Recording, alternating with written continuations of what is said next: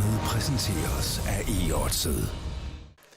Welcome back, ladies and gentlemen. We are back with a new guest in the studio. I'm Beldarn, and we have Gulborg, the Golden Burger, with us. And along with him, we do have Pelle once again. And this semi-final should prove to be more interesting than the previous one we had today. It was a stomp. It was great fun. But now we have Good Game Esports versus Singularity.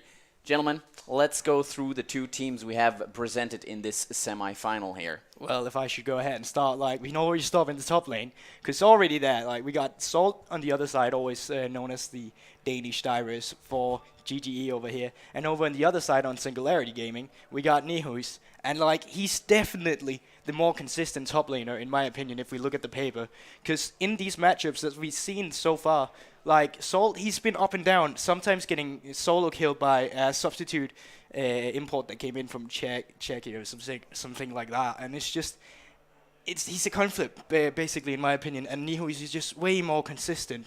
And, if you look at the jungle as well, I kind of can see it favoring Singularity because, they got Screwed, and Screwed's been, in my opinion, one of the league's best junglers that people's been really sleeping on so far. And that's not to take any credit away from Seaboy from the other side on GGE because he's definitely one of the league's best junglers as well because he has so much more synergy with his team. That's true, and I mean, we have, for you guys out there who don't know the actual teams, just to summarize here, we have Singularity, who ended up on the second place in the regular season here. That's how they qualified to the playoffs, just after Copenhagen Flames, who were obviously first. And then we have Good Game Esports, who landed on a third place.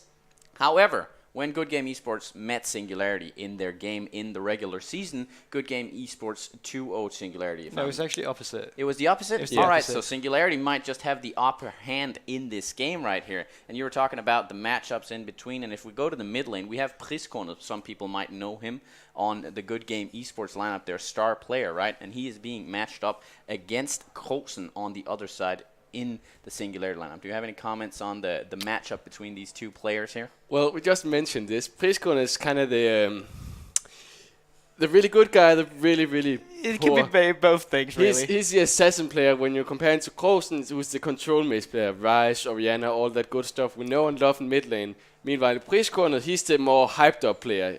You know, he's going to go in and go for the one-on-one, go for the solo kills, go for the big plays.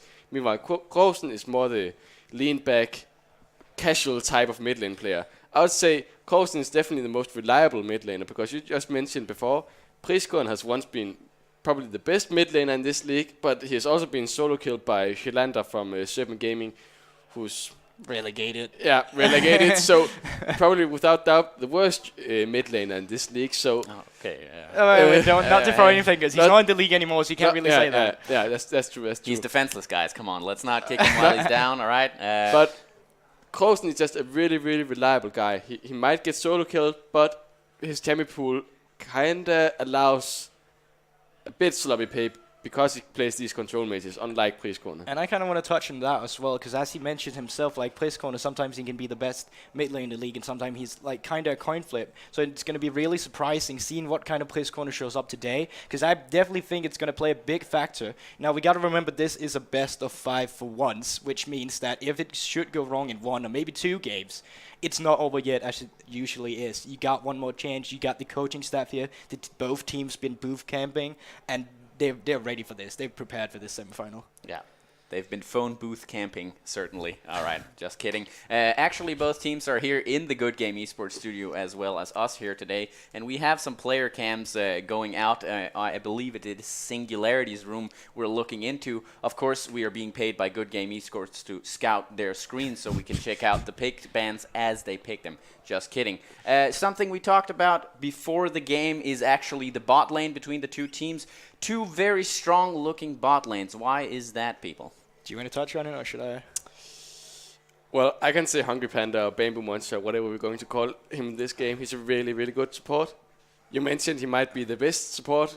There's Grisen as well, but he's one of the better supports in this league, which of course makes ADC really good. And ADC is only as good as the support.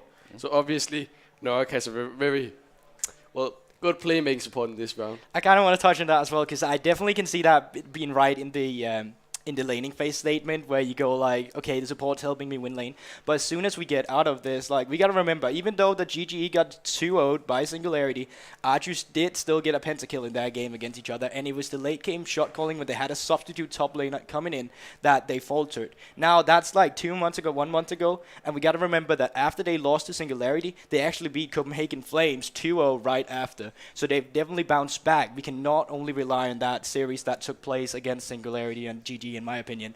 And I'm just so excited to watch this bot lane. Like, I can't wait to see him getting into action. Because Archu definitely been the one showing better results. Definitely is probably the best ADC in the league. But also, you can't take it away from Noah, because he is certainly consistent, and he cannot be counted out in this game. Arguably, those are the two best AD carries we do have in the league. On their Definitely best days, certainly Achu, I know, is considered a little bit better, but you can't really shy away from the fact that they do have a playmaker as well in Noak, and he can certainly pull out these carry performances. All right, so we're close to getting into Champion Select here, but do we have any particular champions maybe you would prefer to see today, or you expect to see coming out from these two teams in this best-of-5 series? I expect to see some target bans. Like, Skull has not been allowed his Nidalee in so long, and that might be kind of off meta, but we have seen Nidalee slowly creeping her way back after the Dark Harvest became a thing on her, and after that the jungle matchup got more squishy, like more people like to go Lee Sin or Graves has been seen and stuff like that, and Nidalee can do better against that because she won't get outscaled by a tank just tanking the spears. So definitely that may be on the table, but again, it's a risky pick. Like, if GGE prepared against the Nidalee, lets it through, Skull picks it and completely gets countered, that can be a problem for them as well. Certainly. Well, I want to see something like a Akali mid lane, because we have Priestkorn in this game. Priestkorn loves these assassins. I believe he has played it before. I would really want to see him play something assassin against Krosen, because that could really open up the map for for Singularity, because if they can manage to get Krosen ahead of Priestkorn, oh no, I messed up. The other one. You're nailing this. Priestkorn, if Priestkorn can get ahead of Krosen, well, that opens up the map, especially if they play an assassin against like a control mate. The good old. But also, like, you talking about Priestkorn, like, he got some secret picks coming in, and I'm saying secret, but we have seen him play Taliyah before. We have seen that GGE is the better macro team, in my opinion. Like, we got some raw talent coming out for Singularity, but I haven't seen them in so long, and it's really up for that boot camp to decide how much they even improved. And I can't wait to see them get in action, because, like, if they pick up this Taliyah, they usually pick it with a jungler where they roam around together. Suddenly, like 8 minutes in game, they're 5-man bot, they're 4-man bot, and they're just getting the objectives. Even though we've seen it so many times before, they get behind in early game, but get their way back through their macro and intelligent play, and that is the core of GGE's gameplay. Something that I've particularly enjoyed when we talk about the macro setting and the way they rotate through the games, Good Game Esports, is when they utilize the Tristana. When they pick this and they opt in for these early game rotations, they opt to rotate for and towards the turrets. They get to knock down a lot of turrets. Typically, actually the way they beat Copenhagen Flames in one of the games, they just rotated between the turrets all the time. They were behind, I think, 8 or 7 kills, something like this. Exactly. But Good Game Esports managed to stay ahead in that game because they prioritized the structure. So let that be a lesson out there, people. Go for the structures. The kills are only there to enable you to get the structures, right? That's why the Ensign is the new strategy. Like, it doesn't matter how many times you die. You just die, get the tower, more gold to the team, more pressure on the map, and you just keep winning. Yeah, and suddenly Siggs and Tristana just jumps up in priority, you know, right? You can get to execute those towers, gets the gold in the pocket, all the nice stuff there. Either way, all right, so we've talked a little bit about the picks, and you touched a bit on the matchups here, right? But who do we look to like being the main carry for these two teams in the games? You've touched a little bit on it, but who do you expect some carry standout performances from in this game? Had this been the start of the season and I was seeing Salt going up against Nihus, I would probably say that Nihus had the better advantage. But since the meta is right now putting a tank on top lane and play around your bot laners, I can definitely see Archer and Noak being in the spotlight, while also giving an opportunity for Wisdom and Hungry Panda to get in there and make the plays needed and showcase themselves, because they are players who like to play these playmaking supports and not only the ranged supports. I think that's something I would agree with. In the other game between Copenhagen Flames and Wicked Gaming, of course, that was a bit of a stomp, but it seemed like Copenhagen Flames actually, even though it's sort of more like a tank meta in the pro scene at least, they opted to play for the carry top laners, the carry mid laners. Come on, man. They got kegs. Yeah. But the only reason Yeah, they I could know, do that I was know. because kicks. They Exactly. stomped Lineup so hard. and Completely. This matchup should be more even. Definitely more even than Lineups versus kicks. I'm But going to again, agree with that. It can be possible because Urgot, he might be a tank, but he has a hell of a lot of damage. As does Aatrox. Aatrox can be played on top as well if he doesn't get banned. We have seen Aatrox actually gets through the Champions League in LCD, unlike in LCS and play-ins in Worlds. So Aatrox is definitely also something we can mention in top lane because it might get played even in a Kali top lane. We have seen that a lot in LCD. And you're right about that. Like, we've seen Aatrox go through pick and ban, go through second ban phase, not even picked. Yeah. Like, these carry top laners, except for Kex, as you mentioned, on the Copenhagen Flames roster, because he is like exactly the S tier while everyone else is below him, in my opinion. But here, like, it's not they don't really want to opt into that because they want to play around that bot lane and most of the time, I believe. You can go Aatrox for Nihus, in my opinion, and you can also get the Urgot because it does a good flex, but those are the only two carries I will expect this game. Yeah. Alrighty. We have some picks that we think we might expect from this game as we get into the champion selection here. And Diamond Prox would be proud or disappointed, I don't know. But Evelyn is certainly banned out as the first one here. That is a respect ban towards C-Boy, who has touched a little bit upon this shady jungler a couple times in the LCD here. Yeah, definitely. And the answer immediately with the Nidalee ban on the other side, like target ban against target ban. Here we see again, you mentioned it, place corner on Assassin, that's like LeBlanc comes out. Definitely exciting to see. Do they ban more assassins in mid lane or do they target something else? They just ban a meta pick now because they have one ban left. There's still Alistar, Rakan, Urgot of course, open. Aatrox even also, but they can first pick it if they want to. Also Akali. Definitely interesting to see. Ooh, that's a good Olaf ban. ban. Yeah, that's a good ban against C-Boy.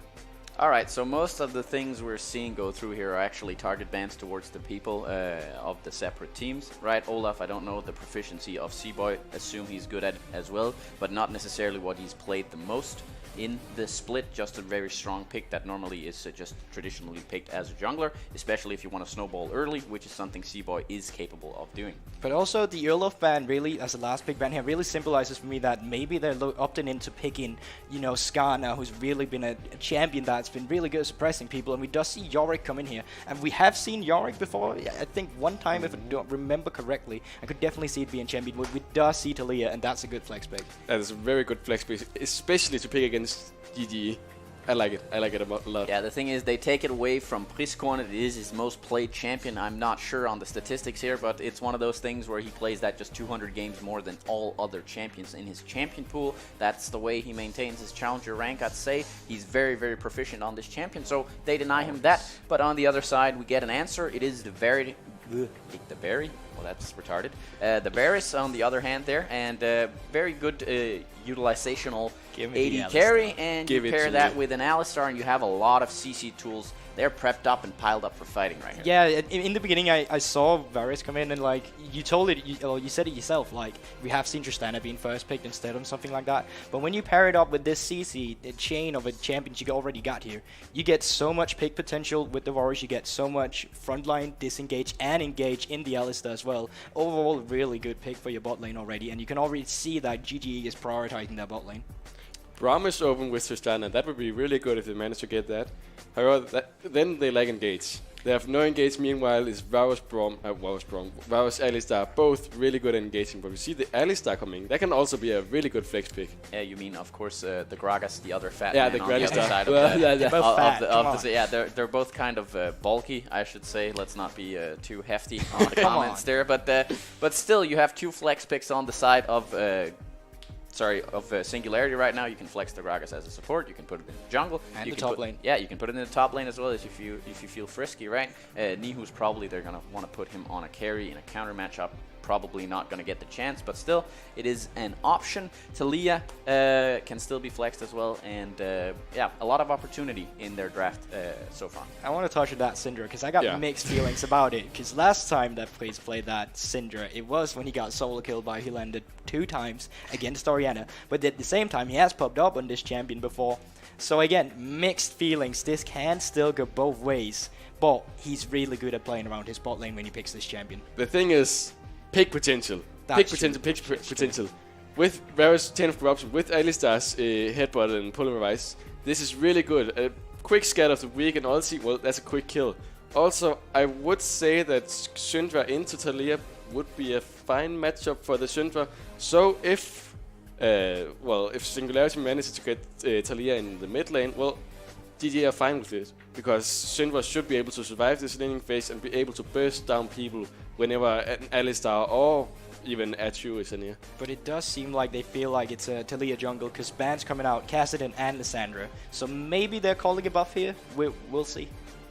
We will certainly see. We get the second half rotations of the bans here. Lissandra goes out, Kassadin goes out, Skarner goes out, and Kha'Zix goes out. Kha'Zix, of course, is one of the really proficient jungle picks of C-Boy. He's been very, very good at snowballing the leads, of course, previously, and here we see why. Bold. Here we go. Chooses to go for the early game jungler.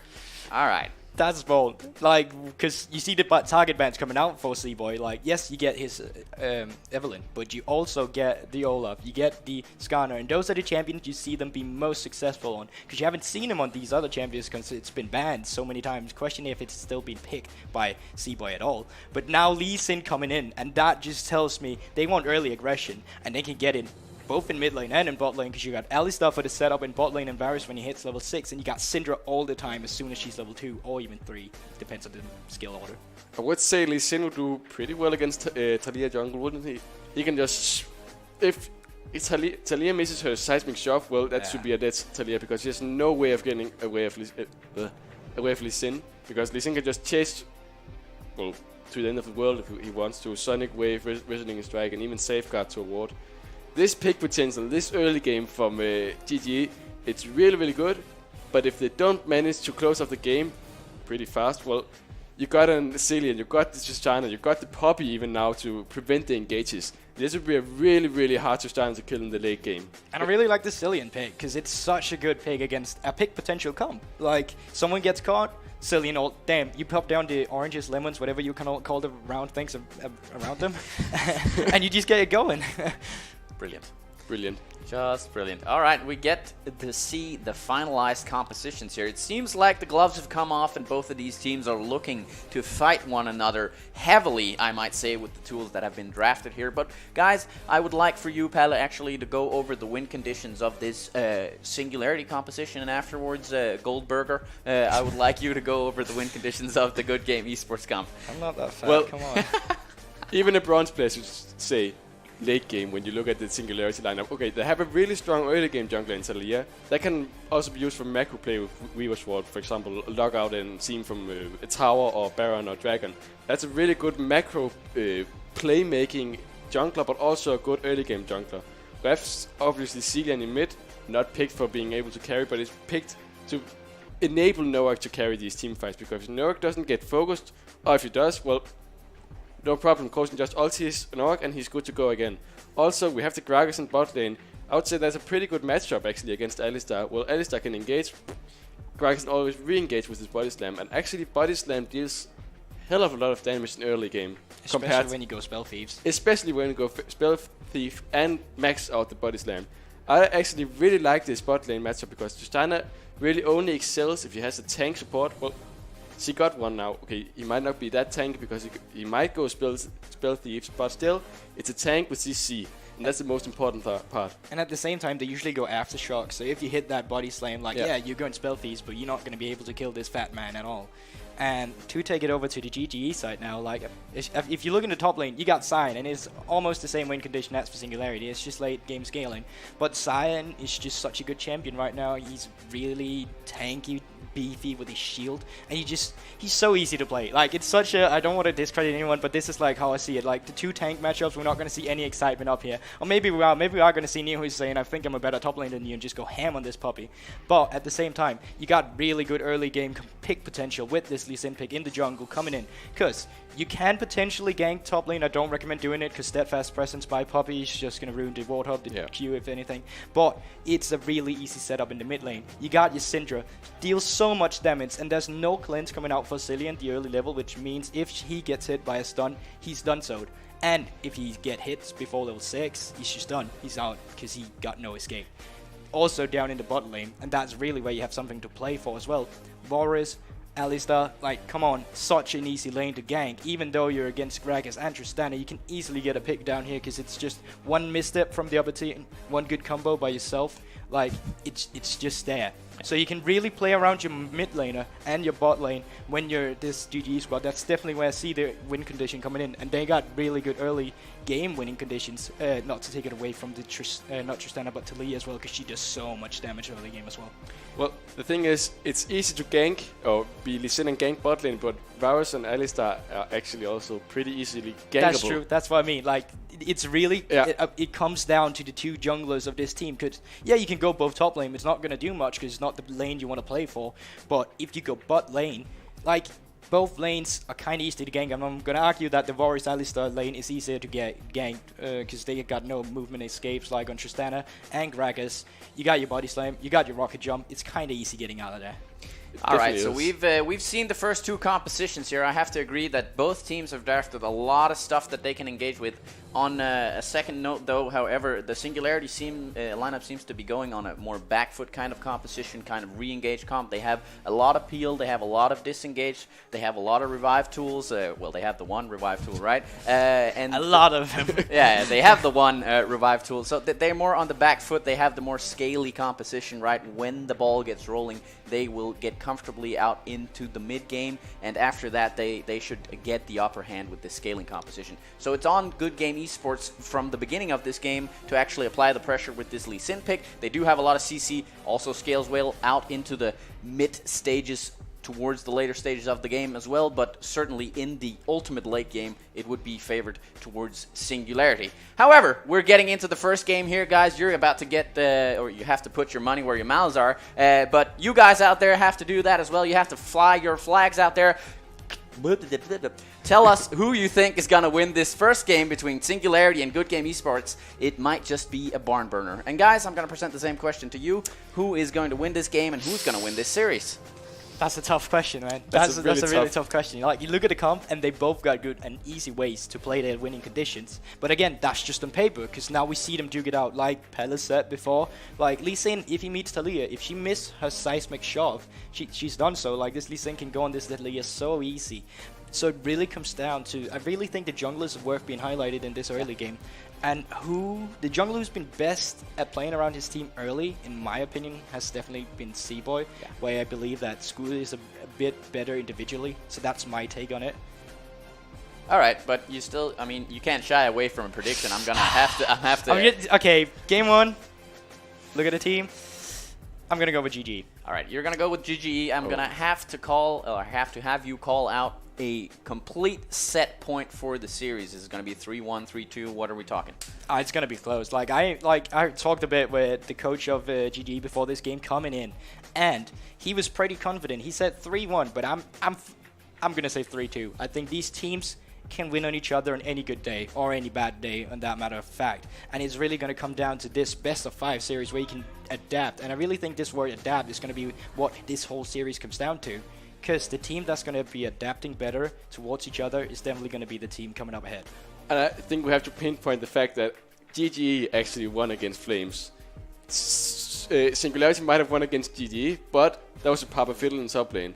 He had a broken hand. He was not even a top lane player. True. It's not right to judge GGE and Singularity from that game. But yeah, you're right.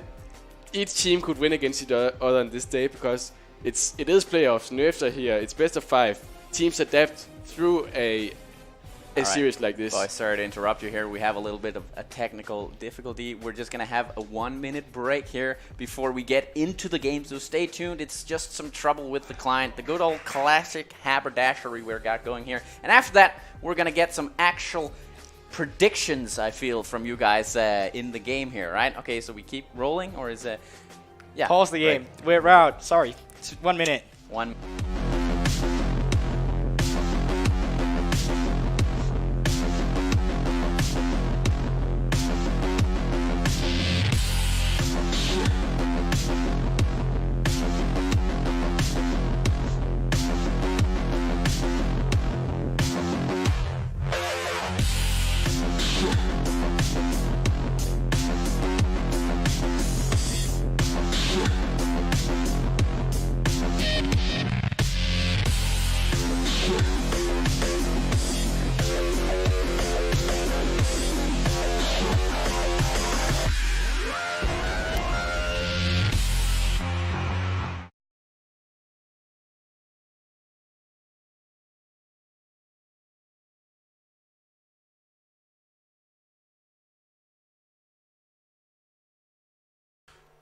Welcome back, ladies and gentlemen, and welcome back to the next episode of Back to the Future. We're already 2 minutes into the game of this Good Game Esports versus Singularity. Luckily, there have been no kills, rather. Palle, you can still predict what you might think this series would turn out to, but it has to be before the first blood, because that might just be sooner than you think.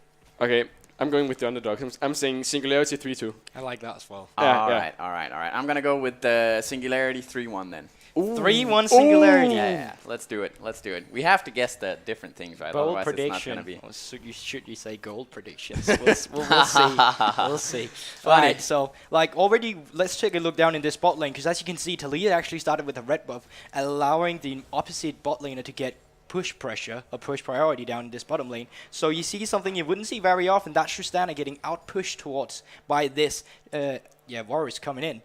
And that's already letting them back. So we see that already you're getting a longsword coming in from Noah, really already applying the pressure down in this bottom lane. School is ganking top right now. That's seismic job covering, but good flash from Salt. Respectful, and I like that. You need to be respectful in such a playoffs match. But your lane right now is actually put so bad, and that's kind of a mistake by Salt, because he did get the intel that the enemy bot laner helped the jungler start bot side, so you know that Talia is going to be up there by the 3 minutes mark each. Yeah, and look at this ring around the rosy move. Okay, Skud is not actually going to go back to the lane. Or is he? He is hovering a little bit here, but...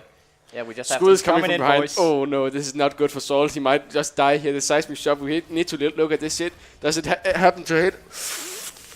He does channel the Q. He does get stopped by it by Neos, and I think this is definitely a dead Salt. He can't do anything. Tries to get some damage off from School, when first blood goes to Neos. All right, we get the Dapping Penguin out as well. A little bit of disrespect, and I think my predictions are going to hold pretty much true in this one. You don't know that. I like it already. 1-0 to Singularity. They get ahead by 400 gold approximately, and that's a pretty good start for the scaling team, I'd say. Yeah, he's definitely playing ending sign as far as I can see it right now with this strategy already, coming in with the first blood to the enemy team. But he kind of just made himself die there, because as I said, you know that the enemy jungler is starting bot side, so why are you wave manipulating such a push in? Because you can't push in fast enough against that Poppy. She can tank him, she can slow him up with a Q and just clear him with a Q because it's an AoE spell, so it's just really easy for her. So definitely a misplay coming in from Salt up in the top lane just by sheer wave manipulation.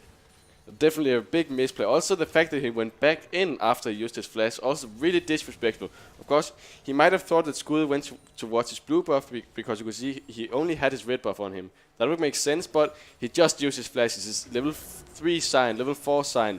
Very easy to gank. He should just have backed out or just called for help, because he couldn't afford to walk up that far. Walk into XP range, but don't go up and tank the creeps as he did right there. Definitely not. And at the same time, we see that Skua didn't even fall behind because of this pressure dub in top lane. Like, C-Boy did take a full clear himself, but still make him fall behind. Ooh, Hungry Panda might just get stunned here. Heal's coming down. That was a quick heal. Very very defensive, but I guess they were really afraid of Wisdom's stun. I guess it. He had Ignite, he had everything up, but... Yeah, and also kind of counterintuitive that they would try to look for the engages this early on, especially trying to force a 2 versus 2. They are the scaling lane. They want the Tristana to be nice and comfy, you know, get under their blankets, get a hot cup of cocoa, and then wait approximately 3 items in the game. I actually think that Tristana got the upper hand in the early levels against Warriors, who needs a bit more items to actually do well. Ooh. So even a trade like this can be dangerous. Goes in on Hungry Panda, he might go down here. The flash stun can come in, never mind. Look at the damage from Nog. There comes a TP from Neos right now. Alistair actually has to flash out of this. Oh, the TP does get cancelled. This is interesting to say the least.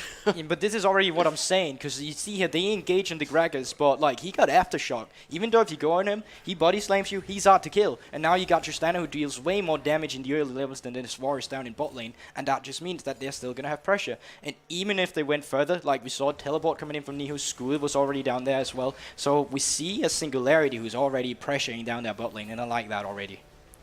And definitely interesting to see now. Wisdom has no flash. That's a both playmaking tool he loses and also his survivability tool.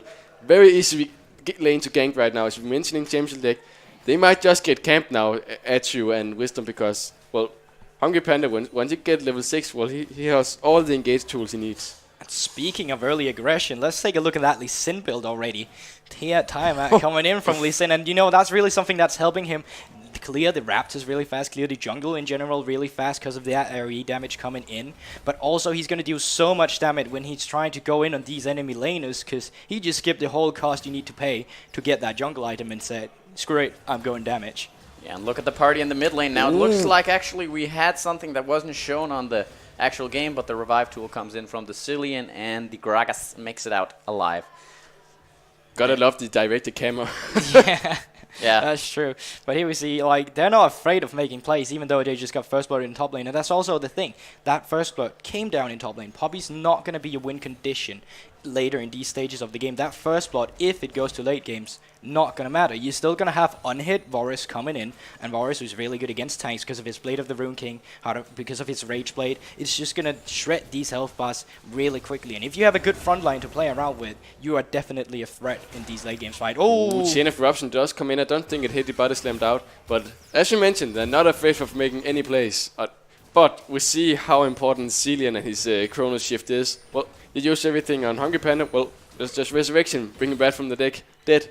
Come on, Not man. again. Not again. That's the second Freudian slip today. All right, this is not intended for mature audiences, people. We're just slipping up in here. That's yeah, a little bit of sexual innuendo, I guess.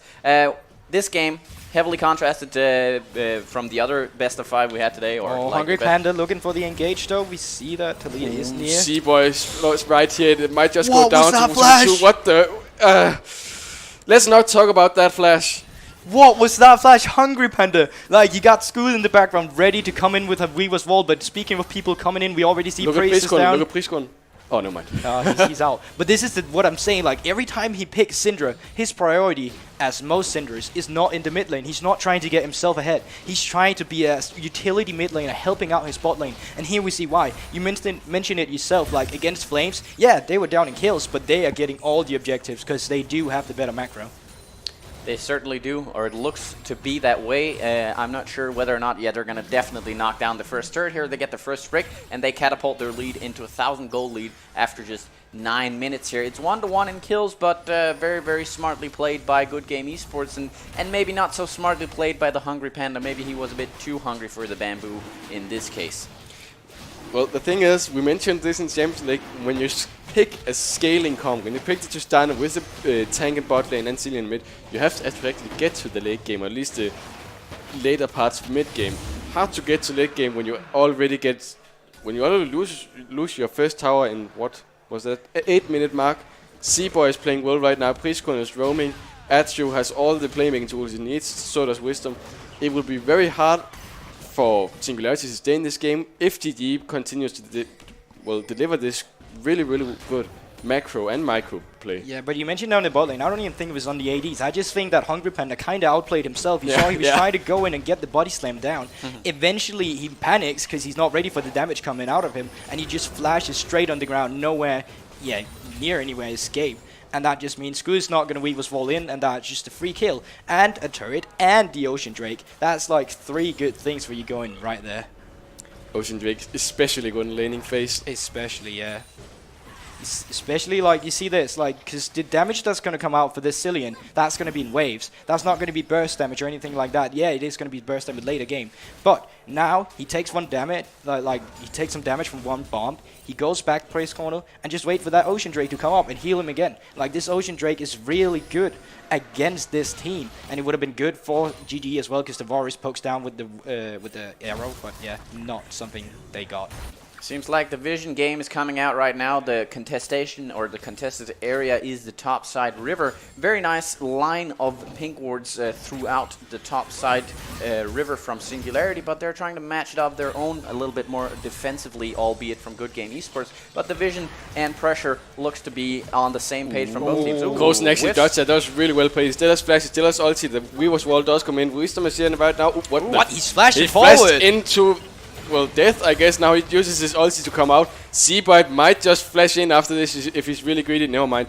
What the hell What's that flash? That was definitely some interesting flash plays coming in for Frozen. He was trying to land a double bump on himself. And speaking of interesting plays, C-Boy's going onto Hungry Panda, but he's quickly out of there. But yeah, Colson was looking for that stun on himself. He had the ultimate, so he's not afraid of it. And had that stun come down, it would have been really important. Because school, like this Talia, you get CZ down, you get the seismic shop, you're dead. The damage coming out for that is going to be insane. But in the end, he misses it. Luckily, C-Boy doesn't hit his Q, so he gets away from it, and is not going to die.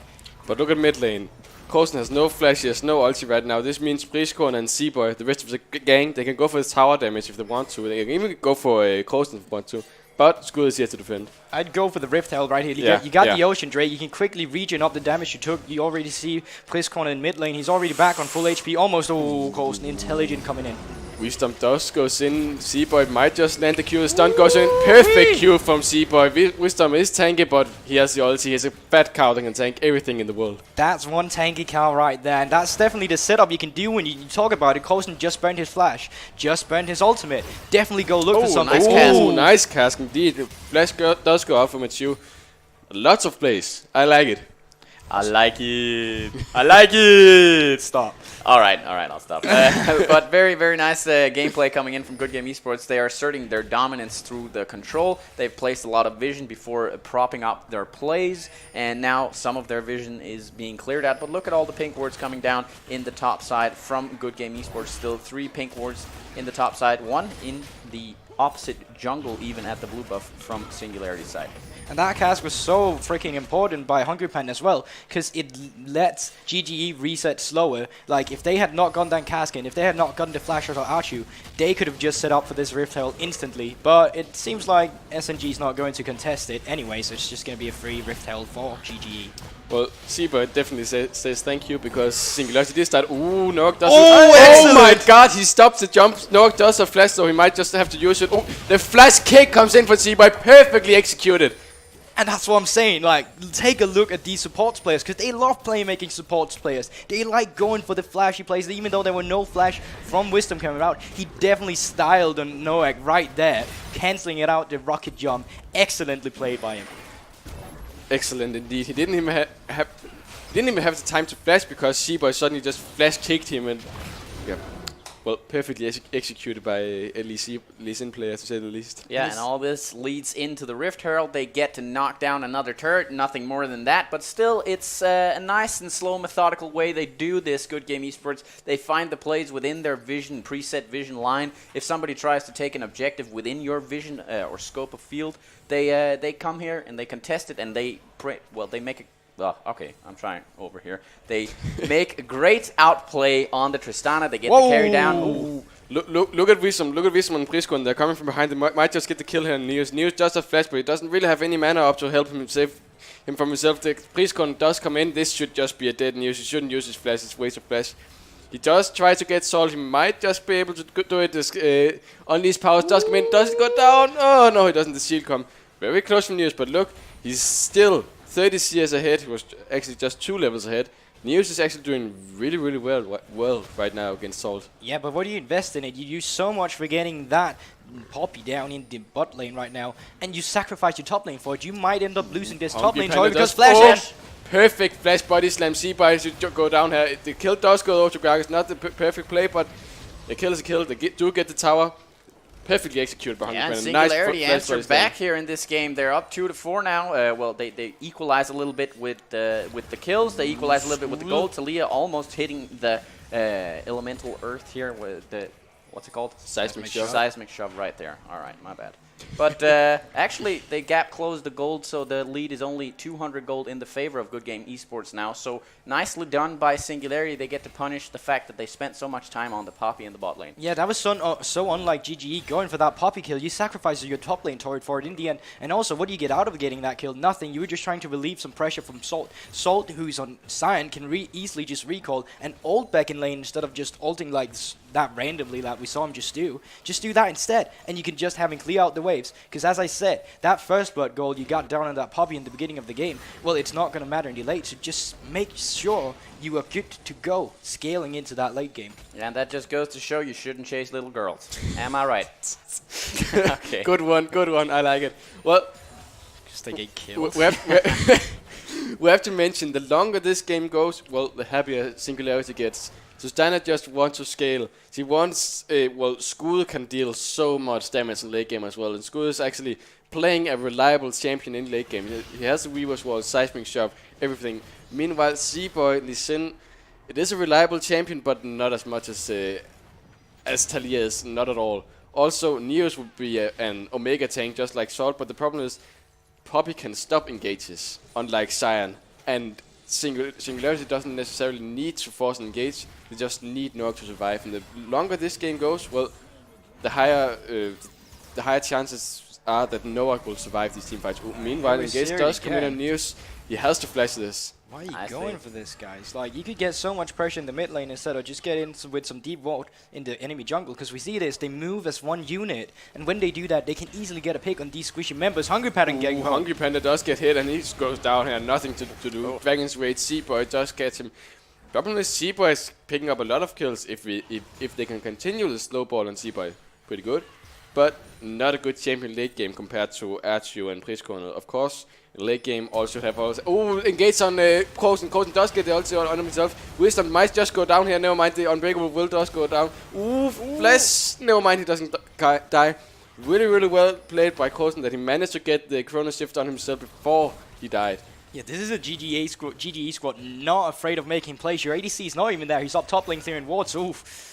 Skull almost being caught again here. If there's been more members there, he might have been dead. But the fight before that, when we see that Hungry Panda get a caught, we actually see Nuhu investing his TP, whereas the Danish Dire is like Salt here. He's almost having his TP up. And Baron is on the table in less than 2 minutes. This TP power play can be really important for him, because you see it all the time.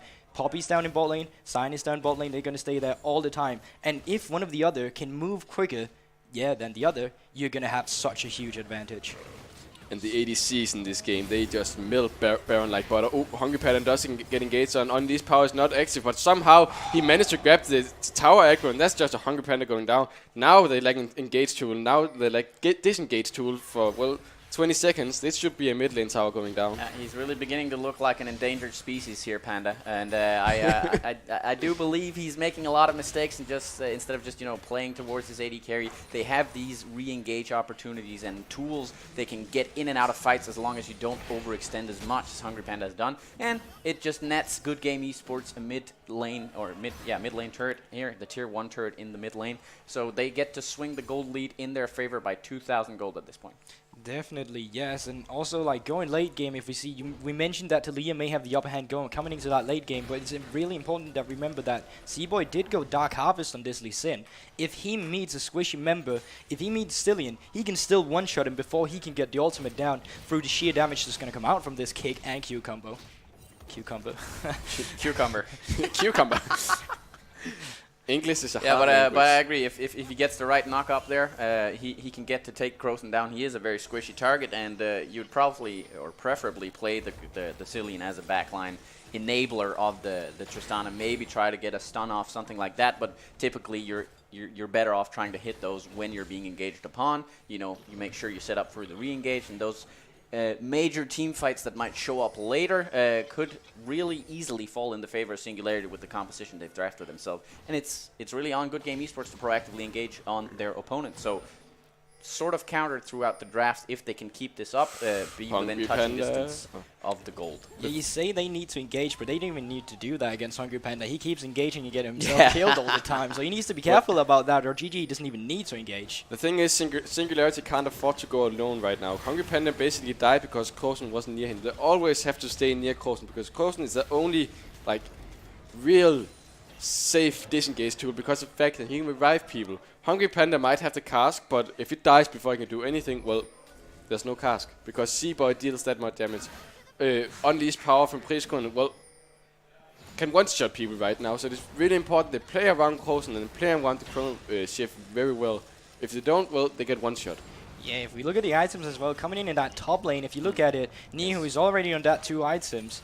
Salt haven't even finished one yet, except Boots. He went for the classic garage sale and just got, one of each here. Definitely, probably going in for that Righteous Glory at a point, but right now he seems to be building some Ima as well, and he seems a bit undoubtful about what he really wants to do.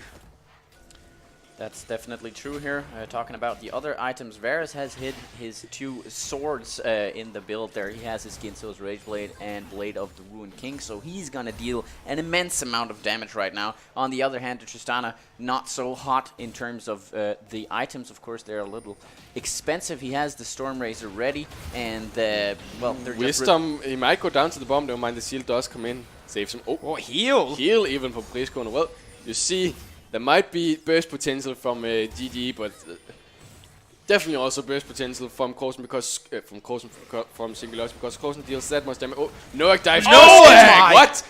Goodness me! Actually, just I don't know, one shot at Noak. Oh, he even flashes out. He takes the popcorn out. He's safe and sound. God damn! I was about to say, hey, Archu, what are you doing up there? But he had it all under control. Hungry Panda, are you getting caught as well? He does get Chrono Shift to C, but it's very low. He does go down to Ignite. He flashes even, doesn't matter. Priskone does make Hungry Panda go into Resurrection. He should maybe die to unleash power. Yeah, here it goes. Ooh, no. What? It deals no damage. Aftershock, that's right. Alright, the second half of that fight, after being caught, he actually gets to pull out some of the stops here, Hungry Panda, and they get a return kill, but we just touched upon the items of the Varus, and we get to see why he is so strong at this stage in the game. They want to fight right now, Good Game Esports, and they want to fight around the Varus. Unfortunately, this time Achu got caught out alone. That's not what he wants, but if you get a return kill, I guess it's all right. I mean, if you keep playing like that, the game's gonna look great for you. And then was just you got too much positivity coming out from that side. They just went in overboard and grabs more than they could chew in that fucking feast. Sorry, the F word. But that does mean that they can go for this Infernal Drake instead. And Infernal Drake, they've really been needed because they have been having so much tracking control, but not really one that can help them take down Baron. Might be brewing up a storm here. Both teams look to actually get this Infernal Drake. But the Infernal Drake goes down to Noak. The engage does come in on Atsu. Atsu doesn't have any flash. He does decide himself. Oh, he goes down already. Look at the stun into the entire team. Never mind, Scooter goes down near so very low. But look at Noak. Noak is not taking any damage right now. Wisdom does get the headbutt in. Not anymore. He does go down. Oh, look. Priskone is going down. Noak flashes in. He does get a shot down onto the turnaround. Oh my god. The body slam does go in. Seabot does kill him, but he goes down himself to the... Yeah, he does. He does. And Salt flashes over the wall. Salt should definitely also go down here. He has no unstoppable onslaught. He might want to turn it around, but he doesn't really have the damage quite yet. This was a perfect team fight from Singularity. It looks so good for GG in the beginning, like you got the kill almost down. Oh my god, stop. Not like this. Well, oh, jump on him. I like it, that's manly. As you say, the start of the fight was so good for GG, but we just saw Noak didn't get touched in this fight, and the perfect engage from Deus onto Atsu. Atsu couldn't do anything. He got seismic shoved into the... What's it called? Elemental Earth. Thank you. Yeah. That pretty much one-shot him. He did get a bomb on him, but he couldn't do anything in that fight. Yeah, and Priskone actually got a really good three-man scatter the week off in the beginning of the fight. That's why it looked so good for Good Game Esports. But as the fight drew out, you know, you get to see the tools come in. Of course, the Tristana was untouched. That is beneficial for Singularity. But you get to see those extensive tools that come in for Singularity's composition. The long extended fight for the Tristana. She can jump around. She can clean house. That's exactly what they did. They even got the Infernal Drake. So things are...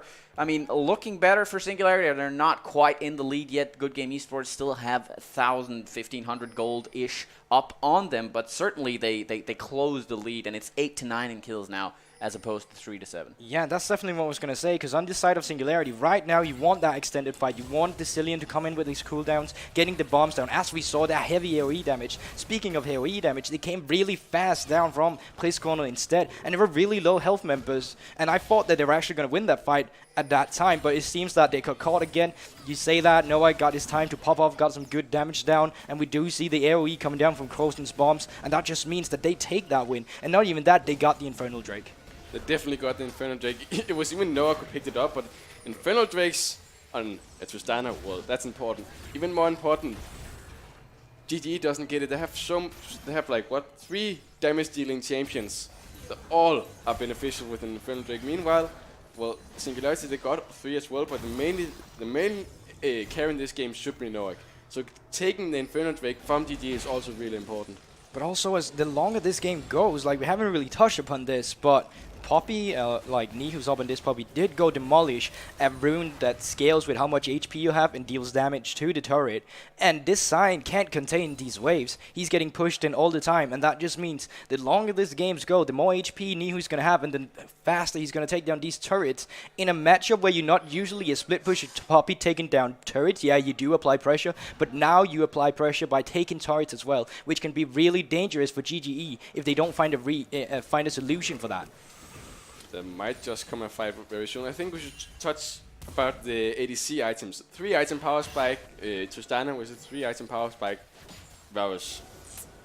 I mean, both are really, really good. I'd say Varus hit his ideal. I mean, he continuously is useful for the team, but with the 2 blades he had coming in before, I'd say that was the ultimate power spike. You can utilize Varus a lot quicker than you can the Tristana, and as you get later into the game, the Tristana is just going to be exponentially better because she's so flexible in the fight. She can jump around, she can clean more flexibly in the fights, and as they, you know, are going to get more chaotic, that might just be well, what the Tristana wants, right? Not only that, but the Tristana got so much more range, and as I'm speaking about that, they actually started the Baron, and it doesn't seem like they know it's been started. And if Varus doesn't get on this Baron, it's not going to get put down, but they are afraid to go in there, as it seems right now. Ooh, scared of the weak, no, didn't shutdown coming in. Down. No Cronus shifts, I mean, goes from school, but there's no damage right now because Noah can't hit anyone because he's dead. Look at Archie, he's going forward. There comes a Priestkone. Priestkone does hit Scared of the Weak. A Skull goes down. There's no smite now for Singularity.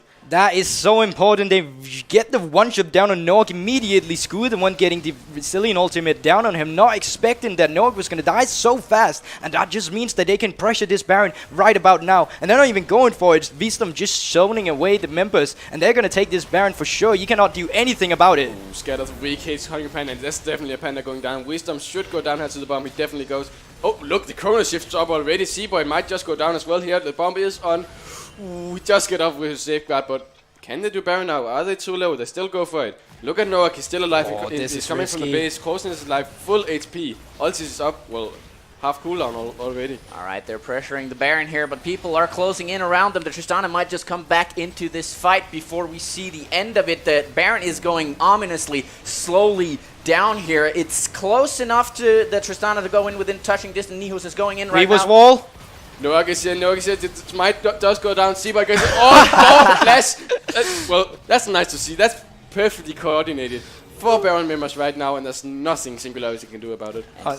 On the bright side, it's really easy for Singularity to time these flash timers because they're all going to be up at the same time for all these members. Yeah, that's what they got out of that one. Yeah, especially exactly. Gotta stay positive, man. Priestkone and Archer are really, really easy to kill now, especially for News. If they stand near wall, well, they're gonna die because News is flashing in, flash, and heroic charge them to death, or whatever it's called.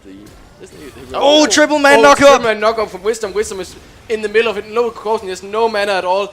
Ooh, they might just get out, but the moving speed comes down for Priestkone. Priestkone does miss the Scatter of Weak. Skull has no flash. Skull should definitely go down, and Noak does rocket jump out there. Can they get a kill before Skull dies? No, they can't. They got the Infernal Drakes. That's something at least, but that's a 40-second timer with Baroned up minions. They can surely push down an inhibitor turret now. Or can they? Look, mid lane needs to be defended though. You got Sol, come on. You got the good side. That's true, but they still have to take down 2 towers, and there's still Noah, Coulson, and Hungry Panda alive. You don't want to go in on that, because you see Scatter of the Weak still up on Cinder, still ready to take down any target stepping out. And we saw the AoE damage come in for Priestkone. Why is Noah top right now? Oh, not Noah. Oh. No, what do you mean? Oh. Yeah, the Tristana's in the top side right now, while the bot lane is being pressured by the Baron of Good Game Esports squad. They keep pushing up, but they have a massive minion wave here coming in on the Nexus turret in the bottom lane. Ooh, nice cancel out of the Alistar jump in here. But it doesn't matter.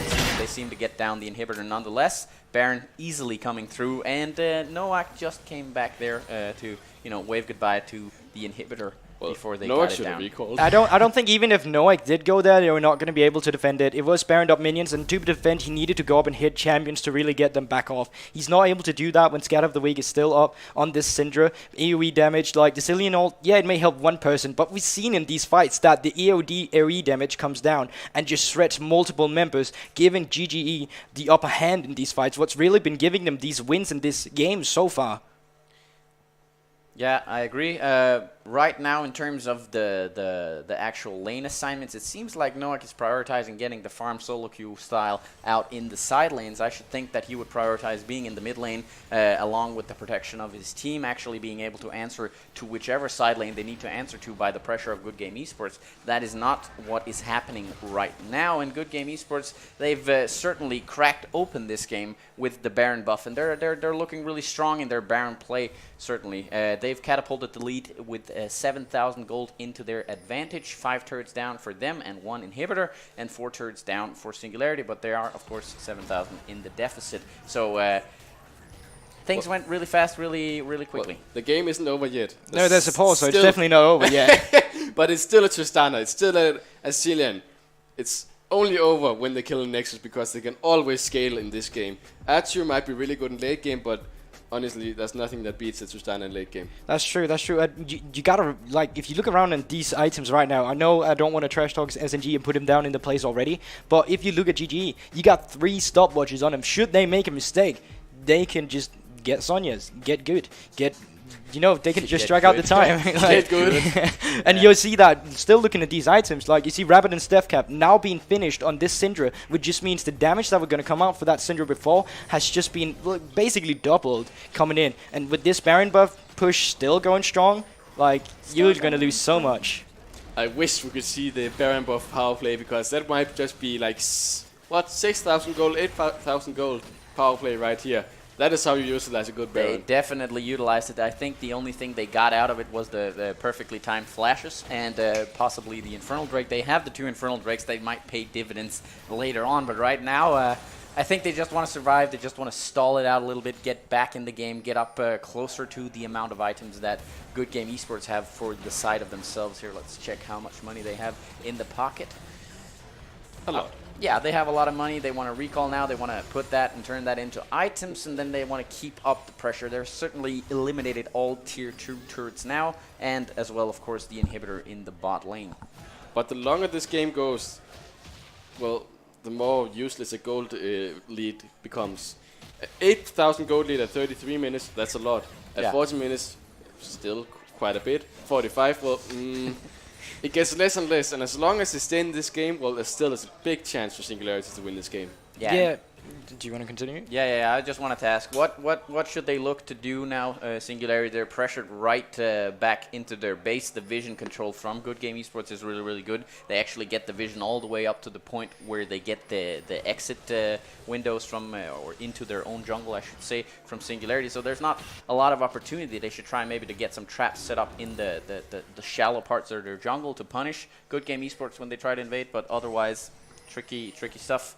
And as we've talked about it before, Tristana has hit her 3-item spike. Now she has a BF sword on top of that, but is that going to be enough for Singularity? That's certainly the question, and definitely not if he gets caught. Oh my god, Noak just goes down. This should be 50-second death timer. That is a crucial mistake that you're definitely going to be playing for. That is going to lose them some objectives. Somebody's going to be pointing some fingers after this game if this is what costs them the game. Right now, Good Game Esports, they feel confident they can just push through. Whoa! Engage. Coulson can't do anything. Skull goes down to unleash power. That is good game to Good Game Esport for sure. Yes, we're on their home turf. They have their base here in Good Game Esports video game center here. Right now, they're pushing through for the win. They just got 2-3 kills, actually, with the long death timers. It looks dire for Singularity, and it is on the back of personal mistakes, I should say. They're pushing through. They are actually trying to pad the KDA here. I don't know why. I guess it's the egos talking through them right now. They're channeling their best solo queue style, and then now they go for the 2 Nexus turrets here, and well, that's gonna be the game. No, we're gonna have to wait a little bit. They want to kill the Tristana one more time before they end the game. And they really drag it And out. they did. And they did. All right, actually, they end up the game with an ace. Nice done. Well, nicely done. That's just a macro right there. Yep, that's great macro right there. What separates the bronze team from a challenger team? Yeah, winning on the ace. Yeah, but like certainly I want to talk about that because you mentioned it. It was directly individual mistakes. Like let's talk about it early game. Hungry Panda too many times getting too confident in his ability to make a play, and it's just going to cost him his life and just giving gold towards the enemy. But not only that, that's just going to give them tempo off the side of GGE, helping them with their macro play because they, as we saw it in the beginning, they got first blood and Singularity got ahead early. But as we say, like Good Game Esport, they have so good macro. Like they do so well when they play around the macro. Yeah, and maybe, I don't know, they had such a good composition, they had a really good draft because they got to the parts of the game that they wanted, sort of. They got back in the game at some point before the Baron play here for Good Game Esports, but then they never seemed to utilize all the defensive mechanics they had in the composition because it was always one target being picked off, and then another target being picked off, and if you don't play in the proximity of one another as a team, well, then you're never going to utilize the full composition. And I really want to talk about Skuli as well, because Skuli, a lot of people probably just know this, but he was the jungler, actually the player in LCD coming into the end of this regular split with the most kills. This series, Really? He got 0. This is the guy who had most kills, the highest assist on a jungler in the LCD league. And he's just not showing it at all here. Really an underperformance coming in from Skuli right here. I was really expecting way much more from him. But we saw it, like we talked about it, he prioritized the top lane early. Like sure, you can get a good first blood lead up in that top lane. But in the end, it's not going to contribute to where you really want to get that lead. Oh, Well- from hero to zero, maybe? I don't know. It's also hard to gank these lanes because Cillian mid, okay, that's You sort of talked like- about the bot lane. But the bot lane, I guess it's fine to gank, but it's hard to gank when Hungry Panda messes up that big. That's true. They were behind the lane. It's hard to gank losing lanes. Every jungler should know losing lanes. Well, you don't really want to gank that. He did manage to get a good gank off in top lane, but yeah. But we mentioned Things went south. losing lanes are not easy to gank, especially when Seaboy, he just played, well, the game of his life this game.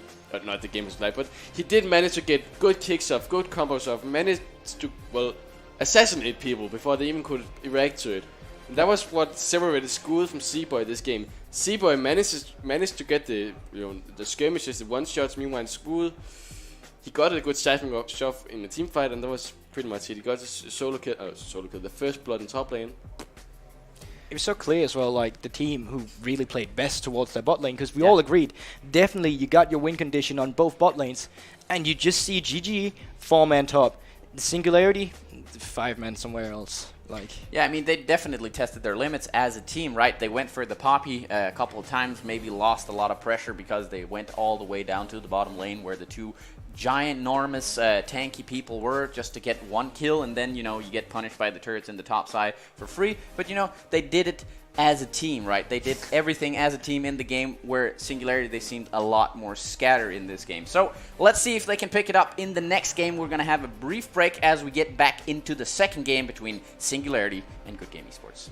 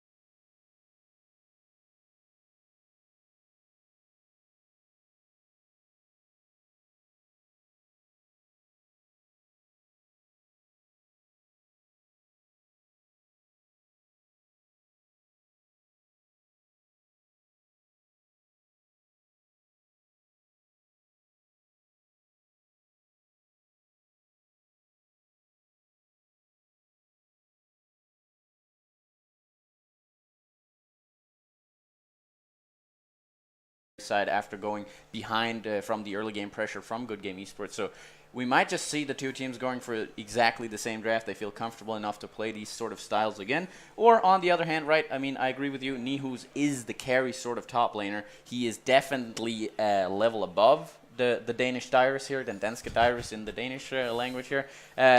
So maybe that's what we're going to see out of them. And what kind of carry champions would you think would come out of I'm Nihus? definitely not saying it's the better things putting Nihus on a carry, because when you do that, you limit yourself to playing the split push style. And if GGE play for team fights, play for the early objectives as they do, this split pusher that you're going to draft them on is not going to help in any sort of way in a team fight.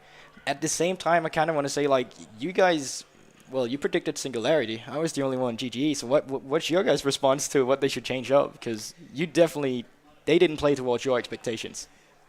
The way I feel when I looked at the game, right, they got caught out a lot. They didn't seem to be on the same page. Maybe they have trouble actually executing when they're getting engaged on. Maybe Singularity actually feel more comfortable playing a more offensive kind of style. Of course, you draft for every aspect of the game, so you have something for the early game, something for the mid game, maybe for the late, and then go for that. But maybe play a more proactive style instead of the defensive style. Don't play for Good Game Esports mistakes, because they're actually rotating really well.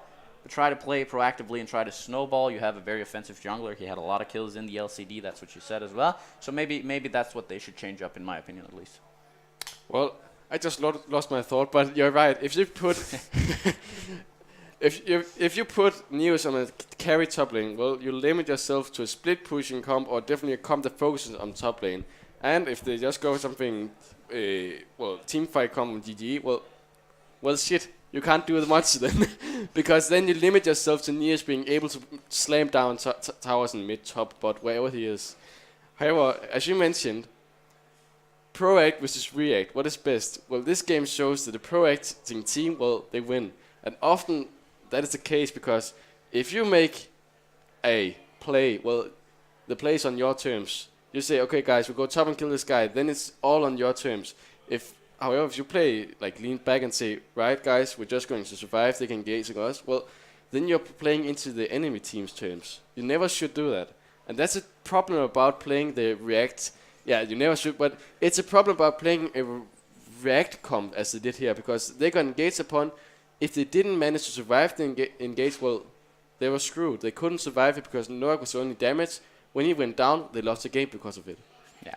And I definitely don't want to take this out on Singularity already yet. We have mentioned this is a best of 5, and even GGE's coach mentioned that Singularity was probably going to get one game off them. Yeah. So, and that's even a biased response saying that. So, you know, the game can already be way closer than that. Giving them just that one win is really respectful, especially for LCD standards, where everyone's always going around talking smack, saying, yeah, we'll 3-0 these kids easily. Yeah. But this time, they're definitely being shown respect, and not only off the rift, but us on the rift, because we see up in top lane, Salt directly flashes, no chances taken there. As well in the bot lane, Noak just blowing heal in the early game, just like that. And that's just, is it nerves? Is it respect? Is it a mix of it? They need to get hold of it at least if they want to perform early, because name of the game, early game for that Singularity squad was really not there. Yeah, definitely. And we get back into the champ select here. The bans are coming through, and they're looking eerily similar to the first game here, right? So a lot of respect bans on either side of the rift towards these junglers. But beyond that, I think maybe we are having a setup similar to the other game, apart from this Talia ban that comes down now. Yeah, now that GG has first pick, they're actually afraid of this Talia getting through. Maybe on C-Boy, maybe on Priscon, we don't know this, but they're both able to pilot this Talia champion, and it's definitely a lot of respect being shown on them here. Now it's really exciting. Who do they first pick for? Are they going for an ADC again? We saw they picked Varus before. They're actually banning Varus themselves, and they're not going for the first pick Varus, and they don't want to give him up as well. So maybe they're drafting towards their mid lane or their top lane right now. Maybe even the jungler. Skarner is up. Aatrox, Urgot, Skarner. Urgot is up this time around. It was banned in the last game, and here we go. There we go. There it is. Yeah. Yes. Exactly. It didn't go through this time. I want to mention this. Priscon has been practicing Aatrox mid a lot beforehand coming to this. So this might not even be Salt going with the Aatrox pick up here. Also, if Salt is opting into this carry matchup, Nihus might actually enjoy that. I think so too, right? I mean, how much are you willing to gamble on the fact that the Danish Diaries is able to snowball and play around this carry sort of matchup? Wouldn't you rather just have him on a tank? And here we go. The Urgot is being called out. Maybe they're trying to call the bluff and say, this is a Priscorner special. He probably wants to play this in the mid lane. And if you want to play this in the top lane, well, bring it on. That's the thing. They're both really good flex picks for mid and for top. We've seen both champions both places. And yeah, we Worlds now, boys. We finally got some good picks coming into this comp. Yes. If you people were excited for Worlds, you should be more excited now. These players know the ins and outs of the matchups, and they can go everywhere with these picks. It's really, really, really nice to see. On the other hand, though, Kai'Sa is being locked in, a very standardized AD carry at this point, very much so in the meta, being played all the time, almost every time she's up. And, well, yeah. But we mentioned, focus on Neos. Well, they pick Urgot. It can be drafted in mid lane as well, but Urgot is a champion that is actually quite easily played around because he doesn't have to necessarily split push because, well, he's not the best split pushing. Well, his team fighting, however, is insane. If he gets the fear beyond death, the fear on and flashes into the team, well, he's tanky enough to do that and he can still pull out immense amounts of damage. I really like this pick because it doesn't exactly... Yes! Ooh. I like this. I like this a lot. I freaking love Thresh as a champion, and seeing Hungry Panda on this Thresh, like, Hungry Panda loves hooking champions. Blitzcrank, Pyke, Thresh is also one of them. And Thresh is just a really good champion coming into Tristana as well, because he can cancel the rocket jump so well, and we saw that. Hungry Panda is actually really good. Oh wait, that was the other way around, but definitely we have seen... Yeah, that was Wisdom. Yeah. But now it's actually his chance to return the favor and say, hey, you did that before, my turn. Yeah, and you know, we like people who are able to throw great hookers in the game, so that's... Why are you gotta do this? Why are you doing this? It's the obvious joke right there. Either way, it would be nice to see Hungry Panda on a playmaker. Maybe he seems like he wants to play offensively. He got caught out a lot in the other game, so maybe he feels he has something to prove in this one.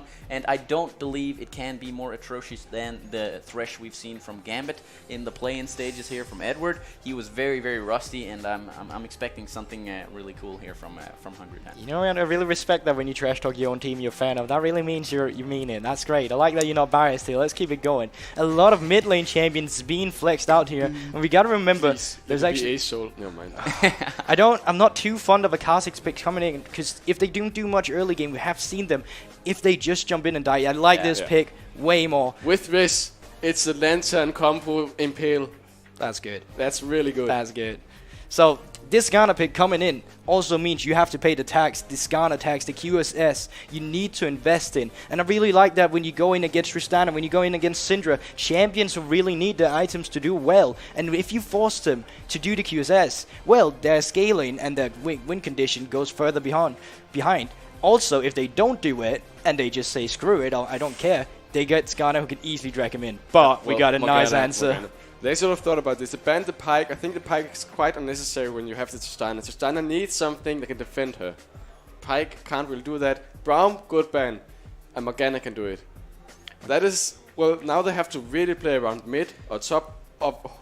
Pray to God that Wisdom doesn't have the reaction on his E, but he should have the reaction. Alright, so we get to see the... Aatrox jungle? Wait a minute. Wait. This could be a placeholder for you people not familiar with the term out there in the living rooms. We do sometimes have placeholders for these players, since they apparently do not own every champion. So sometimes they will just pick a random champion, state out the name and chat to the other team, and they will pick it. Mostly they pick troll champions when they go for placeholders. Yeah, this could actually be Aatrox jungle. We have seen it in LCS. I'm just stating it. Yeah, of course. It is. Really? It is. I'm so excited. I love this. I like it.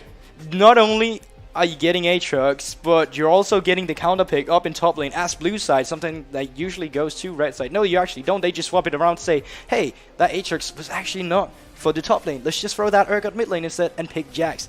And Nihu's on Jax. He's finally on a carry. He's on a guy he can split push with. How do they utilize this champion they just logged in for him? It's certainly a different style from both teams here. They pull out a lot of stops when it comes to the flex position. I mean, if you can flex the Aatrox between 3 positions here, that's quite exciting. I'm very excited as well to see the Aatrox in the jungle, the clear speed, how prevalent is it when it comes to ganking. I mean, he can jump over walls, so there's a lot of gap close potential from the jungler here. But now that we've drafted the 2 compositions, I would like for you guys, you gentlemen here, to go over the win conditions for the 2 separate comps. I suppose you want to choose. I mean, you can swap it around a little bit. Do you still want to get SNG? Is that the team you're rooting for again? What are you going for? Okay, I'll talk about the GG. You talk about GG, go for it, buddy. I like that comp a lot. Okay, first of all, Syndra. Reliable mid laner to play around. He can make picks. Obviously, as you saw, Scatter the Weak. With this time, it's Morgana with Dark Binding. Also, Atsu can stay behind when they get a pick. Boom, shoot whoever you want to, and there's on to follow it with your ulti. The thing is, they need to get to the late game. As you saw in Norak last game, they need to make sure Atsu gets these at least 3 items, and they need to make sure they don't get dived upon. That is why I really enjoy seeing the Morgana pick and the On pick, because Call of the Force God from On, well, it's both an engage tool, but also a disengage tool actually.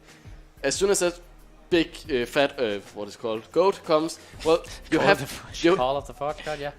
You have to back out, because the CC train after that could be immense. Like, it does affect them with brittle, so the CC will get harder. For example, Scatter the Weak from Syndra. There's still a lot of damage for Atsu, so I really like this comp. Also, Morgana, really good against Skarner. And Thrush. And Thresh, really good. Well, generally that bot lane should be really hard to kill, because, well, they do have Hungry Panda, good engage, they do have Norak, amazing damage, good killer instinct to jump into the tower, I guess, and kill them all. But the problem is, they have the Dark Binding to disengage, they have Black Shield to disengage even more. Even they can actually go for kills with the Tormented Soul. Oh, no, that's not what they called. Tormented Soil? No, the ulti. I don't know. Soul Shackles. Exactly. That's right. Alright, So I really like seeing this comp because it enables Tristana and it also enables Syndra. A lot of pick potential on the side of Good Game Esports, but we do have the other side of the coin here, Singularity. Enough about that. Enough about that. Look at my boy Lee, who's over in his top lane. Locked in Jax. Alright? Locked in Jax. Salt had problem against Poppy. Imagine this guy against Jax. And also, they favored to top lane. They wanted to get him ahead before. If they get the Jax ahead this time, it's really going to pay off for him. He's going to kill this on when he hits level 6, gets his W maxed out, get his 6 passive as well. Also, Skarner, if they will not have that QSS in the beginning, and yeah, you might have Morgana down in the bot lane, but do you have Predator? Do you have Flash up? You just come from lane, flash on that Syndra, you got Urgot. That's the easiest kill of your life, because the Fear Beyond Death, below 25% HP, you're dead, you're done, it's over. Now you got your mid laner going as well. Now bot lane, you got it scaling. We're saying here, yeah, it may not be the most favored bot lane scaling, favoring comp against them when they're playing against Tristana and Morgana. But when you get out of lane, when you get these Rage Blades, if you get Stormrays, or even if you go AP Kaiser, which I will be expected here, because they have so much AD, which really rounds up their comp really nicely. That's just a cherry on top right here. You can play around this so well. You have good frontliners. You got 4 people that's going to be in their head. You got Bresh, you got Jax, if you even choose to teamfight. And Jax is one of the few people that they actually can teamfight with, sort of, because one good stun with it is going to really help them. The thing is, this is about item power spike. Lotus Steiner needs 3 items. However, Kaiser can do with 2 items. Urgot 2 items. Are you switching people to talk about win conditions? No. You're switching sides here? But the thing is, we have to look at it, because Jax also only needs 2 items. However, TGE, well, they need a lot of items actually to be able to fight. So it's always the, well, when are the teams having the biggest power spike? This game, well, it's definitely Singularity that has the biggest power spike early on. Meanwhile, GG, well, they scaled throughout the entire game. We saw last game, Singularity couldn't manage to pull it off because, well, individual misplays and just, well, amazing plays by C-Boy and the squad. Definitely. Also, the theory crafting behind his Aatrox as well. What do you guys think is going to go on? Like, where is his spikes? Is it early? Because, like, when he has his ult, that's movement speed coming on when you press it. You do have your Umbral Dash to get in if you want to, and you do have the chains as well. Well, I think he has the power spike. Well, I can see that there's some confusion going out there. Just to solve it all, I am going to say that we're going to go for a quick 30-second break, Will, here, as our client is not loaded in. So stay tuned. We'll be back in short 30 seconds. Yes, indeed. No.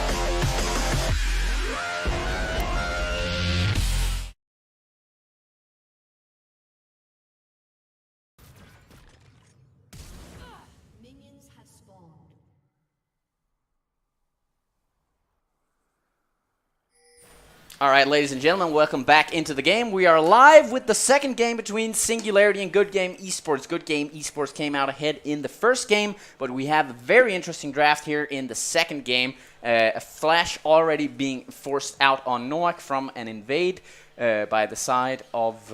actually, I think it was Singularity invading here, but... No, it was Singularity invading, but Noak just chewed more than he could. Well, he bit more than he could chew. Let's turn it around. Yes, but here we see that's Wisdom Flash being down against Noak's Flash. That's actually Singularity flavored, if you ask. Favorite, if you ask me. Well, definitely is, because Hungry Panda can always help out Noak with a good old answer. The thing is, Wisdom, well, he can Black Shield himself. Achu gets focused in, but also... Ooh. What did you say? No, sorry, I was looking at the minimap and so Achu got hooked in. Sorry about that. But it was just like early already, you see that Hungry Panda laning thing, so getting this as Ras down. That's really important, especially because this Thresh is going to be huge. This is his chance to redeem himself for those, let's just say it, horrible Gragas plays he did, because they were not good plays. They weren't really plays. They were just... misplays? Yeah, misplays, I'd say. Getting That's caught out. okay. Yeah, okay, I guess you can call that a play. Either way, I think it was more of an indirect action as he got caught out in the other game. So yeah, he's definitely fishing for hooks and trying to prove himself in this one. Both junglers starting on the same side of the map, and that means they're both going to path down towards the bot side. Let's see if they turn it around, try to go for the middle lane gank, something like this. Oh god. Ooh, Hungry Panda does get ignited. Is a heal from Noak. Doesn't ignite, but it's still very aggressive. Look at the meanwhile here down the river. Skull does get the Rift Scuttle, I think, yeah, he does, but he has to expend the flash on it. Seaboy didn't use anything at all. And that's really huge, because now that flash level 6 comp we talk about, that's going to be delayed. You need your flash up for it. Or some missteps for the GGE laners, but here we see already in the top lane. Look at Seaboy. He's invading right now, blue buff. Skull can probably lose his blue buff right now. There's nothing Singularity can do right now. Crossen needs to stay in mid lane, bot lane can't really roam up. Hungry Panda is low. Is this a blue buff going down to Seaboy? We can't really see. Directed camera, God bless. Directed camera, God bless. But now we see that the Salt is in a bit of a pickle here. Because, oh my god, that's not him at all. Oh, that's not him at all. He does flash out. The bomb is on. Oh, that's directly into the stun. Achu does follow up with the rock ham, and it gets out safe and sound. There's nothing Skull can do because he has no flash at all. That was a nice hook, but apparently it's too late, because, I mean, why are you even here when you're Hungry Panda? You know that Aatrox is invading. You can't help your Skarner. He's going to have less damage than this Aatrox. And Tristana coming in with more mobility than Kai'Sa. They should not have follow up on that, and it's actually going to cost them the first blood. Something I was not going to expect, because as we see, and also, as we said before, like GGE, usually the team that falls behind early but come back in the late game due to macro. This time, individual mistakes coming in from Hungry Panda yet again. Well, Hungry Panda was looking for the hooks in the early, really early parts of the lane, which actually meant that he was quite low. This meant that he had no chance of winning this because he was low at the start of the fight. Used his flash, doesn't matter because rocket jump at you in. He was a man, and he showed it. Yeah, not the greatest start for him, especially we talked about Hungry Panda before the game. He would be the one most inclined to actually proving himself, but this time around he gets caught out again, even though they actually overcommitted to this Rift Scuttler. Skuli should probably just have given that up, not being forced to flash. Then he would have had his jungle all to himself. Of course, they would have given up the Scuttler, but so be it. Rather that than force all the Summers away and giving all that pressure away to Good Game Esports on the beginning, or in the beginning of this match here. So 1-0 to Good Game Esports. They're ahead by approximately 600 gold here to begin with, only 5 minutes into the game. Yeah, in early game, you're never going to win these small skirmishes as Skarner against an Aatrox, as we just saw there, the sheer damage coming out from that Aatrox right there, insane. Also with the passive of HP scaling auto attack damage, like, you stand no chance as a tank Skarner, and you don't have the damage early game. You need your teammates, you need to play around your team. Luckily, that's something Seaboy's good at, but no, not Seaboy, sorry, School. But right now, no flash, it becomes harder. It definitely does, and he kind of needs the flash to do anything in early game because, well, the Fracture is quite a slow projectile. It's not really that long either, so it's hard for him to manage to get a gank off in any lane. So he kind of needs the flash to be able to, well, do anything in this part of the early game, and he doesn't have it. So as you can see, Skud isn't really doing anything, and he's even getting out-farmed by Seaboy. Well, I mean, he's clearing the vision here. That's a good guy jungler right there. He's farming up for level 6 when he gets the valuable Impale from the Skarner ultimate there. And understandably so, right? He was forced out early on. Just play for the easily executable tools and try to snowball from those later on. You know, you don't have to pick and choose your battles right off the bat. No, definitely not. And looking at, oh, that's a quick Black Shield coming in from Wisdom as well. A hook that was certainly going to hit him. Denied. Denied indeed. But looking at our top lane, already 10 lead CS as, oh, good damage. Place going to also take, or exhaust already down. Well, yes, the unsealed spellbook. That's true. But yeah, we can see Corson wants to play aggressive right now. He has Fear Beyond Death. He has Ignite. He should be looking to make plays right now in Priskon, because Priskon is a squishy old mage. And look, they're actually rolling down to bot lane. This might just be a dive, but look who's here. Skud is here. He might save them all. They have to run out. They don't get anything. They do get the scatter to weak onto Hungry Panda. Do they commit here? Black Shield on cooldown. Black Shield is indeed on cooldown, but I don't think Hungry Panda can afford to walk up. Yeah. The unleashed power is still up. A quick but ineffective drive-by shooting here from Good Game Esports, but nobody dies from it, luckily for Singularity, and it's still a 1-0 game in the advantage of Good Game Esports still. And that's just such a classic GGE play right there. 4-man bot lane, like we saw it last game. Luckily they got the kill there. This time, SNG and the squad down in bot lane not able to walk away safely. Here we see the Jax finally hitting 6. This Ornn is not going to have a good time in lane. Oh, he's not going to have a good time at all. He does get stunned, but no, nothing. But it's still, as we mentioned earlier, CS difference. We say that a lot in this league, but it has to be mentioned. Oh, the Dark Bind does hit on Adjo. Oh, no, it does kill him. Hey! Almost a beautiful play. But the auto attack does come in from Morgana along with the Ignite. I like the play. I like the idea, but I kind of don't like it. It was too because it was too flashy. You had your heal up, you had your ultimate up. Oh, Wisdom, are you just going to go down to the turret? Oh no, you are not. Think he Heal is up from Archu. He's not going to go down. Okay. All right.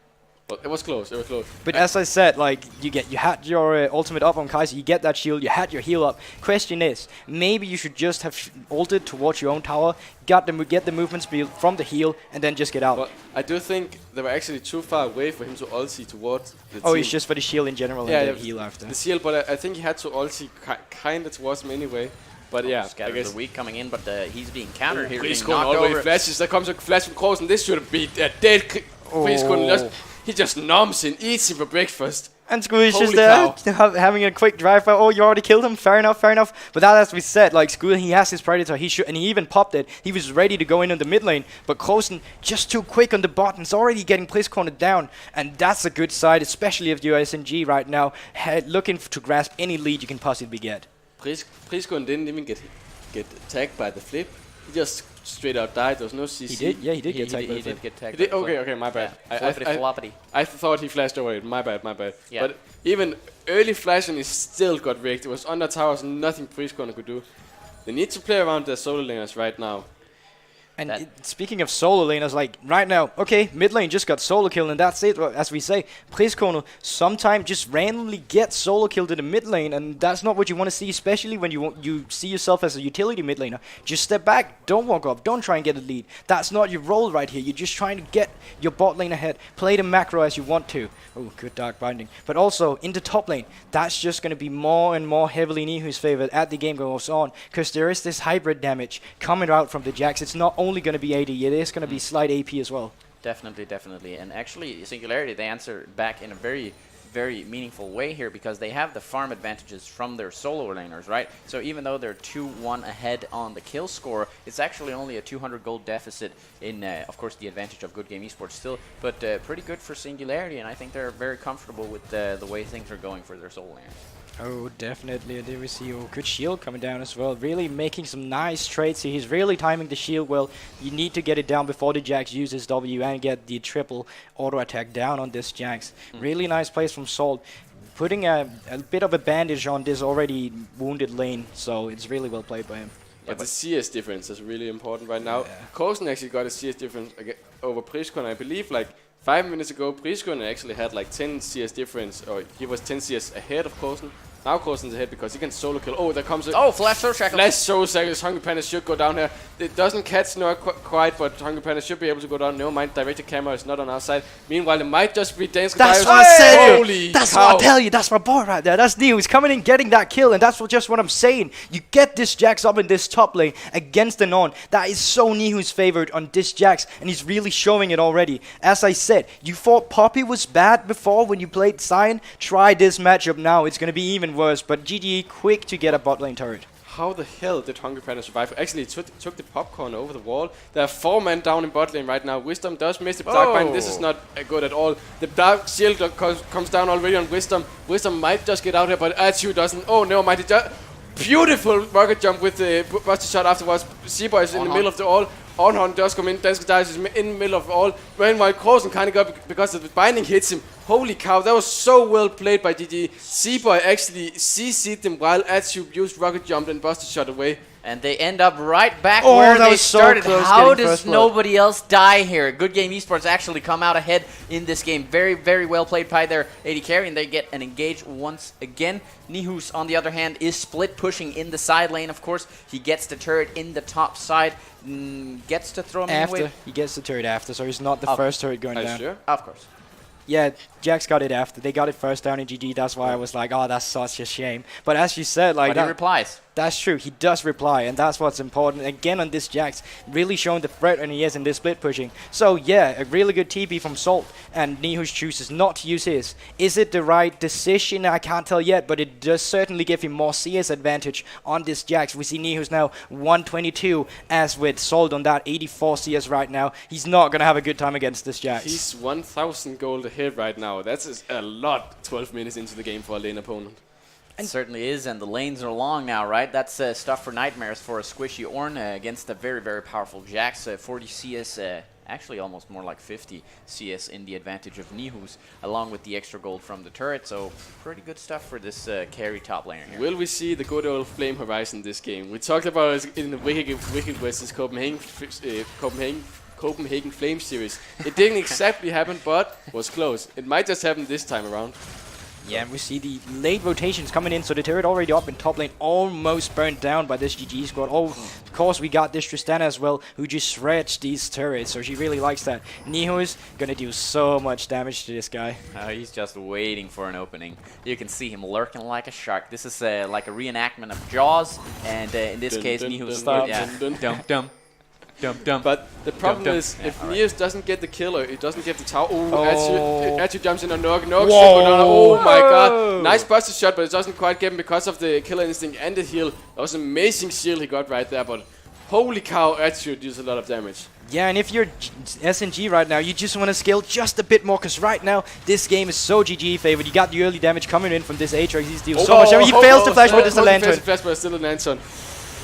That's close. Nerfs in this game indeed. But the problem is, if Neos doesn't get anything in bot lane, well, there's no point in having him there. He might get the big shift CS difference. Oh, the hook does. Oh, that's a good hook. Priskonen does get impaled. He can't get out. Seaboy is in the middle of the all. He does a world ender. I don't know how long it does get stunned. He has flash. He should be able to flash over this wall. Coulson has no flash to follow up. He doesn't have fear burn death, and that's a Seaboy second example. Priskonen does go down. And however, the Herald goes down to a Seaboy, so it's alright, but it's still a kill. In the end, you get a kill on the Urgot. On the other half, that is the Herald going down. This play, if it's going to be worth, that is going to be determined if how they use this Rift Herald, because we've seen it multiple times. Sometimes it just goes to waste. So all this effort you used to get it is just not worth it. So it's up to GGE now with that good macro to get a good Herald down to at least get one turret to make this worth. Yeah, and where do you think they should put that Herald, right? I mean, it would be probably easier to knock down the top side turret, but the mid turret actually opens up the map more, but you have this mountain of an Urgod more like, in the mid lane standing in the way of this Rift Herald, and it might just be harder than you think to get this Rift Herald in and knock down the turret. Is Salt baiting right now because Seaboy is just around? I don't think that was a bait. He's trolling. He fudged up a little bit there on the backhand of that one, and that forces out a summoner spell, which he's desperately going to need in this matchup versus the Jax. But, well, tough luck, you don't have it anymore. Atsu is just getting stronger and stronger. So he almost just one-shot Noak. And that was just with the Storm Race, and now he's close to probably the rapid fire cannon. He will just deal more and more damage in this game. It kind of annoys me that Seaboy went straight bottom there, but here we do see the Herald being deployed, and that's probably going to be a turret. They can't. No, it's there is the charge, and it's. Boom. Are they going to get it? I mean, it's just barely going to knock it down. All right, there it is. It's only one tower, but it's a mid lane tower, and it's opened up the map, as you mentioned just before, Beldoran. So it's really important to see if they can get the vision in. Oh, it does go a hook. Oh, the killer instinct comes all the way from downtown, and Atsu goes down. Perfectly executed by the bot lane of Singularity. Oh, no flash on the Danish Dyrus right here. No flash, as I said, but he's not taking any damage right now. Ornhorn being called. Ornhorn is definitely being called. Does the dive continue? Seaboy is around bot.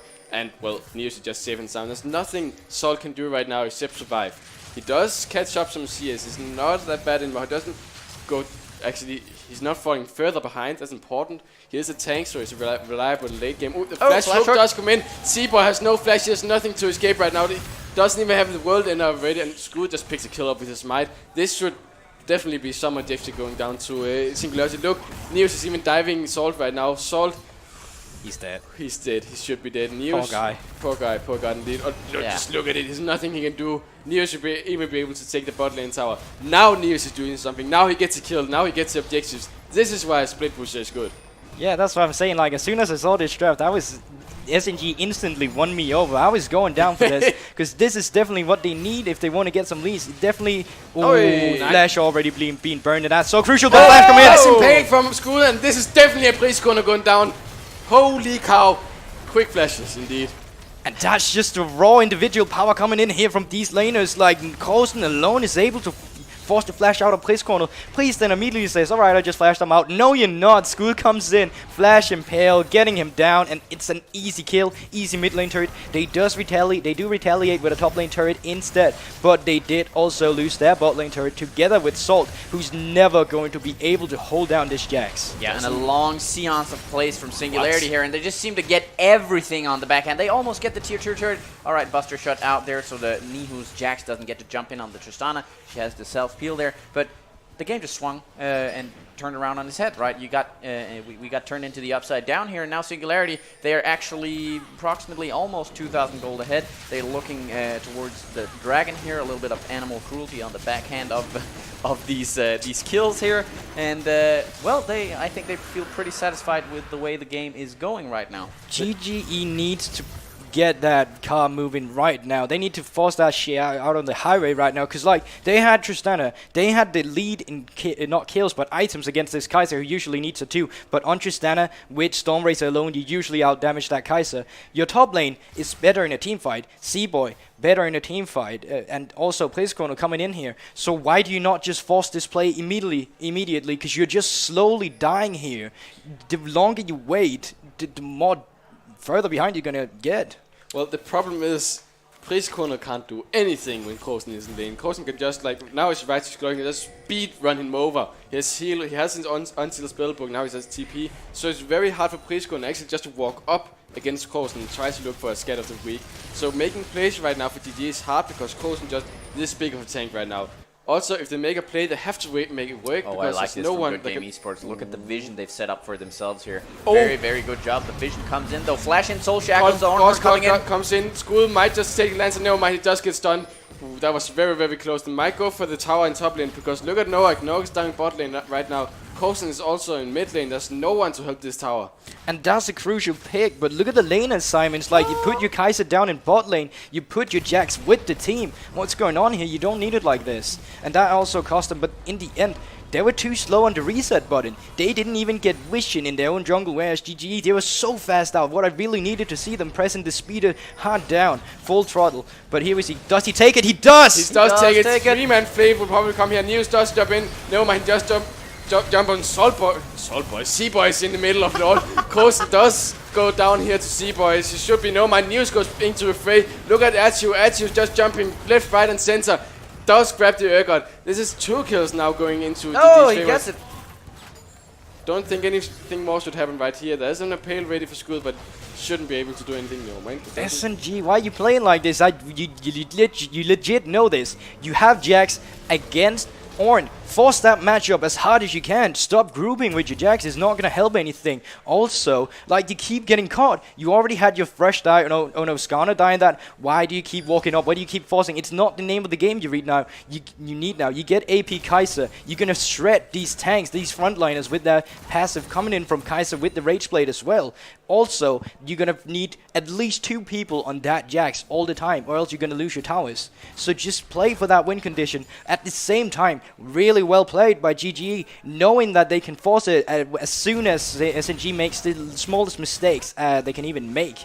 So really good of them to really just see they're out of place, grab him right now. Yeah, but they set up that play so well as well, right? They clear all the vision in the top side river before going into the jungle. They have everything. Scatters of weak lane, Hungry Panda. Hungry Panda should definitely go down here. He does hook his Wisdom and it definitely goes down. The Fear Beyond Death. Yeah, support for support. Fear Beyond Death does miss. Ooh, never mind. Soul is back in. Call of Force does go down. Only hits Scud in the second direction.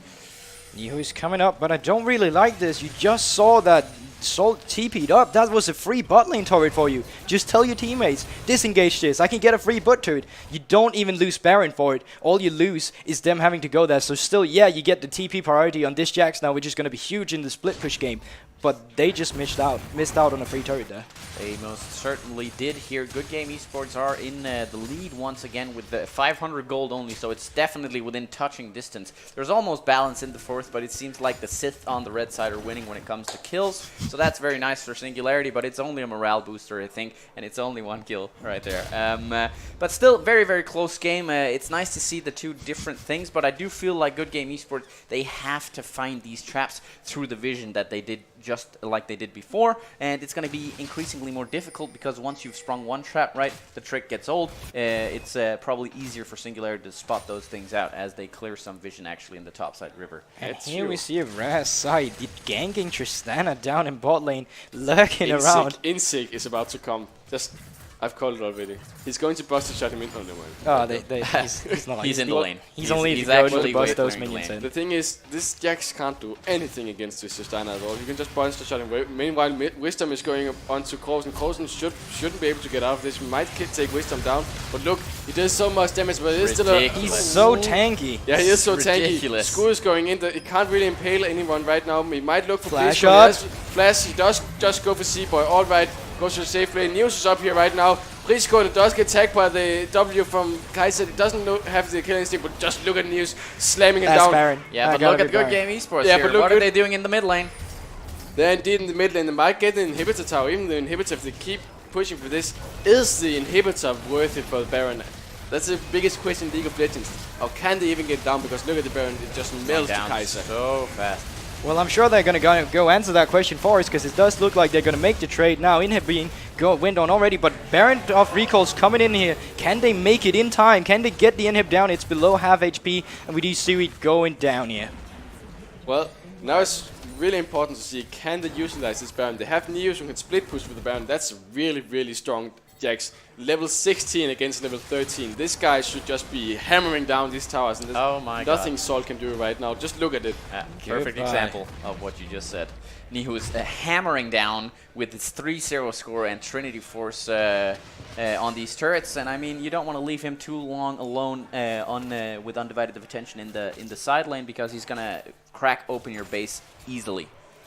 And that is just what he's going to do. And now we see Sonya's Hourglass almost being built by Noak. And when he finishes this item, the burst damage coming out from the Syndra is just going to be denied like this with a press of a button. Because that's what it really is. And it's really predictable. It's really easy to see when it's coming out. So that's legit just that one press of a button. And if they go too far forward, now we see that the Skarner tags have been paid by 2 people. Still, no QSS on Archu yet. So he's still extremely vulnerable in a team fight should this Skarner go on you.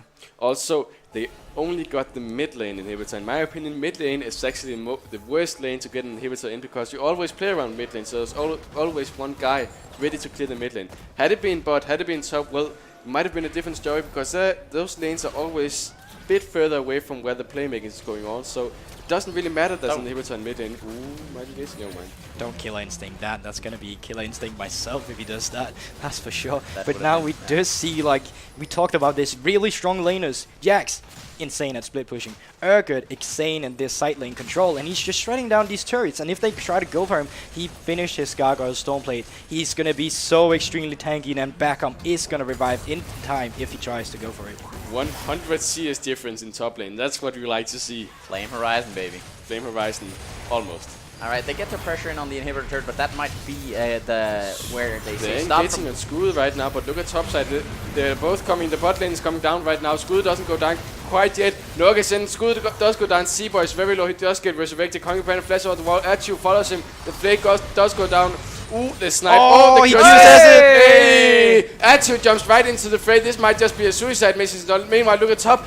Atu He does so much damage! It does go down. Nurk is in the middle of everything. Salt can't do anything because he deals no damage. And look at just this Noah. Look at Neos. He's Triple just kill! ending the game right now. Holy cow. They go for that play, but it's not even worth it. Yeah, you get the Skarner. What about all the damage dealers? They're just doing it, and Nihus, meanwhile, just killing your base. Now Noah comes in, gets the stun. Like, it does hit both of them. Wisdom is in the base. Oh, they have to not overcommit. Just go for the Nexus. Open Nexus, baby. Open Nexus. This should definitely be game for Singularity. Good game, Singularity. I told you they would do it. I told you. I had faith in them. As soon as I saw this draft, they really played towards him. And now you gotta ask yourself as GGE, what do we do with this top laner? Because he's definitely a weak point on a team. And you know what to say. The team is only as strong as your weakest link. And right now, with Salt being so easy abusable up in that top lane, how do you draft it around? Because you can certainly not just put him on a tank.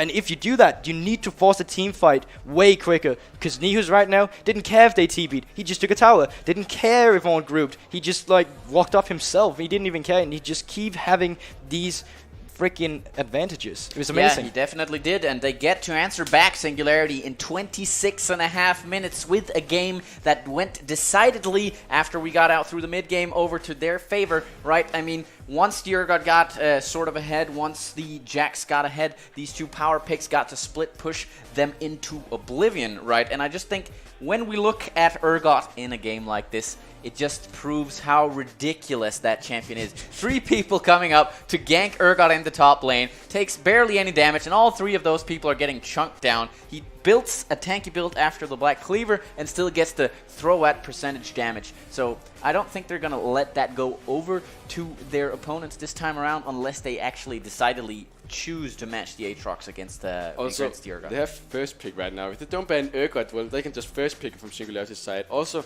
do they opt into a ban in Jackson Game 3? Because, holy cow, Neos can play that champion like a god. Well, that's what I said. That's just Nihus and carries, baby. These EU tubs, that's what I'm saying. Like, and Salt here, obviously, being on the weak link here, like, you get drafted on into this.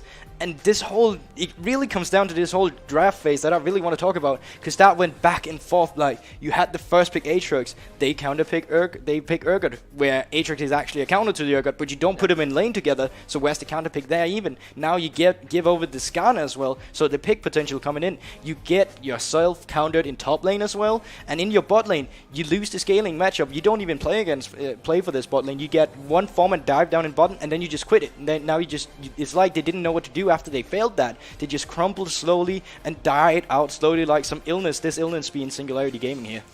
Yeah, definitely, and I don't see a universe where Syndra actually ever gets to press the outplay button here on the Urgot. He's never going to go down from it. He has his shield. He's just so tanky. He can build magic resistance if he falls behind. I mean, shouldn't be a problem for him, and it definitely wasn't. So you have a whole toolkit right in the mid lane that's being just cancelled out by the mere fact that they threw the Urgot in the mid lane. They called the bluff from Good Game Esports and said, you know what, you're never going to match us against this Urgot because we're just going to throw it wherever we want in terms of where you want to put the Aatrox. We're not scared of the Danish Divers here. All right, well, that concludes the second game, and it ties up the series in a 1-1. So this is really exciting. We're actually going to get more than just 3 games in this one. We'll be right back with the third game of the series between Singularity and Good Game Esports. Stay tuned.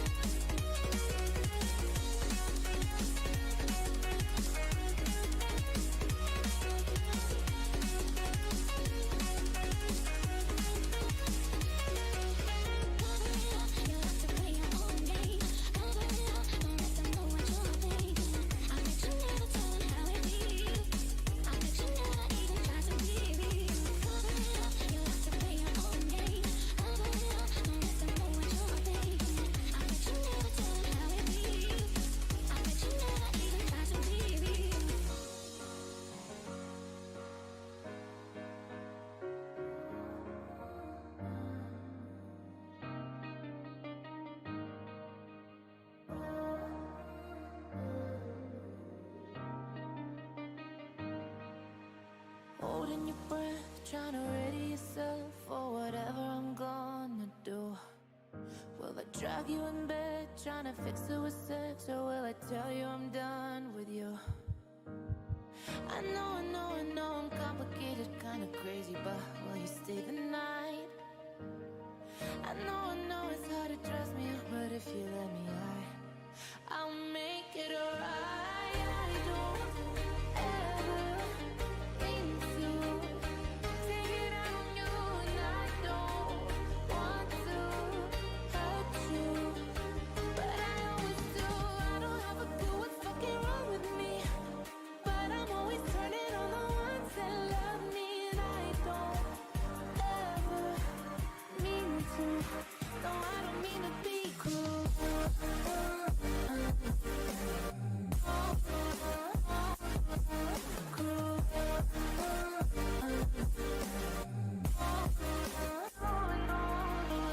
Dropping the L's like there's nobody else, but there's somebody on my heart. I'm trying my best to fall in love with myself. Never thought it would be this hard. I know it's complicated.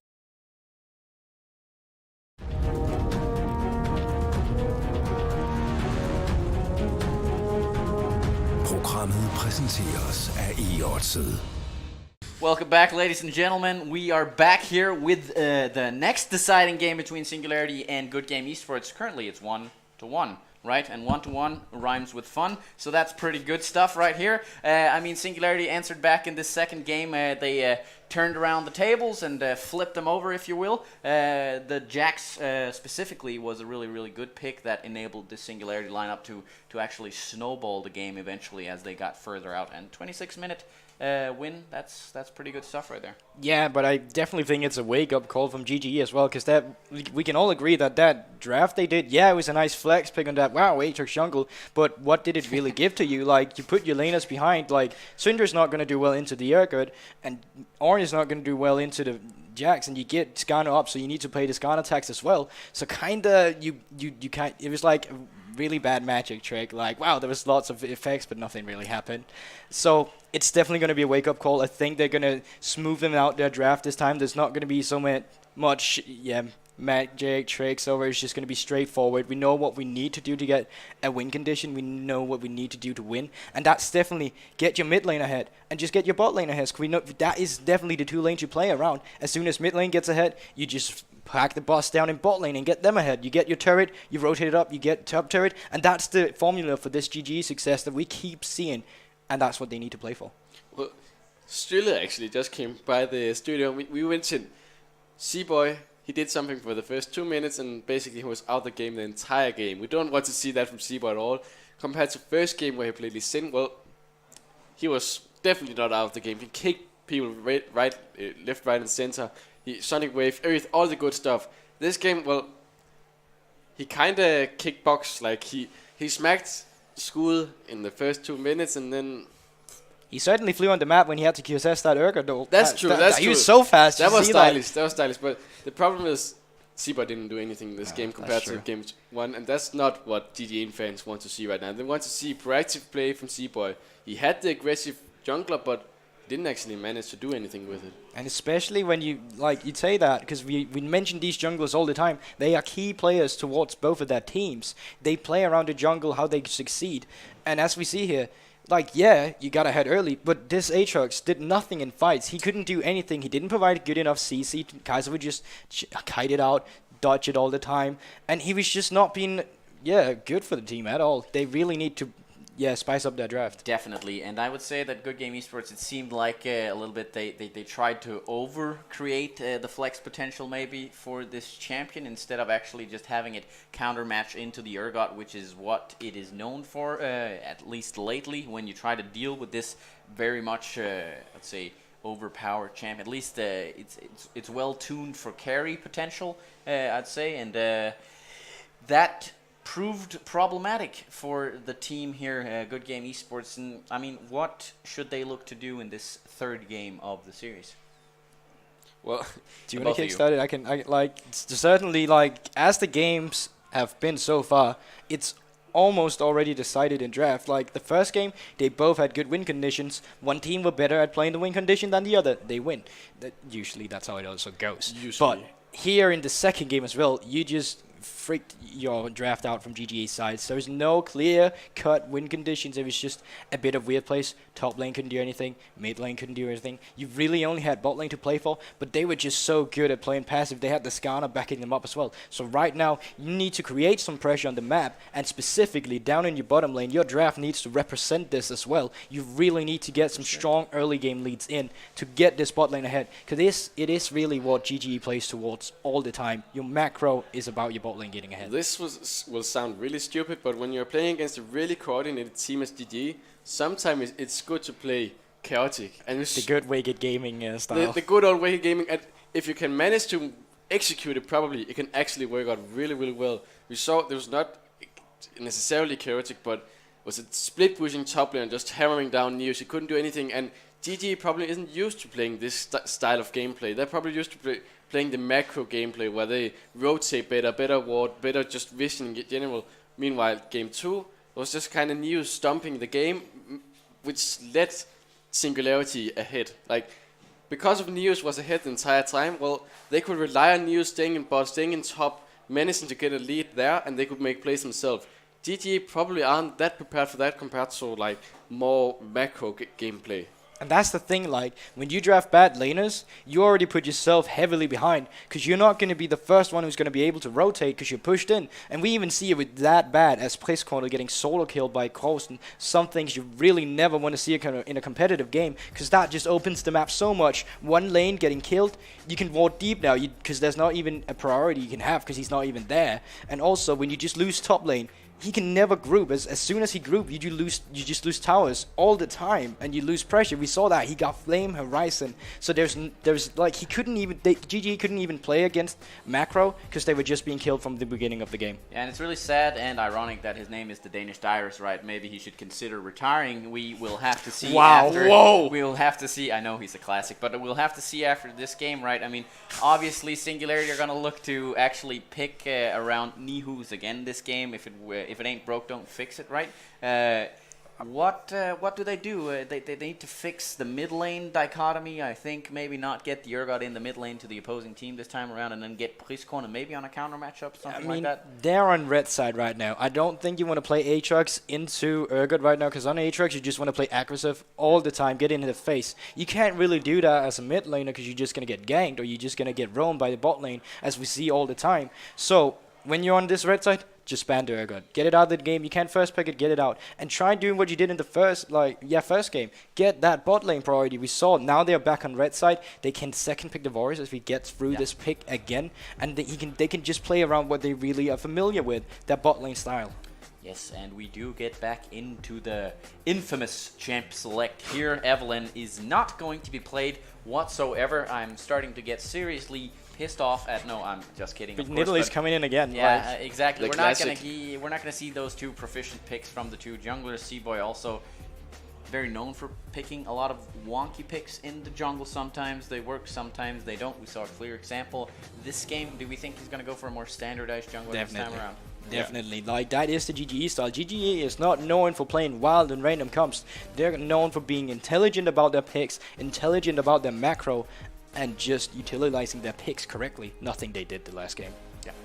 Well, the thing is, do Singularity just keep on with the split pushing comp? Because, well, now GG knows, well, they just won last game with the split pushing comp. Let's draft something that's good into split pushing comp already. Also, if they ban Urgot right now, what do they first pick? Aatrox, yeah, might do it, but it's not like the ideal split pusher, because he can't really hammer down towers and just destroy an entire team like a Jax can. It's really interesting to see. Do GG just let Singularity go for the... Oh yeah, that is of course. Do GG let Singularity go for the split pushing comp and just play around that? Or will they try to make Salt go onto a better matchup? I'd say invest some more bans on Nihus or in the mid lane. It doesn't matter. Just make sure you get a clear win condition in one lane, so you at least have something to play for. So yeah, sure, if they pick a split pushing top, if you had your winning bot side, if you have your winning mid lane, you can regroup, create picks, get objectives before this split pushing Jax or Fiora or whatever he's going to pick is going to become effective. And now we see with the Varus pick. Yeah. Good pick. You mentioned they might go for Varus on red side, but hard to do when they pick on blue side. Varus is a consistent ADC. He's good engaged. He's amazing damage in mid and late game, as we saw actually. Achieve wrecked Noak as far as I believe, and here we see the Tristana. This is just right. We're probably just going to see these two AD Yeah, carries I the think entirety so. of the series. They're very, very happy about playing these champions. Tristana has been the most proficient AD carry for Good Game Esports because they were really good at the rotations. They didn't do so hot in the last game, but the Urgot is off the table, and I really like the Tristana on the team, and they actually opt into the Syndra again That's the third time. in the first rotation. I as would well. have definitely gone for a support pick here. Either I would have gone for a playmaking support or just get that Braum down. Braum is also really good against Varus. Just shield all the damage that's going to come in for him. Varus really a mobile champion. Just get the Winter Spite, get the Glacial Fissure. He's out of the game, or at least his flash is forced. Well, Braum is actually also really, really good with Varus, so it leaves Braum open for Varus. They go for That's a good Galio. pick. That's an extremely good pick, especially because we talked about if Place is not able to get a clear win condition for himself in this mid lane, well, he's always falling apart. He's not getting the leads he wants to, and the macro just falters overall. And now you get Galio, who's definitely going to be hard to kill for this Syndra. Just stack that MR. You already have a magic damage shield. You're going to be so tanking, especially with Aftershock coming in as well. I love it. Seems really, I love really it. counterintuitive. We do get to see the Camille on the other side there, and that is also a flex pick, Oh, right? It could the be. gank opportunities in mid lane. That Yes. setup with Galio is going to be so good with But Camille. imagine the late team fights. Camille jumps in and Galio jumps with her. That's a classic, just like Nocturne with Paranoia. Camille uses hook shot and Hexed Ultimatum. Well, Galio can just ulti onto this, and there's just a big cluster of AoEs and damage. And we, Oh. that's a nice little niche pick for getting a pick, definitely. But we also talked about this. The team who's going to be best at adapting in this game is probably going to be the team that's going to do well. And right now, the team who comes out with the most innovative pick, most different picks right now, from me, that's Singularity Gaming. Like, you see them right here now. Galio's coming in as a response to Urgot being banned, where you see that GG still going for the Syndra. And what do you do if this Syndra does not work out again? I agree. I mean, I think they should stop picking the mid laner so early on in the draft. It just seems like a counterintuitive thing. You pick yourself into a deficit on a Syndra that can actually. Nunu ban. I love it. We haven't seen Nunu yet in LCD like at all ever since the new rework of him. But here we do see a Nunu ban coming in. Really interesting. But I totally weird. agree with Bildorian. Picking Syndra so early in the draft is kind of dumb because Syndra is not the... Sorry, strong words. But Syndra's not that strong right now. She's not the best mid lane in the game right now, so there's no reason to pick her that early into the game. It kind of shows what GG wants to play, and it also gives a counter pick or just a safe pick for mid lane. So Yeah, I mean, definitely... if you want to blind pick a mid laner, right, it would be something along the lines of an Orianna. Yeah. One size fits all, maybe the Galio even as well. But the Syndra is just, it seems counterintuitive. But we go through the second phase of the bans. The Jax has been removed. We get the Poppy for the Danish Dyrus. You don't know that yet. That could still be true, jungle in that that. could be a flex pick. And Poppy jungle can certainly be good, especially against jungle Camille, because Steadfast Presence is going to cook that Camille so hard when she tries to jump in, win her hook shot, and she's going to die. But now we see the Braum pick still being left on the table, but maybe they are going to opt. Oh, they flash a lot of nice pick. Tom Kench pick was a really nice pick as well, because he does get that good. Wow, they're actually going to go full aggressive. Okay. I did not expect this. I would rather have seen the Braum because that's good against Rakan, because Yeah. Rakan can engage, but Braum can just shield up. This just tells me that Hungry Panda he's a Hungry Panda. He wants to get kills in this game, he wants to hook, but Rakan is always hard to play against because he's slippery. He has so many different like engage tools and just ways of dodging the hook, but he's also really good at engaging. Of course, Thresh can stop the grand interest with his flame Placeholder. himself. That's got to be a place. That's gotta be a placeholder. That can't be true. Yep. That's most likely a placeholder. We never see any being picked, and it doesn't really fit into the comp right here unless you're going any top for Nihus right now. Well, now you do have this maybe jungle, maybe top lane pick left. We did see this Poppy coming in, who is a flex pick, and this is what really makes me think it's a flex pick, because you don't really see jungle having the counter pick that often. But also, why are you not giving counter pick to mid lane sometimes? Could we SNG know all the time, I'm going to pick a tank and I'm going to put that tank on top lane. It's always going to be a tank, no matter what. So it's not really a surprise. It's not really the best counter pick you get up in the top lane, whereas you could just get a lead in your mid lane, because you're never going to get a lead in top lane. Even if you get the counter pick, Salt is going to be at a deficit. He's not going to have the advantage, and it's really going to show. This game 3 is really going to make or break one of these teams, I think. I mean, we hardly ever see the Annie top lane, but it seems like that's what they're going for in this game. No, we don't still know what the champion is going to be, but I guess, what are we guessing here? Is it going to be a top laner? Is it going to be a jungler? I've already forgotten the whole draft. So it was Camille. That was Camille was the flex pick on the side of Singularity, right? It can go either top lane. It can go into the jungle as well. I assume we're going to see her in the jungle, but we could get surprised. I mean, Nihus has played stuff like what's he called? Not the. I'm trying. What? Master. No. An oddball top laner that digs graves. Yorick, exactly. Oh my god, I was completely blanking out on that one. He has played that before. He got some nerfs, if I'm not mistaken, but he has used and utilized that champion to great success, and it would seem like one of the champions that you don't necessarily have in your champion pool. I'm, of course, just spitballing here, people, because I'm very, very interested in seeing what the champion... See, I was going to say that normally I would always say, oh yeah, Camille's going jungle because she's going to have so much early pressure, but it does seem like they put the Poppy top as well as the counter. But because it's Nihus, because he really wants to play into these matchups, I think they're going to go for that pick. And now, even though I felt like that Kindred was actually the pick coming in, and that's actually good, because they keep going for these fights over at the GGE side, and if you just get the Kindred all down, yeah, Cillian didn't work out when you had one man to ult. What about the whole freaking team? Yeah, this time Syndra can ulti one, and there might be an big engage on an entire team, but as long as Skud doesn't get CC down to death, you can always put down Lance Spite. That keeps the entire team alive, and if they can manage to disengage, well, look at top. Or look at bot. Wherever News is, probably Camille is even a better tower pusher than Jax is because of the Q. Imagine if there goes some mountain breaks down this game. This Camille will just shred towers so fast. And that's true, but you also gotta realize there's not that much rate player if you get into a position where you have so much tanky frontliners and a Rakan. I really like the Rakan pick here on GGE because they lacked the right engage before, and Rakan, he's the freaking easiest support engaging with ever. You press R, you press Grand Entrance, that is your W, and you just hit him, you get the knock up, and there's really good follow up by that. You got Gragas, who's really tanky as a frontliner. You can get a good TP flank on Poppy as well. Hey, what if they split push? Well, keep his verdict, get the F out of my lane, and you just there. It's really easy equalizing on these win conditions that they have already built. The only thing I do not like about this GGE draft is again the mid lane as well, because we know that BlizzCon would like to get the lead and then roam bottom. Yeah. Even if you get a lead against this Galio and roam bottom, Galio's just going to be there with you, and he's going to be so much more tanky and effective in a fight. Definitely. I mean, let me ask you this. Now we see the Thresh coming in for the Varus in the bot lane there. I mean, would you rather have seen the Braum? Would you rather have seen something else in the bot lane instead of this champion?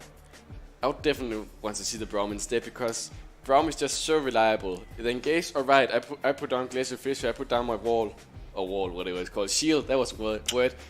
That blocks out some engage, for example, Priest Corner. If Priest Corner ultis Varus, well, the damage would go onto the Braum, right? That's how the seal works. However, since it's Thresh, now we want to look for plays.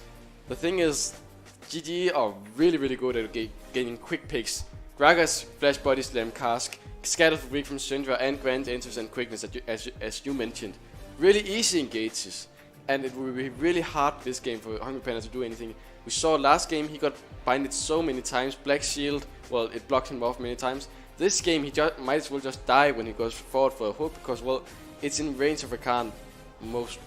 Yeah, and you're touching a little bit on the next subject I have here. I mean, we have the two drafts locked in, we have the two compositions, and you guys should probably explain to the viewers out there what the win conditions are for the two separate teams. I'll let you choose between yourselves which ones you would want to talk about.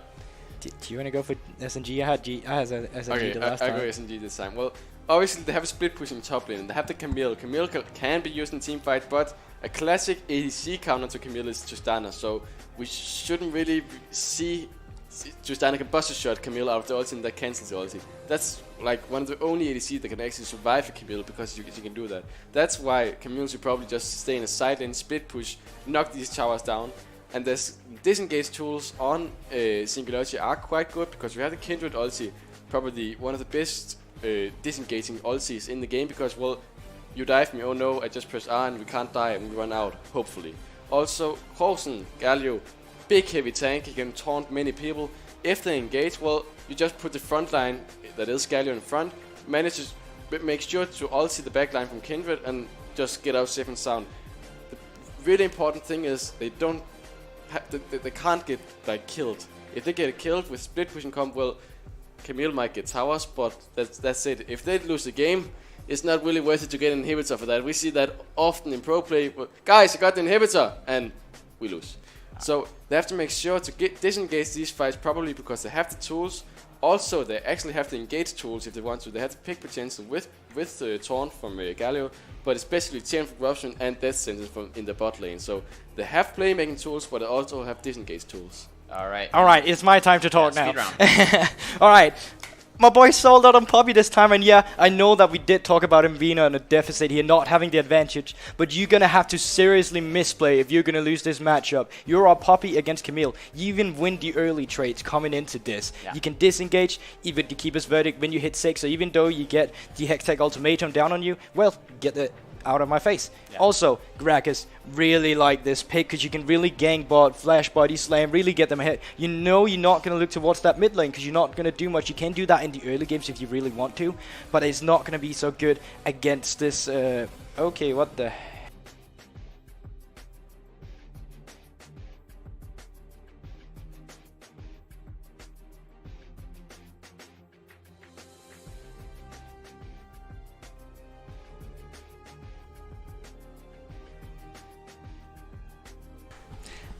All right, welcome back, people.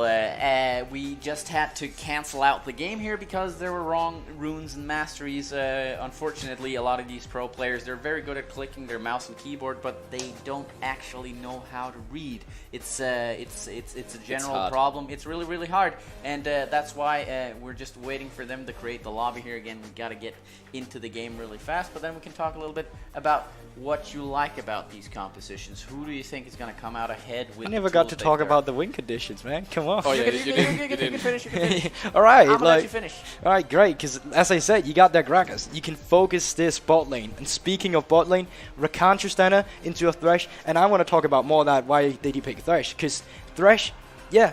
Just, he can try and get a hook on Tristana, but Rakan can face tank it all the time. And even if you do hook Rakan, first time, I'm gonna E away. Oh, you flayed it. I got a second E. I can just E away again. Or Grand Entrance. Yeah, and Grand Entrance if you just want to turn on them. And Tristana's early damage is gonna be huge coming into this bot lane matchup, especially if Gragas is there to back it up. So, overall, like, great bot lane synergy, and I do think this Rakan pick is going to be key. I really liked how it came into this, because it's not only helping in bot lane, it's always helping forcing a quick play, because Flash, the quickness, Grand Entrance, surely a kill.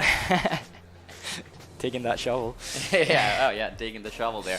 All right, so if you had to comment on which of the two drafts you like the most when you look at the champions being picked, I mean, do you think some things are going to come out ahead? What about the jungle matchup? I mean, what do you think about that? Well, I forgot to say one thing I really like about the Singularity. You said so much. Yeah, but I forgot one single thing. If Camille wants to team fight, she actually can do it because Galio can join the team fight, as we mentioned, with what is it? Heroic interns or whatever it's called, and he just slams down into the ADC or whoever News manages to pull off the ulti on, and that's a really good engage tool. So that's why I really like to see this come from Singularity, and I think I like this come the most because we saw last game what happens if News manages to get ahead. The problem is, as you mentioned quite cleverly, it should be hard against the Poppy. Yeah, this time it's definitely not as easy as getting the Jax matchup into the on, because if you're on in that matchup, 9 out of 10 times you're losing that matchup. If you are a high level player, I don't care about you viewers out there losing that matchup. But like in the end, I just really like this GG draft, except the Syndra mid pick as we see, because it's not a direct winning condition and it's not contributing to the team as much as the Galio would do. Exactly. Which is why I do like that they have a clear lead to play for in the bot lane. But if they don't do it correctly, and if Place gets solo killed again, it's going to be crucial. It is going to be crucial. I do not believe he's going to have as tough of a time into the Galio, right? It might just be more of an even Stevens lane. You're not going to have any kill pressure because the Galio, even Stevens. That's you know, I would usually say that, but I've seen Priskoner get solo killed by Hylander, so I believe anything is possible. All right, we're trash talking. I'm not trash talking as well. Yeah, I mean, I'm not trash talking. I'm just saying. You're stating facts. That's true. Yeah. All right. Well, it's Galio. It's hard to get solo kill, but there's a difference everything between the is two possible. champions at least. I mean, Galio versus the Syndra, that's definitely different in terms of, I mean, if you compare to the Urgot versus the Syndra, he has a lot of kill pressure. Galio does not. I mean, they have kill pressure if they actually gank the lane. There's a lot of setup tools, as you previously mentioned. But generally speaking, I do really like the Good Game Esports draft here. But mostly it's just because I don't think they're going to be able to execute the things they want to execute here from Singularity. That's just a hunch. I'm not sure I have any analytical perspective of as to why. But something I do want to talk about is the Gragas into the Kindred, right? How does this matchup normally go? Gragas into Kindred, like, Kindred just wants some marks early, and in the early stages of the game, Gragas actually can get the upper hand against this Kindred, because yeah, she got a lot of mobility, but like, over 50% of the time, even though you dash away from the Gragas body slam, you still get hit by it. The range is not big enough for the Gragas not to hit it, so you usually do hit it. If you're fighting for Scuttle earlier, Kindred doesn't have any CC against the Scuttle, so she's gonna she's gonna take it slower. As to where the Gragas is just, it's really easy for him to knock down these Scuttles, and he gets so much more sustain. Yeah, Kindred does have some sustain with a W, but Gragas as well. Take a drink from the barrel. We all know how that works. Yeah. Alright, so you'd say, I mean, in the early game there's a lot of potential there, but you do get a lot of damage if you're able to get or gain the marks for the Kindred here. Certainly you can walk off the lane and actually burst out people if you're able to walk out unsuspected and unspotted, right? I mean, at least in terms of the squishes, but as you get later into the game, it all depends on how well the early game has been for this Kindred, right?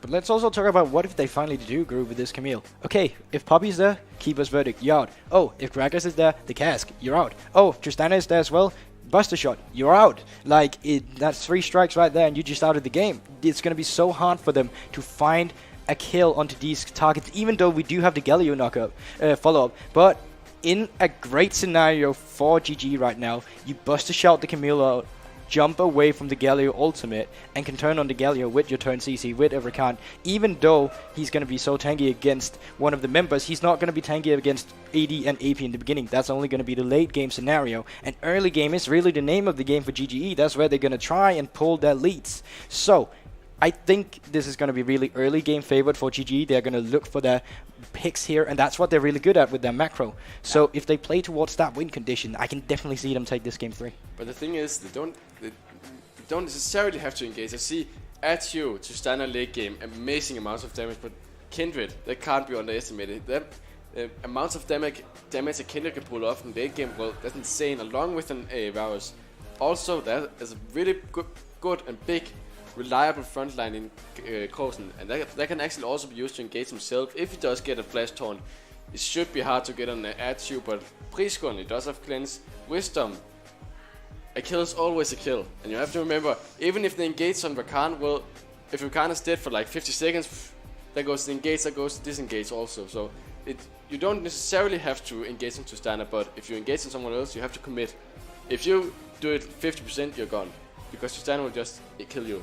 Also, will Bamboo, or Hungry Panda, sorry, finally step up in this game? Because even though they won the last game, we did still see mistakes coming out for him. We still did see him get caught in the early game. And if you get caught in the early game against this team come now, where they surely can get a good lead if they get a kill early, you're going to be screwed, and you don't want to do that. This game, there's going to be a lot of eyes on him as a support player, because as we mentioned, he didn't go for the safe peel support. He did go for the playmaking support in this Thresh.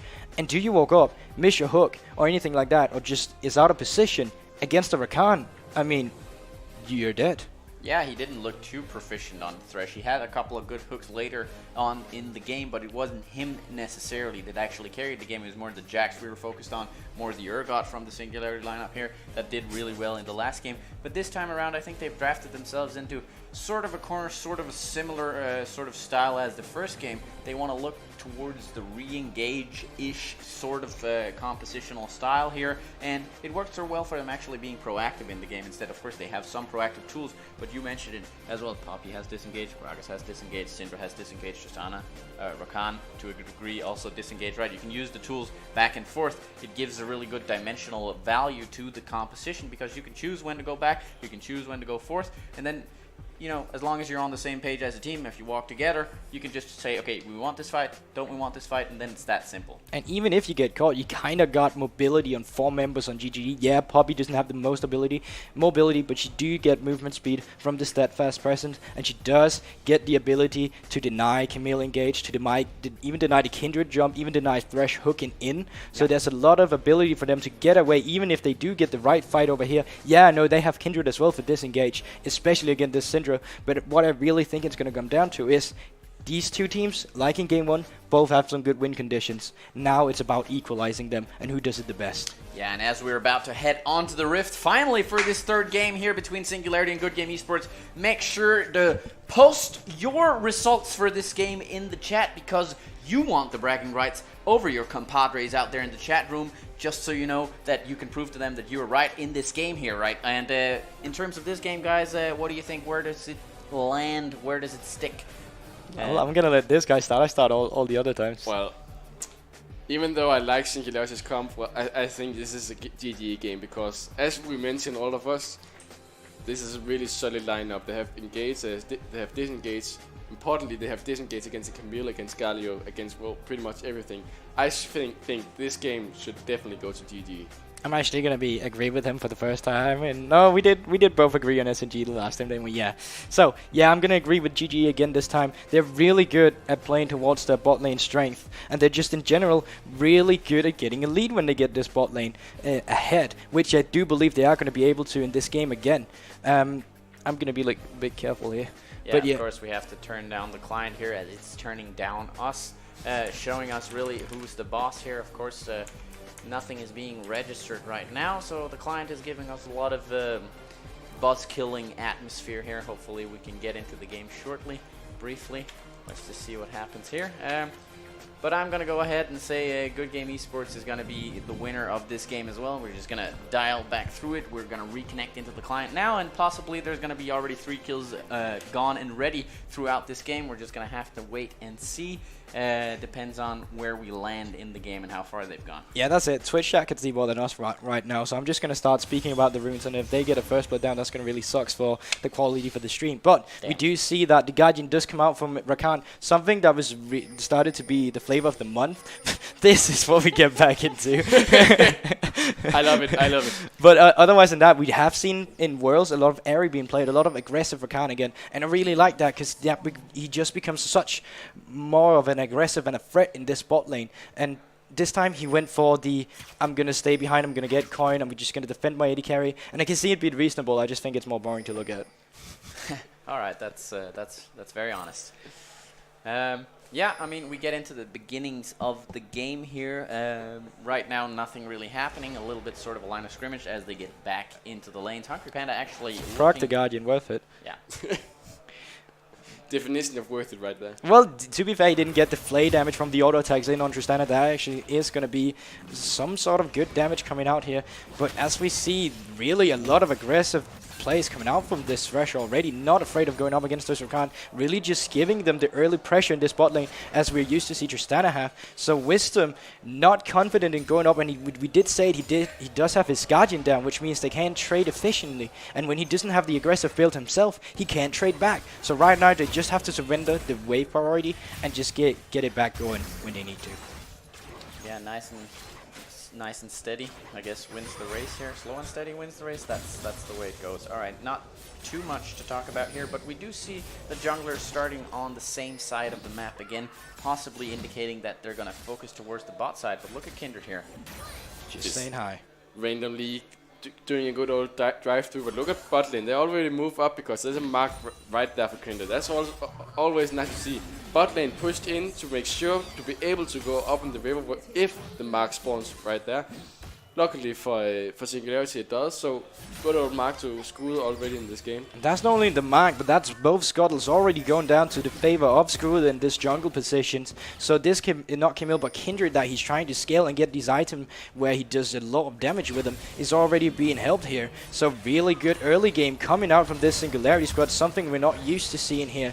And we told them they need to play around their bot lane, but as it is right now, it seems like Singularity Esport does know this too, so they're playing, they're backing off. Had the way forward in the beginning, get Kindred to mark, now she's backing off again. Yeah, pretty interesting stuff here, but not a lot going on. It's nice and steady here in the early game. We're going to have to see whether or not they're going to come out any early ganks from the Kindred. Right now, as you said, you get a little bit of safety net vision from the Scuttlers in the early game, 3.5 minutes in. And yeah, just some nice stuff for the Singularity lineup here. Good start for the Kindred. Yeah, now that the mark does get put down on the Grommo, it actually gone, forget it. But, I mean, this bot lane down in form of Noak and Bamboo Hungry Panda on Thresh. If they want to pull the trigger in the beginning when they have Skull nearby, they can actually do it. Because yeah, we said that Thresh could be a bad pick into this Rakan, but in the early game where Rakan does not have the quickness, he's a bit more volatile and a bit more vulnerable on this Rakan. Well, it definitely is. Who actually goes in for a shield. Look who's bot is definitely Kindred. Wisdom actually gets stopped in his E. Wisdom does flash out, it should be safe and sound. Skull does actually commit with a flash. There is a heal from Atchu. The heal doesn't quite go through from Noak because it isn't needed. But I like the play. They focus around bot. They do blow the flash from Skull, which means C-Boy might actually be able to 1v1 Skull right now. But speaking of jungle pressure, it does seem like C-Boy is up and ready to gank this top lane. He is spotted on a ward and the pings does come down on him. So Nihu's going to back off, and I say that as he walks forward. Not gonna come down. No, directed camera, I knew it. Directed camera, directed camera. But they get to force out actually 3 summoner spells for 1, even though it is on the jungler, so he can't aggressively. Okay. The Grand Interest does go into a Hungry Panda. Look at Noak, he has some flashes under the tower. That's first blood for Noak. Holy cow, he's a man right now. That's a man right there. And we talked about how we think that GG always get heads from their bot lane only, but right now a duo solo kill down in the bot lane for Singularity Gaming. Hooks miss it, they didn't even need it, all they did is flay, and Wisdom jumped in himself with the Grand Entrance, jumping into his own death actually, and that's gonna be huge for Singularity because we talked about it in the draft. We want GGE to play around their bot side, but as it looks right now, it's the top side with all the priority. Bot lane right now looks not so good. Well, I'll also look at top lane. Even though it has priority, look, Salt actually backed first and went for the CP. He's actually getting poked out quite heavily by the Comet and the W from News. So if this continues, 3-man coming top lane. TP does come up. Ooh, look at Coulson. Does he follow? Does he know that the Priest corner went up? Oh. He's been on the ward the whole time, yeah, C-Boy. He's been. And look, News just backs away to the second tier tower. I like this from News. Just doing as safe as they possibly can and survives. Yeah, C-Boy is wasting a lot of time here in the top side, but he could have spent that farming instead, so wisely played by Nihus. He has the entirety of the game to catch up. Actually, he doesn't have to catch up. He is ahead by 2 CS. Not a whole heck of a lot. You touched on the fact that the Poppy actually has a very good matchup into the Camille with the steadfast present and whatnot. So pretty good stuff for Nihus right here. But look, this is why you pick Thresh bot lane, because you want to just kill Wisdom in the lane. You want to kill Atchu in the lane. It doesn't matter if when you get out of lane if you're so far ahead, because you get so many free picks. Also, when they get level 6, the box, well, that's a hell of a big slow, and then chain of disruption to follow up.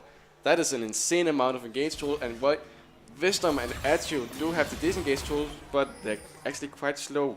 Rocket Jump is not like the fastest blink like an Arcane Shift.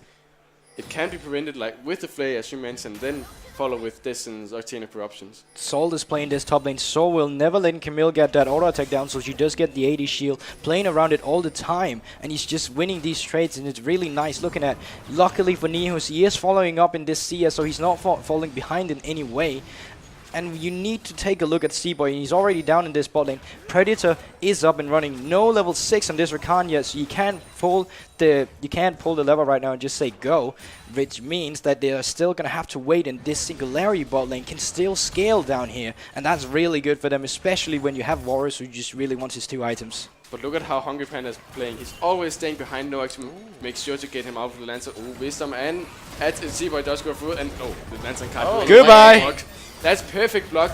I like the play from Hungry Panda because there's nothing else he can do, but goodbye. There's nothing to do when you get cast upon 3 people on the Lancer. And very well layered CC coming in from Good Game Esports here. He doesn't get the time to actually get out with the Lantern, so they even up the kill score here. They get back into the game. They try to focus on the bot side, as you said.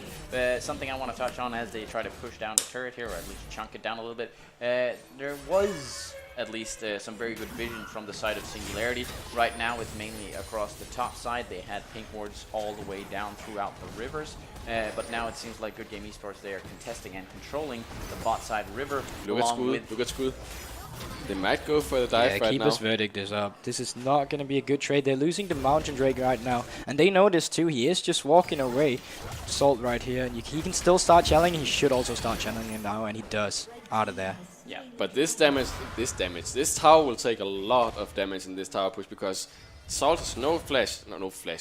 No TP, and there's no one to help the tower out right now. We can't quite see it right now, but it should take a lot of damage. It should certainly take a lot of damage. Question is, can they take it down? I mean, Salt is still, Salt is still just standing in base as well. They're probably going to get this turret down as well. So nicely played by them. But Mountain Drake does go in favor of GGE, but you trade your first brick turret for it up in the top lane, giving some valuable gold to Nihus, who really needs it in this matchup where he's at a disadvantage already. And disadvantage is hard to get when you get the first tower. He's actually 700 gold ahead right now. That is a lot 9 minutes into the game. And if they can continue pulling resources into this guy, well, that might enable him to split push, even though he has the unfavorable matchup.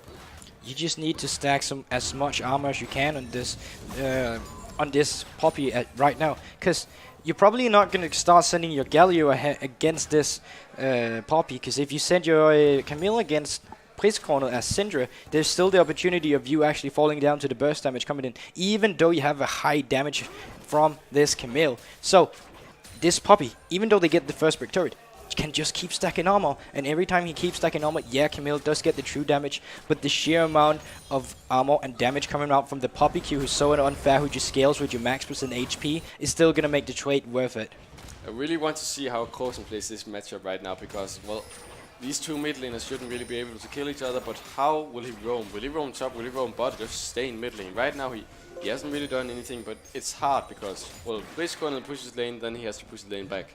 So it's kind of back and forth, and there's no opportunity to roam really. But right now that's actually working, because GGE is so used to playing around that style of just having Priest Corner move down bottom. That's true. So as you are just having Clausen down here, he doesn't actually need to be proactive. This Galio pick for once just need to be a reactive pick. Follow Priest Corner wherever you go and just keep him there. And that's the Thresh recalling now with Varus alone there. If they see this, they can just force it down straight. Predator is up. And Flash is up from Wisdom. If the Flash Grand Intense Quickness comes, well, you have to have really good reactions to dodge it. Certainly has. They are pinging for some assistance down there, Noag, but no help is coming at the moment. And as I say that, Skull makes his way down bottom on this. Chain drops and actually goes in. Oh, look at the gains. They don't know Skull is here. As you just flash out, he has rocket jump, he does rocket jump out. Skull still has his ulti up, he might just have to use it. Ooh, he flashes out instead. The tower is really low. Neos actually flashes for this. Galio does have the heroic entrance still up. It does look like they're trying to get the turret, but guys, you got no minions. That turret is not debuffed yet. That's just throwing noodles at the freaking turret right now. This is actually really greedy, because Neos will get CS lead right now, because, well, Salt doesn't get anything for this. They do get the tower gold. That's always nice. But look, now there's TP difference. 6 minutes almost, probably 5 minutes and a half. You say that, and you say that he maybe wasted his TP, but they're gonna send their top laners up. I mean, their bot laners up top now, because they got the bot lane turret, which means that you're just gonna get priority over this Rift Herald, because Draken is already gone. So Salt was actually gonna need to be down in this bot lane immediately anyway, and you see that the bot lane already catching that CS wave that Nihus put in. So yeah, Salt gets behind from Nihus, but you're pouring those resources that was going to Salt into Archu instead, and that's key. That is definitely key. They are going for Rift Herald right now. This should go down low. to Singularity. Z-Boy isn't close enough to deal. Oh, they don't.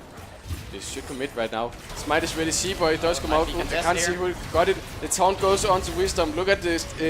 Lamps Sprite. They can't really kill Skull right now. Flash is ready. Ooh, Flash is indeed ready. Place corner wants to ulti someone. Wants to get the kill. Wait. I thought GG got it. No man, the engage comes from the side. Neos engages indeed on Seaboy. That's Seaboy going down. Krosen does a flash. He also uses it. And the cleanse as well. They do get one kill and the Rift Hole. That is really, really important for Singularity right now. But look at bot lane. Yeah, what can you get on the opposite side? Meanwhile, you invest so much on getting this Rift Hole. You are losing a lot down here in bottom lane, but immediately channel that Rift Hole in mid. And you do not have all your members alive yet, which means that it's most certainly going to fall a mid lane turret here.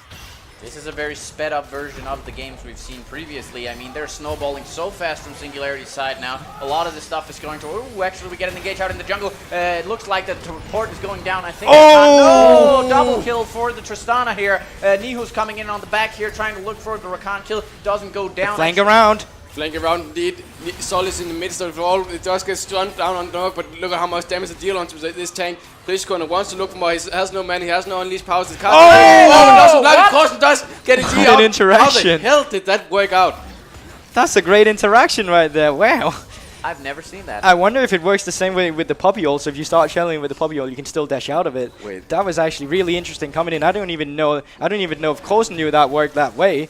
But they get out. But in the end, Hungry Panda again getting greedy, pulling Skull with him in and say, come on boy, we got this. And in the end, Skull he should have started having some trust issues right now, because Bamboo Macho, Hungry Panda is getting him killed right now.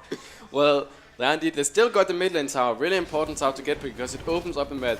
Top lane tower is down, now they want bot lane tower to go down. They should go for vision in one of the sides of the jungle. I would like to see if they go for vision in bot side, because look, Drake is up in 10 seconds, bot lane tower is still there. It would be nice to see some pink wards, just some regular wards into the blue side jungle to make sure that they can push for a tower or get the Drake.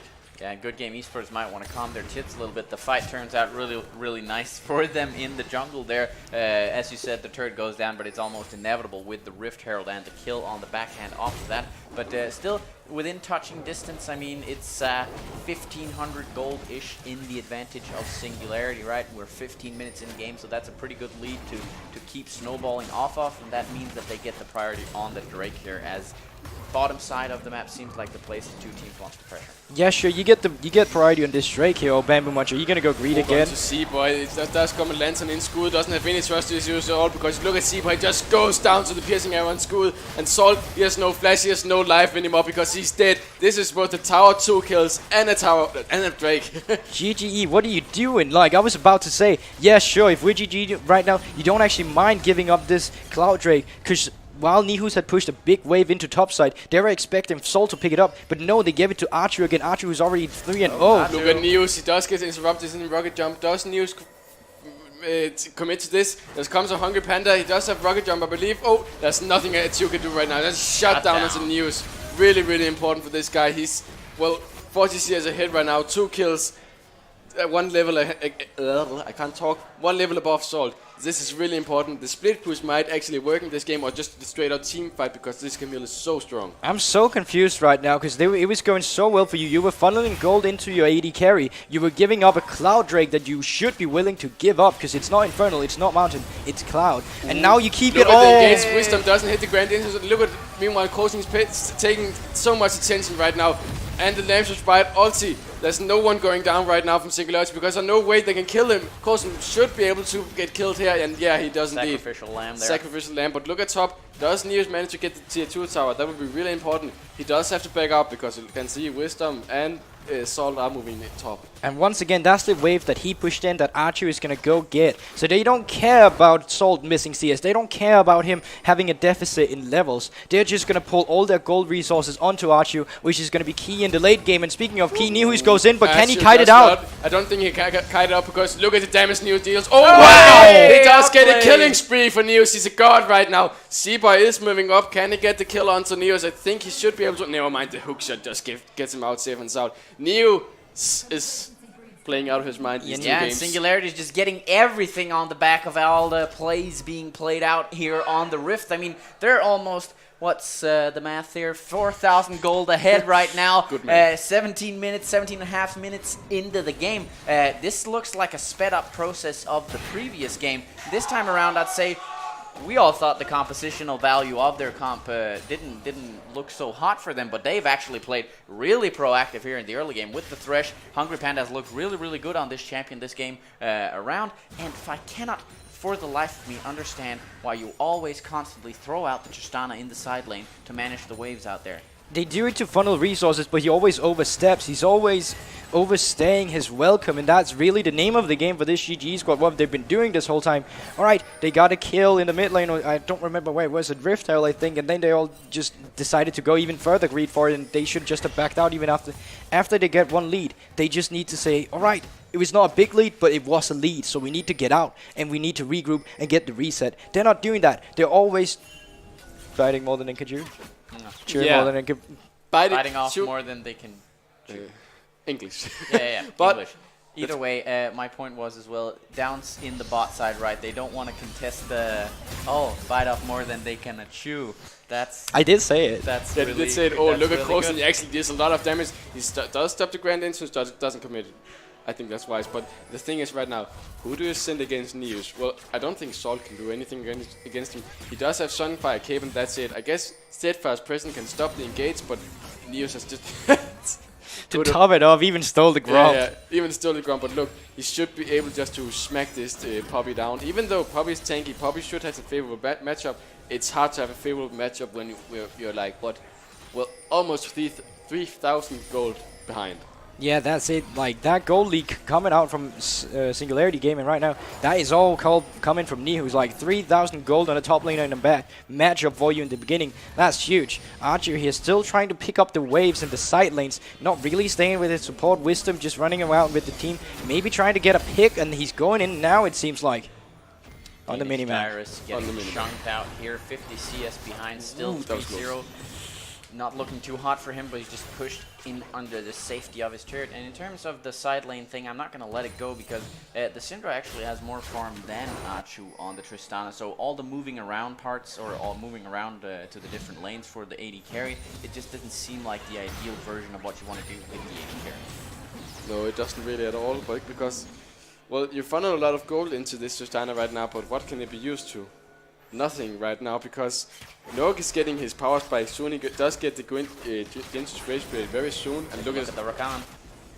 Yeah, you're right. Speaking of Nog, he might just get engaged upon here. The Lancer does commit, but look, perfect cast. It does flash out. Oh my god, he does get it! Holy crap, that was amazing play by Nog, but what a misplay that he didn't block it off. Really good cast, but well played by Nog. Like we see. How does he get out there? That's insane. I thought for certain he was going to be dead, and him being dead would mean they would get the Baron priority. But right now they're saying they have spent so many of their ultimates that we can just go on this right now. You don't have the quickness, you don't have the cask, and it's really up to Seaboy now to do the miracle steal.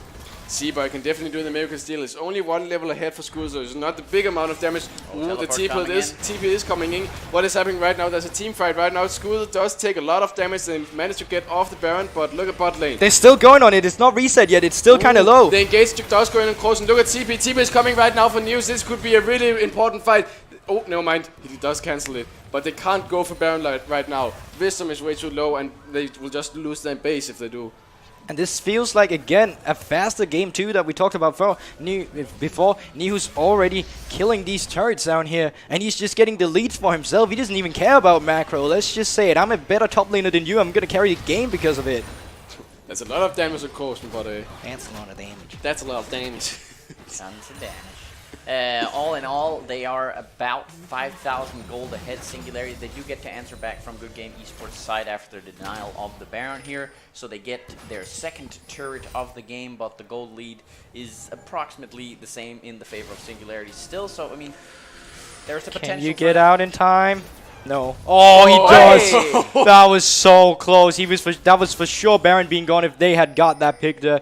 Really important they get out in time. But if you look at the items as well, you still look at Salt. He haven't even finished his Ninja Tabai yet. Ninja Tabai, which is key against a player like Camille or just AD in general. You got 10 Kindred. You got Varus. Like, you need this 10% damage decreased from the Ninja Tabai. Yeah, you definitely do. And it's really a shame to see that it doesn't finish the item. prefers to go for the Glacier Spider. Get it, it's a nice item, but, well, need a Tabi. Those 10% can be the 10% that makes you survive a team fight. But it's important to say, both top laners right now don't have TP. Neos does have it sooner because he did cancel it, so shorter cooldown, but still. If Salt decides to go away from the lane, well, Neos can just keep on slamming towers, and there's no one that can come bot lane instantly. Look, they're actually engaging onto Hungry Panda right now. The Chains Weapon does go in onto Wisdom, and Wisdom should go down. And Joe so much damage right now. Good engage right now from Coulson. Coulson might look for engage. No, Might he doesn't. Ooh, Seaboy is so low. And that was a 4v5 where you get to pick on Hungry Panda, he gets the heroic entrance, he gets the stopwatch down, and they still lose the fight. Nihus get to push in the bot lane, they get to get the Baron priority. I for sure thought, alright, GG, this is smart by them. Nihus, it's a long lane, it's gonna take some time before he can push down that bot lane inhibitor turret, so they have some time to work with. And that time they used to work with it, they just fail with it. They get the pick onto Hungry Panda, which eventually turns out to be a pick on themselves. When you pick yourself. It feels bad, man. Feels bad, man. It seems, though, as if Singularity are playing more towards the reactive style now of their composition. They've gone back into that mode. It gets harder and harder for them to maybe actually play proactively, which means their win condition is Nihus. They want him to split push. That is pretty much one-dimensional. He gets the dragon here, so that's pretty good for them. But, I mean, as we go further into the game, and if the Goldie doesn't expand from the 5,000 here, where do you see the game heading then? Well, the problem is Neos hasn't actually done anything in the last few minutes. He's gotten that bot lane tower, and that's it. It's quite hard for him to go any further because, look, if he goes further up, well, they can gank him. That does open up Baron, but still. A gank on Neos should be really quick because he is fed, but he's not a tank. He does have the disengage tool, but the thing is, he hasn't really done anything for the last few minutes. He has put a lot of pressure, but the pressure hasn't really been used anything. They got a kill on Wisdom, but Neos didn't really do anything with that. However, look, now he's pushing towards the tower. Look at how much damage he just took from one auto attack. That is what we like to see from Camille. That is certainly dropping that one there. But yeah, that's certainly what we see. And if you're Camille right now, you don't want to go for the instant tower dive. You just want to starve the enemy top laner out, because they need to apply pressure to him at some point. And if they go and send 2 people towards him, even if they kill him, you lose Baron. You got the Ginso's Rage Blade on Varus. You got the Blade of the Rune King. That Baron is toast by speaking of toast. Noak does get out. Holy shit, he does. He's down. No, man, he's down to Noak. How did he go down? Ooh, I thought he was for sure was going to be out. I couldn't believe it if he did that again. And now we see mid lane turret 1 getting pushed down. Second turret getting pushed down. 1 pick is all they need for GTE to get ahead here. And this is exactly Whoa, Atsu actually flashed the hook, but it doesn't really result in anything. He might just be a bit too triggered right now. Oh, wait, he jumps back into the base. This is very, very pretty for Atsu. The taunt goes down. This will be Atsu going down. Yes, it is indeed. Oh my god, Skull does survive.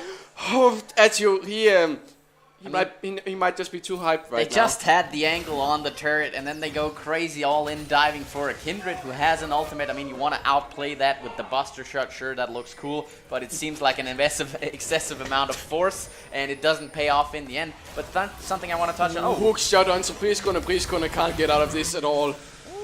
That's a freaking nice pick from Neos. He didn't actually have any vision, but the hookshot does show that little animation of an enemy being in there, so your hookshot gets extended, and he just jumps onto it. That's Baron. That's definitely Baron going down here. And also before, like, Archer doing his best Wild Turtle impression is just losing them the game, and that just shows, like we talked about it, they get a lead, and then they just get greedy. They try to go for too many leads, and they lose it. Yeah, completely pointless. They actually serve it on a silver platter, this Baron here. They give them the pick that they need. Do it again. They do it again, and they get against upon. Salt just goes down here. 5 versus 1, kind of hard to do, only for 3 assists, but still, this is just same things happening. They get caught and they lose the important objectives. This time Baron, this should be an inhibitor going down mid maybe. It was such a nice place from GGE, like they get a pick onto Archu, and now we see it again. Just accept your losses, or accept the little things you get in life. Sure, life value coming out here from the LCD studio, but like, you get 2 turrets. That's amazing in that state of the game. You were 5k behind. Now you're 8k behind because you can't accept the little losses that you need to get. And you eventually lose Baron. Oh, we can't accept that either. Throw Salt in there. Have him with you. Just have some extra gold. We don't care about it. Here you go. And they keep playing non-intelligent. And we keep saying that GGE used to be the team that plays so intelligent, but they're not doing it now. They're just playing like that retarded kid in class. I don't know. Yeah, I agree. And it just seemed like the moment where they were actually able to just turn around the game. This was the moment. They've been stalling for quite a while. The gold lead didn't expand from the 5,000 gold lead. That is a quite big gold lead, but still, it didn't expand from that because it was hard to be proactive from Singularity's side. They get the pick. They might as well have gotten the turret for the inhibitor. Maybe they wouldn't have gotten the inhibitor because everybody would have gotten up. But still, play for the objectives instead of just going all in for a kill. You get turned around on. Gaze does go in on Hungry Panda. He does flash out. Do they commit? Yeah, they do. Achu actually jumps right into the fray. Hungry Panda does get out. He gets out. Ashu doesn't care about anything. No, he he just doesn't. sees a champion and jumps onto him. But while all this is happening, Nihu is having the best of times in top lane instead. And he might actually get this turret turret. He does get it. Can he get the inhibitor? Coulson trying to stop him. The flash torn, he does get on Wisdom. Wisdom is so close to going down. Look, Coulson is just all alone right now. Can he ulti him out? He doesn't even need to because look at top lane. They have to go to defend. Goodbye. Oh my god, Achu That's went gonna up be game. through. That's gonna be game indeed. News does get... what's it called? Freeze corner. Salt. He does go into Salt again. And look at the ulti from Galio. This should definitely be game for Singularity. What is going on right now? They're just pushing through here. They're going for the last two turrets here for the Nexus right now. They're pushing it down. Can they do anything to turn it around from Good Game Esports sides? Danish Divers going in, retiring probably after this game. We will see about that. They get to knock down the Nexus here. And that is the game for Singularity. 2-1 after sort of a... well snowballed game from Singularity, but it felt like Good Game Esports had the opportunity to get back into the game, but they just wasted it. I was so close at saying I wanted to say Singularity will winning. win. Why didn't I say it? I feel so dumb right now.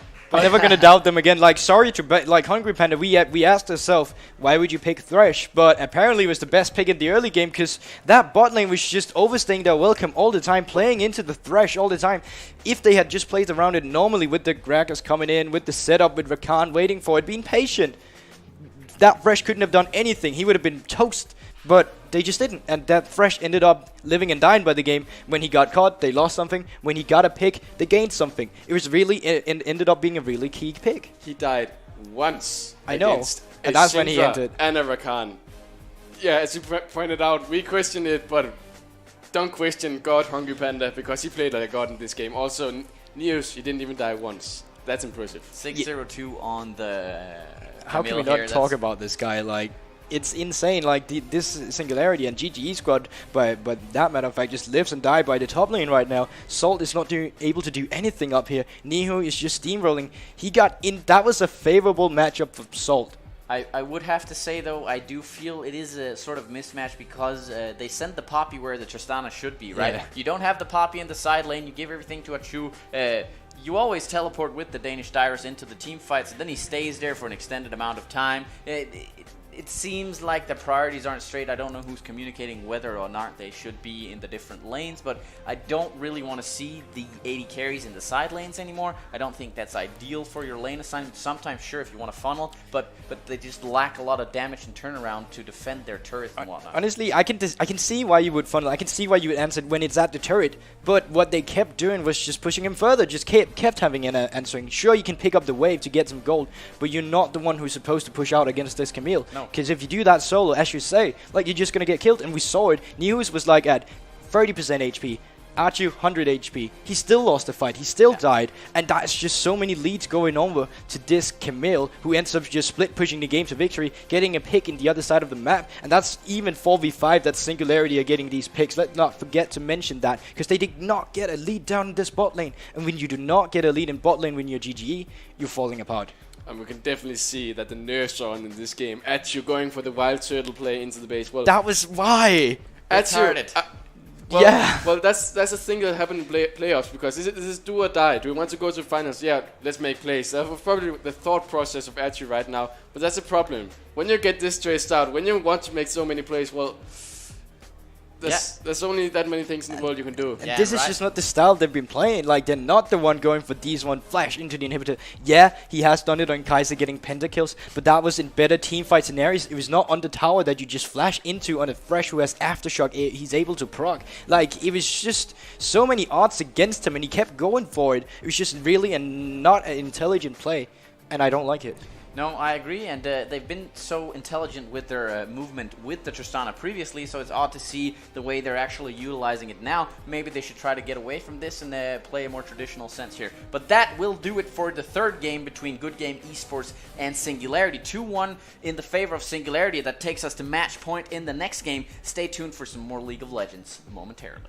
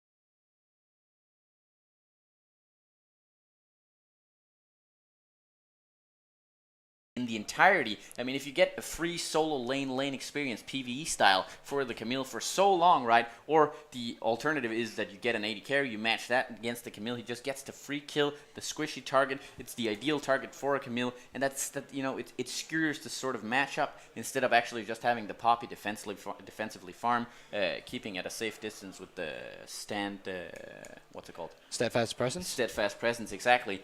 So just have the Danske Dyrus stay in the top lane a little bit more. Play around the TP play, sure, but then have him recall instantly, get back into lane, play the top lane as you're supposed to, instead of having the AD carry you serve as some sort of placebo top laner because you have this mouthless feeling of exactly. And like they're not even playing like, as you told them, they're doing some weird rotations. They're doing some unintelligent plays. That's not the GGE we're used to. We're used to a cool and calm and collected team, just slowly winning the game. Oh, we might get behind in kills, but hey, we're winning in every objective we can possibly get. They're not doing that right. They've switched their style completely. They're not going for the turrets. They're not going for the intelligent plays. Not even the neutral objectives as if Dragons. Early game, we saw that Kindred was just getting all the priority early. So you need to get some early priority in the jungle. We did see Lee Sin on C-Boy really worked out for them well, and ever since they won that game, they didn't put in on such a jungler again. They just said, whatever, it may have worked in the first game, but I'm not going to try it again. Yeah, exactly. Like, yeah. I feel exactly the same way. Why don't you put C-Boy on something that can push the boundaries of what he can do, right? Put him on an aggressive jungler of sorts. Could be the Lee Sin again, could be something different, but the Gragas, defensively, the Aatrox trying to, flex your flex muscles there. Come on, try something a little bit more meta-stylish and preferably something that can put the pedal to the metal. Yeah. Well, that's true, and I also want to talk about Priskon, because you mentioned a lot now that we're tired of seeing Syndra. He doesn't really do anything on Syndra. I want to see him play an assassin, play something that can actually make a play for himself. Because the problem is, when you're playing this Syndra, well, he relies on getting a pick so much. But if you pick someone like a Kindred, Cillian, okay, Cillian didn't work out, but the plan is still there, well, it's hard for you to do anything. If you go for like a really split pushing assassin, well, that kind of opens up for Priskon to actually outplay his lane opponents and outplay just like the entire team of Singularity. And I want to see Priskon play something hyped up in this, because they need to do something new. Syndra doesn't work out. And also jungle, as you mentioned, well, that doesn't work out either. They need to put C-Boy on the early games, Lee Sin, as you mentioned. Yeah. And we usually praise GG's coach as well. Pat Lowell has been really good at these drafting. Every time, like we saw them draft out Flames when they won that game, that was purely by drafting them out, winning the macro game. And like this ban with Talia coming in again, because that's really a champion they loved for having with the macro plays, putting in the Weaver's Wall, just cutting him off, going for the play that seems necessary. And they really respect this Thresh ban. They're really not going with the TSM approach, you're just leaving it up, and they're saying Thresh was the problem, learning from other teams' past experience here. Urgot is open. And Urgot is actually open now. Oh, and no. I would love to see, please, on this pick instead, yes. Hallelujah, baby. Please don't put it in top lane. I'm going to hate you, Pat. No, no, but I really want to see it in mid lane here instead, because it's tanky. It's doable for getting solo kills if they pick something else, even if they go for the Galio. Yeah. Urgot's a good pick. Unkillable, even. I mean, unkillable. In some regards, it looks unkillable. And Varus. Yeah, okay, Varus comes through here, but do you think Singularity then, on the other hand, is willing to put Croson on the Aatrox in the middle lane, or what do we expect from this? I hope if you're GG now, you actually hope that they put that Aatrox in the mid lane, because he's vulnerable. He's really easy to gank, because either he's going to play aggressive and you can gank him, or he's going to play his so passive that he's not going to be worth the counter pick. Yeah, maybe that's correct. I don't know if... Alright. Jax is open this time. This is good. This will be a good This is going to be exciting, because right now we already see some adaptations. Nihu's get backs on his Jax. Didn't have the Camille now, so he's going to be really having a good time up in this top lane on one of his favorite champions here. At the same time, Priskon not in Syndra anymore, something that we are very delightful to see.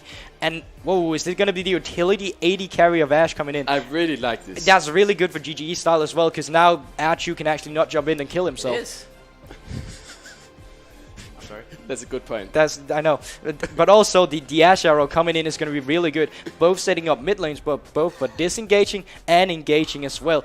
Plus, you have the hawk shot, and I think that this is really undervalued, on Ashe players. That they can just throw out a hawk shot, get information and intel on the enemy jungler, and that just tells you, oh, if he's bot side, my top laner can play a bit more dumb, a bit more aggressive if he wants to. At the same time, bot lane can play a bit more aggressive if they see him up in that top lane. Yeah, But it and deals they no pair it up. damage. Oh, I'm sorry.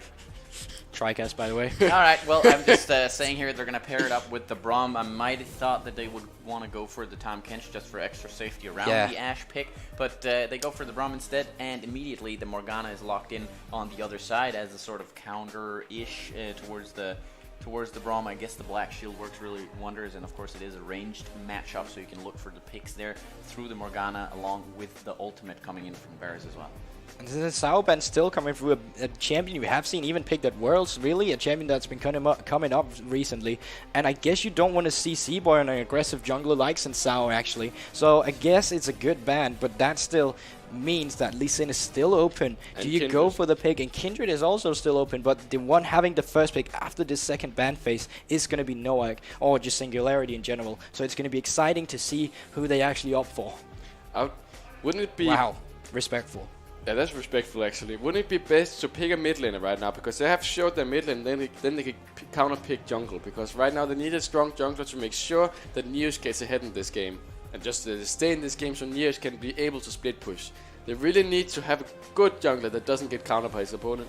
And I think it would be most wise to last pick the jungle. However, if you want the Kindred, it's now or never. Question is, do you actually ban Skarner now, or do you let it be open? Because even if Skarner goes through, yeah, it's nice having that counter on the jungler, but sometimes you gotta prioritize a better pick than the counter pick. So it's gonna be really interesting. We do see the countdown timer go down low, which means that the teams are probably all discussing and not really sure about what pick they want to go for. It goes all the way down to 1 second, 0 second, and it's actually gonna be the Kassadin ban coming in.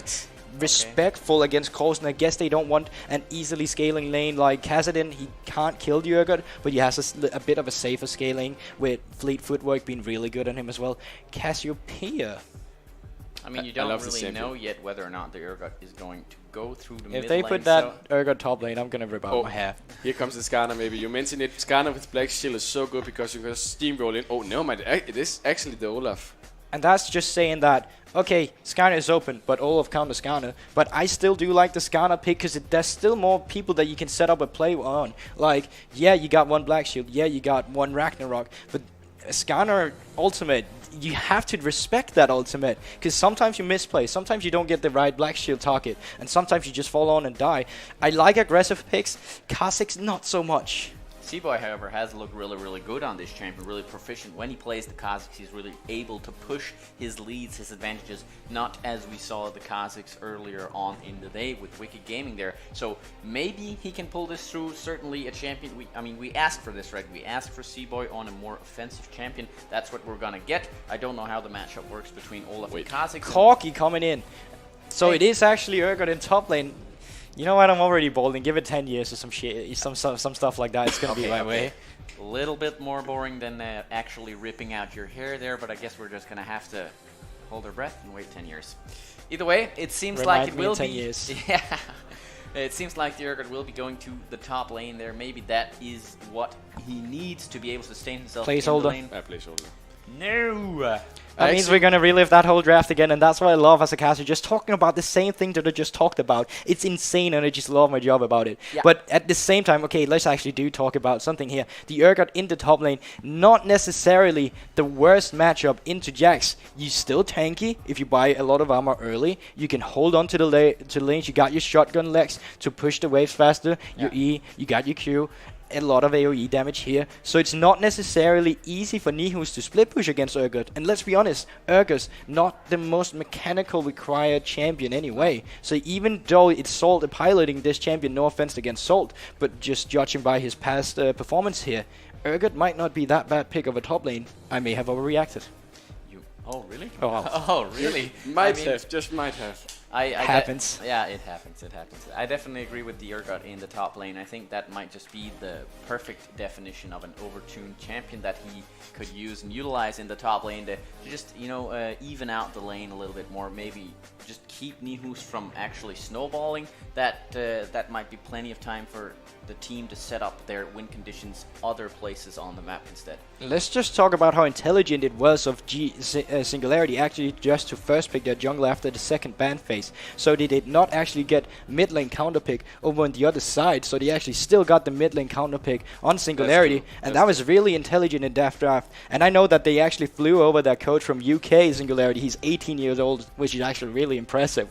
So this guy coming in with some big brains already here, calling out the bluff of Urgot going into that mid lane. But now we see Corki. And Corki is actually one of Priscorner's niche picks. He used to play it a lot, especially when it was meta. Even when it was not meta anymore, he was still playing the champion, still picking it every now and then. So he's definitely not rusty on this Corki. So I'm excited to see how he plays it out. It is a champion that needs some items before you start doing well on him.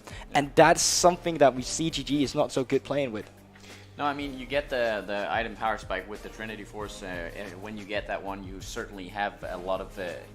you have a great package delivery system, right? You come in with the Trinity Force, you come in with a great proc. You can quickly adapt your damage out into the side lanes. And I do believe when we look at this, they're going to look to play towards tower dives in the bottom lane through the Ashe and the Braum there, while having Corki and Kha'Zix coming in for the tower dive as well. But we have the two compositions locked in, boys. You know what I'm going to ask you here. You're going to have to tell the people out there watching, thank you very much, by the way, which win conditions these two teams are looking to play for in this actual game here. Am I just taking GG and going first? Oh, first now? Is that my turn? Was that it? Can do it. Who's the order? I took GG with... Whatever. Alright, so we got Urgot up in the top lane for GGE. Urgot, of course, being one of the best picks in this meta right now. Favorable both in mid lane, but also in top lane. Top lane will be where we see him right now. Doing alright into this Jax. It's definitely not going to be as hard as we saw him on the Ornn. On the other hand, in the jungle, we see Kha'Zix. I'm just still having a nightmare about Kha'Zix in the late game. Just jumping in, not doing any damage because no one's isolated and you just die. And I'm afraid that this is the approach that not Priscorn, but Saber is going to take. Just judging of how they played game 2. Or game 3, was it? Game 3, yeah, exactly. At the same time, Corki with a package, yeah, it can be really good going in for a team fight. Wait, I'm just down talking them here. I'm not talking for any win conditions. What the hell? Well, calm down. Mid game. Corki can do so much damage. Like when he get the Trinity Force, when he get the Rapid Fire, top with an Infinity Edge, he does so much damage on these crits, empowered with his Qs. I've even seen some people started building Storm Racer on him now, just to get an even earlier power spike after the Infinity Edge. Not Infinity Edge, but Trinity Force. At the same time, I love the Ashe pick. You get so much intel, you get so much pick potential. Something you had in the Varus, but now something you can also get in this Ashe. It's just more single target CC, whereas the corrupt Chains of Corruptions from Varus can get to AoE and be a bit more beneficial in a team fight. But at the same time, you got a nice Braum. Would have liked the Tahm Kench as well. I feel like they both have the same job of just defending this Ashe. So, play around the utility you have in bot lane. I can easily see this Morgana getting doped by Kha'Zix because she is extremely squishy even though she has the Black Shield. So still, same approach for GGE. You can go down with bot lane in the package with Corki. You can get Kha'Zix down there. You have a safe lane, top lane. Play the game you played in game 1. Yeah, I definitely agree, but on the other side, we have a team trying to prevent this stuff, and those guys are actually on match point. Take it away, Pelle. Well, the good old Jax top with Neos. We all know what he loves to do, split push. But the thing is, this time around, they have also really good playmaking potential with Olaf, with Morgana, with Chain of Corruption, and also Cassiopeia. A thing that's often underestimated about Cassiopeia is actually her Miasma, that's a word. I'm a Cassiopeia main, by the way, and don't even know the word. Well, the Miasma can be used for so much. Even look at this matchup. Ashe, Corki, if they get hit by this, well, they're done so. Ashe can't even flash. If he does flash, well, Cassiopeia has so much damage. So they have the split push for their win condition. However, Urgot is always a good matchup for the Urgot because Urgot is just such an overtuned champion right now. But they have the pick potential themselves. They have the Olaf with Ragnarok and probably also with the Predator storming in, and they can lock down people so easily with Chain of Corruption, with Dark Binding, and with Miasma. That teamfight potential is really, really strong because, well, Cassiopeia deals immense amounts of damage in, well, even in mid game, but especially in late game. Varus really good in mid game. Morgana so good at making sure that people die with the dark binding. Also important, black shield against Ashe. But you mentioned Kha'Zix. Well, he doesn't give a damn about it, black shield, because it deals all physical damage. But it's a really nice counter pick. And actually, Ashe will also have a hard time against Morgana, because if Morgana flashes in and uses Soul Shackles, well, that's a dead Ashe if the Ashe doesn't have flash. Pretty much. We are about to get into the fourth game of the day between Singularity and Good Game Esports here. It is match point for Singularity as we load up onto the Rift. Guys, you know what I am going to say. You're going to have to guess who's going to win this game, who's going to take it based off of these champion picks right here. You want to brag to your friends that you were able to guess the right result, or you could go visit eOdds and look for gambling. Playing a little bit. We don't promote gambling here, by the way. We don't promote anything. I regret everything. Just rewind the tape, and then we just continue into the game between Singularity and Good Game Esports here. We've talked a little bit about the champion picks here. Something that springs to mind from my point of view certainly is, do they have any reliable engage tools from Singularity's side in this game? I mean, they have the Varus, they have the Morgana, but it is tricky to land it. You don't have really the tank follow-up in that same sense as they've had in the previous games. Well, you do have Olaf. It's not like he doesn't have the CC, but the fact that he can just run into a team and doesn't get affected by any CS, that's really good. However, look at how much damage there's on this comp. There's C-Boy, even Salt if he's near, Priest Corner and Attribute. They deal so much damage, all of them, so we really have Skulls in this game to actually survive when he does his Sonic impersonation and just into the entire team. But is that Sonic? No, it's I not thought Sonic. that was like running in the 90s or something. Yeah, that's running in the 90s, no. That's a good song, by the way, very underestimated. But the thing is, if Skull dies early on in team fights, well, that's the entire front line, because Neo should never be together with the team. I miss you, Nico. Come back. But definitely coming into this team, or this game already, rather. We already see the new Kha'Zix chroma coming in. And look at that bad boy right there. Looks great. Which one is that? I don't actually know. He's pink. All right. We don't know which team that is. If you're out there in the chat, please try to answer which team they're actually supporting by using that chroma there. It is the new skin, right? If I'm not mistaken. Yes. Does it say so there? Is that G-Race? I didn't see it. Couldn't see it either. Oh well, I mean, they're flaring a little bit up with their, what's it called, emotes here, and C-Boy is just showing off his new skin. Line of scrimmage, a gentleman's agreement between the two teams. Not a lot's going to happen here in the early game. But I really like that you see two Unsealed Summoner Spellbook over at the side of GG, especially in this Braum.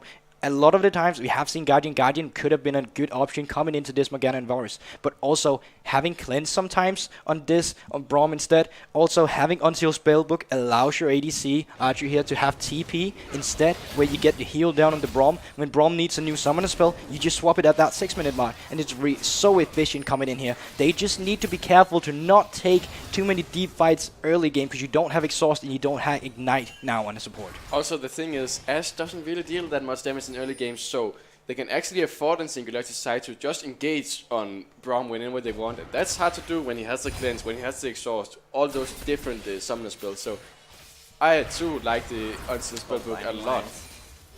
A good binding already coming in, really showing who's going to have the best laning phase here down in the bot lane. And already it's a ranged, double ranged rather, lane for Singularity, which just means that they're going to have priority against this one, who's going to not be certainly useless, but he's going to have a hard time. Binding coming in for Hungry Panda once again, just narrowly dodging that Archer. Narrowly. But it's really, really interesting to see how this level 6 go in bot lane, because there could definitely be lots of kills in this lane. As Glacier Fissure, Arrow, Soul Shackles, and Chain of Corruption. Well, that's 4 abilities that's really deadly, all of them together. This will be interesting bot lane, to say the least. Yeah, and now we already look at the Scuttle control again, and once again, C-Boy forfeited the one that he started at, where we see that Scuttle already moving towards maybe the red buff, maybe the other Scuttle. It does look like he's going for the Scuttle again, which means that he might get double Scuttle in the early game as well. An early game lead the Kha'Zix might have looked for instead. But you also have to think about the mindset right now. Even though they are semi-pro players, almost pro players, it is really important to have the right mindset. And if you just lost 2 games in a row right now, well, you kind of must feel a bit down right now on DD's side. So it's important that they keep up in this game Also, that Singularity doesn't like get too cocky. News could go for the Archie plays in last game where he dove into the base. It's really important for both teams to stay calm. It's a best of 5. Yeah, cool down on the Cody Sun nerves here in this game, right? You don't want to go in and do the retarded Tristana plays there. Not that you have the Tristana in this game, but you can certainly pull off a lot of weird stuff depending on how trigger happy you are in the given moment. Right now, as you said, Seaboy doesn't give the offensive scuttler, rather it goes over to the Olaf in this game. So control over to Olaf in the early game here, but Seaboy plays it slow, bides his time for his Kazakhs to actually be unloaded onto the ridge here. You guys talk about a bit about the mentality, and you gotta realize if GGE was supposed to win this game and match pointed, that momentum that you ride from a victory is gonna overshadow that loss that you get maybe all in Singularity side. Speaking of a loss, Hungry Panda almost getting taken down. You might regret not taking Ignite on this ROM. Ooh, Neos is looking for the play right now, but he doesn't quite land the counter-strike.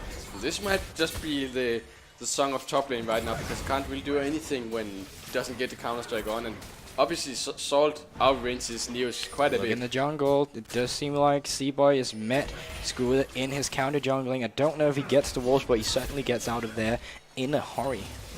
Look how low both bot laners are right now on Singularity's side. You gotta imagine, as you said just now, if Wisdom had Ignite right now, well, one of those would have died for sure. But it is again the macro of GGE here. Getting the Unsealed Spellbook offers so many more choices than just an Ignite would give. You can get TB to get up top lane, help this Urgot taking down Nihus. Nihus was already having a hard time up in this top lane. Something that we're not used to seeing, judging by how this series has gone on so far. Well, that's very true. Nihus probably didn't back defensive one time in those last 2 games because he got poked out of the lane opponent, but that does happen now. Meanwhile, Skull is ganking bot. They both have flash. The heal does go down. TB coming down from Danske Darius probably, or is it? No, never mind. It is Corki, and Skull actually meant to get the first, but before he dies, that should be worth. Never mind. Priskon does dive in with red buff, doesn't quite land it, but Seaboy is onto them. The Dark Binding does quite hit. Hawkshot coming in. Got him. They're on vision. Got him. They're dead. Actually very well played here. They get the teleport forced out from the mid lane. Of course, there's no teleport on the Cassiopeia, but still a summoner spell going down 1 for 1, and the first blood going over to the Olaf in this case. Very good job by Skull actually turning it around on its head and getting the Braum before he falls. But it is the red buff going on to Priskon now on this Corki. Corki's gonna love to have this red buff on an auto attack champion as Corki here. As at the same time, bot lane gets the push priority. That means that Archu gets a lot more CS lead. He actually gets up on an even state with Noak right now. He's behind just before with about 10 CS, and now he's actually up with him as well. Nihus, you already going in now. You got that level 6 power spike, but Urgot got a big level 6 power spike as well, so he needs to be careful up there. But as I said, Corki with red buff, Corki who needs item as well, doesn't mind having that early gold lead, especially because Urgot, but Olaf doesn't really benefit that much of that gold lead that he just got. But look at Kosen, he deals so much damage right now onto Priskon, and Noak is getting tagged by the Braum passive, doesn't quite hit. Ooh, that's actually a flash in from Neos. Neos should be able to get a third blood. Never mind, he doesn't. He decides to not commit. Wise decision, I think, because the fear beyond this was still up. But Neos, even though he's in a bad matchup, non-favorable matchup, he does well.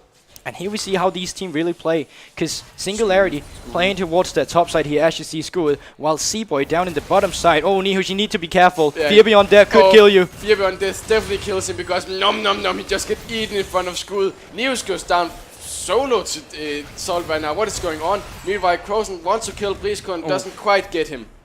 And that's crucial right there. We talked about how you prioritize the jungle up in the top lane, but now Seaboy is down in the bottom lane. They could look for a dive here. They choose not to do it. I think that's a respectable and wise choice. Look in mid lane instead. Seaboy is popped his ult.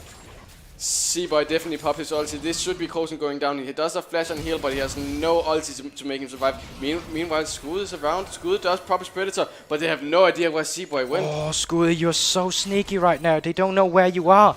They think you recalled. Can he get this? Oh, he sees him. He sees him. He does get him. He should be able to get him. He does take a pop. No! Oh my god. He has no flash. Meanwhile, he gets flash upon by Skull, but look at how much damage Seaboy deals. He should be able to get him. He just about goes down to Skull. Holy shit! I know I'm not allowed to say that word, but that was close. Of course you're allowed to say that word. That was a holy shit moment. Jesus Christ, they get the turnaround there. Very, very close fight between the Olaf and the Kazakhs here on the back end of that very, very intelligent pathing from Seaboy. Really, really next level. That was so intelligent coming in from Seaboy, choosing to go forward instead of just backing off. He reached the bush before that Screw sees him and he just comes around, but he chooses to W instead of Eing in, and I respect that because he doesn't have any vision. He can't just E in, and I think that it's just like under 10 HP that Klosen gets away with. That was insane, and that could have, on a good and bad day, could have gone either way. Oh, look Yeah, at really Prisco in his butt right now. Skull is here though, that shouldn't be able to kill anyone. Skull might actually want to commit. No mind, he doesn't. They just have to make sure the tower doesn't go down quite yet. It's really early for first tower to go down, just by the sheer presence in lane. And he does just package back to the mid lane, so he gets the push priority binding, landing onto Wisdom, but nothing that he's scared about. And now we see something I haven't seen this whole series. Salt just really walking up to Nihu's no fear. A rare sight in this LCD lane for sure. He's actually 10 CS ahead here, a little bit more there in the top lane. Don't know whether or not I got pulled out here. I think we're good. We had a little bit of a technical mishap, but we're still good. Arrow actually goes on to Noak, and then not quite the black shield yet. That does go ignite down on Atchu. Atchu doesn't have heal, but doesn't matter And because they turn Wisdom around, though. Look at the damage. Noak just get him, and now Wisdom has no flashes, no healing. Skull is coming with Red, so that's definitely a Skull. A Wisdom going down, and even the assist goes towards Skull. This is just picture perfect for Singularity and terrible, horrible for Good Game Esports. That's crucial. They can't decide who to go on. They choose to go on Noak first. He runs away. Now Hungry Panda is there, but they don't turn them in immediately together. You see Archu still trying to get Noak down. Hungry Panda survives with a sliver of HP. It's just blinking there on the side, and that means School comes down to clean up the freest kills of his life, and that means that these two turret, or this first brick turret in bot lane is for sure gonna go down. A TP is gonna come in, but are you really gonna channel that out? Oh, Wisdom, maybe you're They in might trouble just here turn as on well. Wisdom, never mind. Atchu comes in just about the right time. Oh, No no flash. No flash on Seaboy. No, the Petrify doesn't hit on Seaboy, and the Krosen definitely goes down here. And I like this time where you get your bot lane put back. Ooh, You can Rift finally have a mid laner to play for, and that's Place Corner right here on a carry instead of that Syndra. We see that he can actually play, and I love this. And as you say, Rift Herald, did it get channeled? Did it get taken? What happened? I don't quite know. Isn't it? What the hell? It just spawned on the street. Oh, there it is. Oh, there it is. It doesn't even get the tower. That's crucial, though. That they, well, no mind. They might just get in this push, but still. Priskon has no mana. He's less mana than Freak right now. They might actually make a play on him. I wanted to say that joke. Yeah, but while they do that in the middle lane, that just means that Salt get a free turret up in the top lane. Salt having the edge against Nihu is something we haven't seen all series. And while we're talking about turrets being pushed down, yeah, there it is on the mark. Red turret has been destroyed by Archu. So once again, I see some GGE players I recognize. I see some objective taking being prioritized. I see a GGE that I like to watch. Exactly, even though they get behind from the previous 2 versus 2 in the bot lane that turned into a 3 versus 2 because the Olaf came down later on and they got the first turret there, they still had the 3 turrets chunked out heavily, and the mid turret is going to fall very, very soon in the favor of Good Game Esports. So they're actually ahead by 200 gold now, even though they are behind on the kills. And if we do look a little bit on the vision there, the Seaboy invade from the early game, the pink ward actually close towards the wolves. That pink ward has been standing the entire of the game, as well as their vision towards that. Chain of Corruption does get followed up by the Dark Binders, and nothing nice that this Priest Corner can do. Meanwhile, they do engage on No Skull. flash. There's nothing that he can do to get out. They can't talk to get out. However, he does get the kill on Seaboy. He does get down, but there's a 2-for-1 for the Singularity lineup. Meanwhile, they might just engage in Wisdom because no Krosen is near. The flash goes to Hungry Panda. Hungry Panda is just a guard right now because Atchu can't get out. No flash in this Ash. Meanwhile, CP is coming in for Salt. Oh, it does cancel it, as well as Neos. So both top laners cancelled that TP there. And just in general, at GGE squad, they knew that Priskona was going to get died, but they were just too slow. He gets down, he gets killed. They didn't really anticipate that Skull was going to be up there at the same time. So in the end, I could see the idea behind it. I liked the rotation, but you were just too slow about it and disrespected your enemy there. So they end up losing that trade. And that is why Morgana is such a strong champ, because if Noak manages to land the Chain of Corruption, well, Dark Binding just follows up. Flash Soul Shackles. He just utilized all the things that he can do on Morgana perfectly. Archer takes notes, because that's how you fight. Flash into a team fight. That's true, that's true. Very much balls to the wall there, and even though they do get a lot of kills here, it's 4-7 right now. It is not a heavy gold lead. It's 600 in the favor of Singularity, so definitely within touching distance for Good Game Esports. And they do have the low turret in the mid lane. They do get the Ocean Drake here, sneaky, and oh, there we go. That's actually the turret going down, and they even up the game with a Drake or Dragon advantage for themselves after the blue package delivery right now in top lane. There's no flash on Hunger Pendant, there's no flash on Noak. They do all ping it, they know that they're trying to collapse on him. Wisdom, are you caught here? Look at Krosen. Wisdom might just be caught if he miasma here. Never mind, he doesn't quite land it. He does now. Bridgecorner is looking for something. He does get some damage off of Krosen, but this is intense. It's close. You can definitely see that GG is looking for something here. They're really playing forward. They do still have the Asher already, and they've rotated Salt into the mid lane here. Slow lanes on the coast, nothing they can capitalize on though. And Nihu's also rotating in. That's a push down in bottom. That's going in. Place corner. Ooh, almost gets hit. That was close. That binding just almost lashed onto his Ash. Look at the goal right now. It can't be any more close in the 14 minutes right now. This is so intense. One single fight, one single kill can turn this game right around. This is definitely the semi-final you want to see in LCD, and it's definitely the semi-final we anticipate. And he's going in with a Flash Corruption. Flash Corruption does hit some Wisdom indeed, but oh no man, just right into Mass with Wisdom. Might just go down here to Krosen. Look at the damage he deals. Meanwhile, Neos, it just straight up destroys Ezio alone. Meanwhile, Salt does go in. It flashes in for Krosen. Krosen doesn't get Bridgecorner, but look at Neos, he just slam dunks this poor Urgot. Holy cow, what's that? A 3 for 3. 3 for 4. Holy shit. And that put Neos right back on the map. He's actually more efficient in a team fight on this Jax than he was at split pushing. Really showing like, I'm not out of this game yet. Yeah, I'm a good split pusher, but I'm an even greater team fighter in this Jax. And just gets that triple kill here. But really a nice fight coming in from both teams here. And it ended up going 3 for 2 in 4 for 3 in favor of Singularity. Yeah, very nice here. The top laner actually goes from a 0-1 score to a 3-1 score in one fell swoop. He dominates that team fight, and we get the match score, or kill score, I should say, 7-11, the ever-elusive number. If we're real lucky, we might get the 9-11 as well. I mean, but I don't want to jinx it here. We get a little bit back into game here. Vision not so tight from any of the teams. Actually, I should say, Good Game Esports, they do have some pink wards down towards the bottom side, but they seem to prioritize wanting to pressure top side as well as Singularity here, putting down Vision in the top side river. He's saying 9/11 because it's Palace's birthday, not because of any international event that happened. Something happened on 9/11? No, I don't know. talking Yeah, about of course. birthday. Yeah, birthday, of How's course. birthday? Yeah, Back to back to the game. The reason why Neos can excel in this team fight, look at the lineup from GG. There's nothing to kite this guy. Well, yeah, I guess there's an arrow, I guess, like there's a Braum, but there isn't something like a, I don't know, something that can get him out, bust a shot from an Tristana. If Neos decides to go on Archer, there's nothing this guy can do. He can flash out, but if Neos has flash as well, he's dead.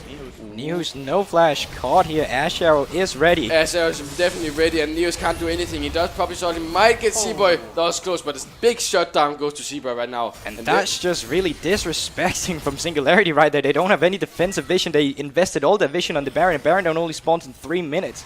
And luckily, it's not the tower going down because they are reacting fast enough. What they're also reacting onto is School in the jungle, ready for flank. School is definitely ready for a flank run here. Might just get it on C4. Never mind, he takes the Pog Pawn out. Never mind, the T-Pod does come in from Bridgecorner. Do they want to look for something? They do have 5 for 4, but Krosen is so strong right now. He's not to be underestimated. And more importantly, we're just 1 kill away from the elusive scoreline that we want in the kills here. But they withdraw themselves right now. They want to reset. They want to get the vision. Actually, Hungry Panda does a flash, but look at the damage Bridgecorner deals right now. Holy cow! Happy birthday, Palace! Happy birthday! 9/11! All right. Absolutely horrible here from us. Us? Do you mean yourself? You guys were cheering too. I was cheering for Palace's birthday. I don't know what you're I talking was about. cheering for it. Alright. Alright. Me too. Nihu's going in on Archu. Going in Archu. Archu's no flash. Oh, just slam dunk right there. Bridgecorner might be the next target. Wisdom is near. He has no flash. Oh, never mind. I'm dumb. He has flash. And he just uses his glacial vision and gets out. I thought. You thought the flash was down. I thought the flash was down. That's I'm fair. dumb. Alright, so it's fighting back and forth constantly. And the game is exactly even. Boy. And it's just the same mistakes they make as the last game. Oh, goes in from the Danish Divers right now. Ooh, just dodged the chain of corruptions right there. But again, it's GGE. We get a kill, and we overstay our welcome and gets picked up for it. Yeah, but it seems like they looking for something. Yeah, a lot of back and forth here. They're trying to siege up upon Singularity. They're definitely the team under pressure. Good Game Esports are at this moment dictating whether the pressure is on Singularity or not. They're going to reset now, look for some new vision, and probably Singularity should look a little bit more to actually having Nihus in the side lane, because he's lost a lot of farm lately by just joining all the fights constantly. Maybe you want him out there pressuring the side lane a little bit more, you know, get back to the roots of the Jax carry there and have him pressure the side lane constantly. I want to mention, look at the rush that Skur did on his items. That's actually a random Zoman coming in there, and that's because Ash builds around her crits. Corki builds around her crits, his crit, sorry, but Corki's crit is going to be AP, so yeah, you might decrease the crit damage, but it's still going to be AP damage that you're not mitigating from this Olaf in the end. But Seaboy deals AD. Salt deals AD. That's no crit though. That's no crit, that's true, but it's still armor. That's definitely true, but if you get this Skur down on the 25% HP, yeah, he might run in on Olaf and be extremely tanky. But if he gets Fear Beyond Death while he's running in, he's just gonna die. Wait, does Ragnarok... Oh, it actually prevents the Fear Beyond Death when he has Ragnarok on. Does it? Yeah, he can't get pulled in. Oh my, that's smart. That's genius. Very smart indeed. There's a little bit of jostling. Actually, a fight might just start here. Oh, look at Neos, look at Atsu, he can't do anything else. He already has to flash out. Skur does get healed up by Noak, but look, Atsu just spinning flash. Oh, there comes an arrow onto Hungry Panda. He's so close to going down. The ground doesn't quite hit. Meanwhile, Seaboy is back in the fight. Krosen is taking... What was that? He can't talk. Wisdom is going down right now. So is Skur, so is Krosen, so is Hungry Panda. Meanwhile, Neos, he just takes his poor ass down. Never mind, Noak might just kill Seaboy very close. Neos, he's low HP. Meanwhile, Sol is full HP. This should be a dead Neos. So Neos getting just about out. I think he's out. Yeah, he doesn't have the Fear Beyond Death. Nihus Ward up in 2 seconds. But the flash is up for Sol right now. This might be a Baron. Yeah, he's gone. Oh. No man, no Baron. That's the ace coming in for Good Game Esports here. They tie it up 14-14. Everything is in balance. They might just get the turret off of this. They're not going to go for the Baron. And Priskone coming up huge in this fight. Diving the back line, not even dying when he goes all the way back there. Really applying some pressure in this team fight. And now they're definitely in the lead. 2,500 gold lead, 21 minutes in. And isn't this amazing? We're looking at Priskone right now. He's 5-1 and 4. Something we haven't seen from him all series long. I'm loving to actually see him do something. The balls on this guy going in with the package in the backline. He cleans up Hungry Panda after he gets Skur that even flashes on him. Extremely well played by this guy. And at the same time, Archu really adapting to being this utility AD carry with Wisdom as Brom. They know their roles in this team and they're playing perfectly towards it in these fights. And Seaboy as well. See a low Noah just standing there trying to kill Priskone and just kills him. At the same time, they're lucky they have Nihus as their backbone right now, still holding on to the team. The thing is, it doesn't matter if Nihus kills Archie. Look at him, he's 1-5. It doesn't really matter right now. Seaboy is so strong. Priskone is so strong, and Salt is so strong now. He can basically eat whoever he wants for dinner with his Fear Beyond Death. So, Nihus might get kills onto the Ash. He might pressure the ADC, but that's not really important fact right now. Oh, that arrow onto Noak. The Black Shield does come in. Look at the miasma. It does cancel out everything. Krosen might just as well kill Wisdom, never mind. The TP does come in. Oh, never mind, no TP. There is a TP from Nihus, actually, it does come in. It's not going on with Dune's cooldown, and that just means that they already have TP priority on this Urgot should they choose to opt into a split push scenario now. But it seems like they are trying to siege this. They need to be careful. If they get hit by the wrong binding, they are going to fall. But it does look like Singularity Gaming is going to back off. No, Noah does cancel his recall, and it does look that GGE, they still want to fight this. Oh, Seaboy nicely dodging that. That was so close, but look at how low Seaboy is right now. He definitely has to go a heal on some camp if he can. But tower is getting low. Ash does still a lot of damage, and Priskone especially with his Trinity Force right now. This should be going down really fast. No Ragnarok, no Chain of Corruption. So, should be easy turret going down here. Question is, they're still forcing it. Oh, they're definitely forcing it. Skur can't do anything because there's no Ragnarok, as you just mentioned, and he definitely goes down to Atsu. Are they continuing this tower Siege. I think they should back up now. They got waves to pick both in top and in bottom lane. You need to reset now, get good Baron priority, and now you have TP priority on Salt. So put him down in your bot lane. Make sure you get some deep aggressive vision on your Kha'Zix so he can get these picks that you really want. And just wait for the package again. Wait for your moment where you can pick the right fight. At the same time, on Singularity sides, you want to get as much defensive vision as you can. Get these pink wards in, because your pick potential is insane on this team. You have the Dark Binding on Morgana, the Chains of Corruption on Varus, and you got the follow-up damage from this Cassiopeia with her miasma as well, so they can't escape after. Well, certainly indeed, and once again, I mean, they get the teleport in from Nihus in the previous fight, right? He doesn't get the time to actually sit in the side lanes because they always pressure forward, they always get to siege. Noak got engaged on this time around, and they're really proactive when it comes to the Ashe ulti, so just gonna keep fishing, keep sieging, keep poking with the Corki as well, so pressure definitely coming in from Good Game Esports in this game. Yeah, you can really see it. Just looking at Singularity on the map, they're just falling behind on the map, trying to regroup, trying to hold on to that little vision that they have. But right now, it does not seem like they're able to. The vision they set up is going to be taken out by Wisdom and the GGE squad right here, just clearing the one ward after the other. And it does look like the pressure is getting to him. They're getting desperate here, and Hungry Panda caught out. Oh, the Black Shield just went out because Briscoe deals magic damage, and this is definitely a Hungry Panda going down. The stopwatch does go down, and Briscoe goes unstoppable on this kill. He deals so much damage, 6-1 and 5 right now. This looks great. We got a series on our hands right here, boys. It does look like Salt is being gone on by Krosen right now. Is he gonna get away? I can't tell. They spent their wave, they spent their miasma. Can I actually win this matchup? I think she actually can, because well, Salt can't get near him at all. And Alright, big shutdown right there for Krosen. But look, Inhibitor might as well just go down here, because Briscoe deals so much damage with objectives. No man, James Corruption does come in. Archer is so low, Wisdom is running out. Meanwhile, Skull wants to jump in. The damage! Oh my god, the damage, right. Briscoe deals so much damage, but look at Noak, he almost got Briscoe.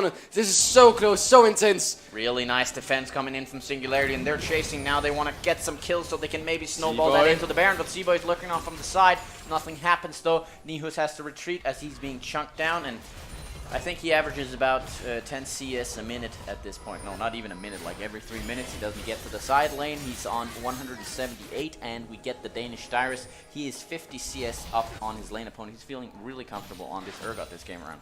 Yeah, definitely a rare side. Salt right here being the one having the advantage in the top lane. And right now, it does seem like Seaboy and the rest of the squad are slow at resetting. So now when they're all back, and you can use this opportunity to get your vision back. We've already seen the Singularity inventory pockets. They all picked up their vision wards. Ooh, are you being called out here? Goes onto Corki, and there's nothing to do because he needs the miasma and Dark Binding. That's a big shutdown, and that might just open up Baronok's vision at least. And that's exactly what I talked about. You get your deep defensive vision down, get a pink ward. Now you have so much CC, and when you finally follow up with that CC with a miasma, there's no way out, even though if you got a package on Corki, and this is huge. Corki can't use the package now. It's gonna go all cooldown. He didn't even use it in this fight, and you don't even spend so much from it from the Singularity side. It's a Binding and it's Cassiopeia, and if you look at the items that you point out here, Great split.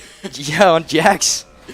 That's interesting to say the least, I'd say, because he has so much damage. That's Chains of Corruptions down right there. Noak trying to get the pick onto Seaboy, but he does not get it. Now they're trying to look for a top lane instead. A wise pick. You can't really play around this Baron yet. I say that, but Nihus does see the TP as well. He's TPing directly into Salt. This might just be bad for Salt because they have a vision on. No, Mike Briscoe does TP to the ward as well. There does come a ward jump. School is in the midst of it all. Does go towards Briscoe. He's only level 14 versus 13. Meanwhile, he flashes away from Nihus. He does get hit by the Dark Binding, but can his soul check actually hit on someone? I don't think so. Briscoe is very low. Look at Nihus. He wants to kill someone. Then Seaboy does get out. Oh no! He gets eaten by Fearbear on death. Krosen deals so much damage as he goes down. Briscoe dives in. He might as well just go down there. Look at Skull. Still alive! It's now he dies. Wisdom dies as well. Nog is in the midst of it all. Holy shit!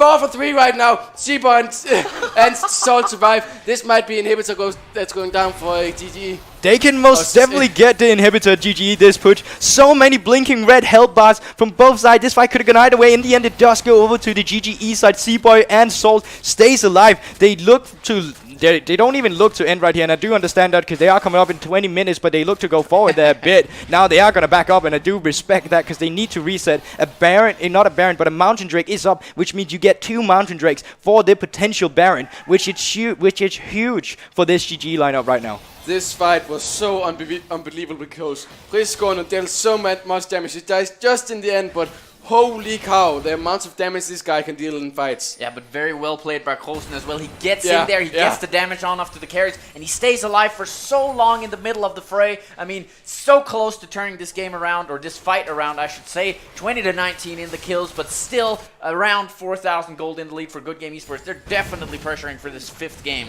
That may just have been the fight that Singularity is going to look back at if they lose this game, because it was at this fight that GGE finally got their grasp back at this game. They have so much potential to set up Baron now with that mid lane inhibitor down, together with the 2 double Mountain Drakes, which is going to be huge for them. At the same time, like, oh my god, that, as you mentioned, Krosen on that Cassiopeia in these fights. But as we also mentioned before, yeah, he shreds down a carry, but it's the utility Ashe. The damage is coming out for Priscorner right now, and Saboy also in the backline, just in the bushes, waiting for the right time to jump in, and he does, and gets all the kills. Definitely, for sure. If they get a different version of the fight where he gets access to Priscorner, it might be a different fight in that regard. Krosen definitely keeping Singularity alive with his damage dealing here. And Nihu's actually getting some time in the side lane now. Maybe they're trying to just jostle their positioning, get some gold back here. Binded. Never mind, the miasma doesn't quite hit. That was close. But that is what you want to see right now for Singularity. Get a binding on, get miasma, and just let Krosen deal tons of damage. Well, we do have a Trinity Force coming out for Corki, so ton of damage is going to come out. He has his 3 item spike now, together with Trinity Force, Rapid Fire Cannon, and IE, and that just means every time you have a extended range auto attack, just proc your Sheen, get the crit down, and you will do tons of damage here. Almost half the health bars can be shredded from these low members of Singularity Gaming, so they need to be careful. Also, Neo is here, down in his comfortable position of split pushing. Unfortunately, he's not so comfortable in this matchup. Oh, look at the item deficit. I mean, 4 items completed for the Urgot, but only 2 items completed for Nehu's Jax here, so it's looking really dire. The Baron's already dead! We didn't even see that on the directed camera. Baron has just gone dead. It got started so fast. They had double Mountain who was just gonna shred that Baron down, and it's out of here. Talk about having a big advantage all of a sudden. GGE. Here it comes. Salt wants to kill Neos. Neos shouldn't be able to win this one. What is level 15 to level 17. And look at, oh, never mind. The entire gang squad is coming right now. They have to go back because their base will be in shreds right now if they don't back quickly enough. Priscorner is looking for Hungry. Look at that damage! Look at that damage indeed. There's a crit with Seed proc. Very close to going down. There's still possibility for a good team fight. Priscorner wants to look for the perfect play right now. Oh, stop Skype. He is indeed stopping the recalls. Oh, arrow hits from downtown, hits onto Norik. Meanwhile, Priscorner is jumping in. This might just be more than he can do. He does go down to Krosen. Krosen, meanwhile, gets eaten by the Urgot. Holy cow. Seaboy is trying to 1-in-1 school right now. He's a very, very tanky Olaf. Meanwhile, Neos is jumping onto Atu. Atu might actually get revenge kill. Never mind. No! The flash! He does get the flash indeed. This should be GG. Double kill, Atu! Oh my god. It's gonna be a game 5! We're going to game 5. Game 5, baby! Down the turrets here. They're going there for the Nexus. Everybody's dead on the side of Singularity. And GG reply to Singularity in this 4th game of the series. Boys. Woo-hoo! Okay, yeah. I think we're taking LCD baby here, right here, going to game 5 right here. What an exciting game we got here in game 4, and GGE definitely delivered what we wanted right here. We saw them, we wanted plays on something else, something he could do something on, and we see it here. A niche little picks of his Corki coming in here, and straight up like 949, that's amazing kills right there. But we cannot discredit how Salt, I'm not going to say he outperformed News extremely well, but he wasn't being a liability to his team anymore. He's actually doing well. He was also win condition in the split push. Nihus couldn't even answer him anymore. So great draft coming in here from GGE, really helping securing them this tough game.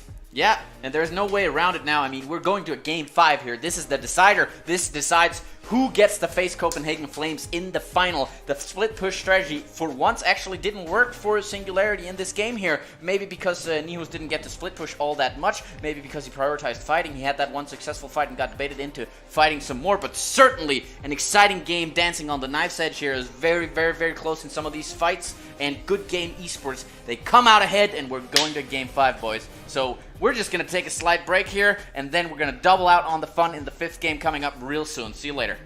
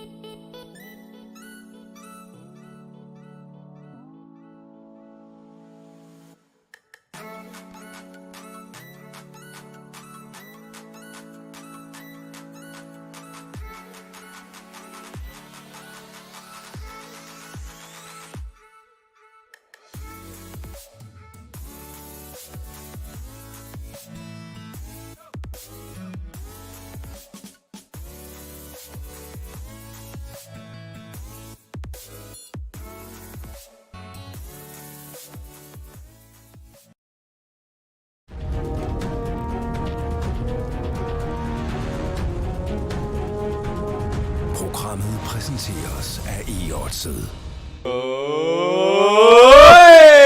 We're going to game 5, ladies and gentlemen. Singularity versus Good Game Esports. We're having an entertaining evening of League of Legends. These two guys, these two giants, jostling for position in terms of getting on ahead in this playoff semi-final here. And what a couple of games, actually 4 games it has been. I mean, it's really hard to tell whether it's going to go for Good Game Esports or Singularity at this point, I must say. Yeah, and if you were falling asleep in this series, you're certainly not anymore. Like that game 4 right there. Insane just coming out. I didn't even know what happened that last time. Baron got shredded in less than 5 seconds. It was out of the game. You just tried to push down forward. Fights going on left, right, and center, and it's over just like that. Yep. The Mountain Drakes really paying dividends in that game after having Jocelyn back and forth. A lot of crazy fights in that game. Very, very even in the kill score in the 4th game here. And Good Game Esports, they do answer back. And now, mentality-wise, it might just be on Singularity to reply back here. Are they in the slumps? I mean, how does this affect people? We're going all the way to game 5. It's a long day for these people. And for us. And for us. We did talk about the mentality in the 4th game as well, like riding the momentum of a winning game into game 5. It's definitely going to feel better than losing that game 4 right there. So you gotta ask yourself, how does Singularity feel right now? How do they bounce back from a loss like that? And has GG found a key recipe for beating Singularity? Everything else than Syndra in the mid lane? Is that what you're talking about here? It seemed to work in this game. Usually it's like banned. This time it's just like, don't pick Syndra. Yeah. Well, I think the most important champion right now, Urgot. As for sure, and they can't let it through this time. They are red side GG this time, which means they can't first pick Urgot. And if they let it through the ban phase, I mean, that's not going to be favorable in any way. Yeah, you can pick the Aatrox again, but that didn't really work out for them in the 1st game. No, yeah, sorry. So yeah, you really need to ban it on red side. Yeah, I agree. I mean, I do think Urgot has 100% win rate in the playoff here, if I'm not mistaken. Did they lose a game on it or no? I don't think they did. So that champion, I think they should remove it. It seemed more comfortable for the Danske Dyrus up in the top lane. And if he doesn't get one of these more overtuned play-style champions there, it might just be easier for Nihus to actually snowball. And of course, this time around, he should probably stay in the side lane as well. He should probably stay in the side lane because if they ban Urgot, well, Nihus is enabled to split push because we haven't really seen Sol play anything well except Urgot in this. it's just, we have to say it. He hasn't played Poppy that well. He basically got smashed by Nihus. He got smashed on. Smashed, yeah. Smashed. But he got destroyed by Nihus except when he played Urgot. If you remove the Urgot, you have to ban it yourself to not allow Singularity to pick it up. Well, what do you pick for Nihus then? And that's really what on skill. Sorry, Salt. And that's really what I've been wondering as well, because like, yeah, you did great on an. I hate you two guys. Nico, I want you back if you're out there. All right. I'm sorry, boys. Oh. But listen. All right, Urgot. Well, let's be serious here for a moment. Yes, he did great on an overtuned, overpowered champion coming into that Jax matchup. What does he do now? Because they need it off the table. They cannot get it. What do you put him on? Getting him on tanks, well, it haven't worked so far. Nihus still going to get in lead.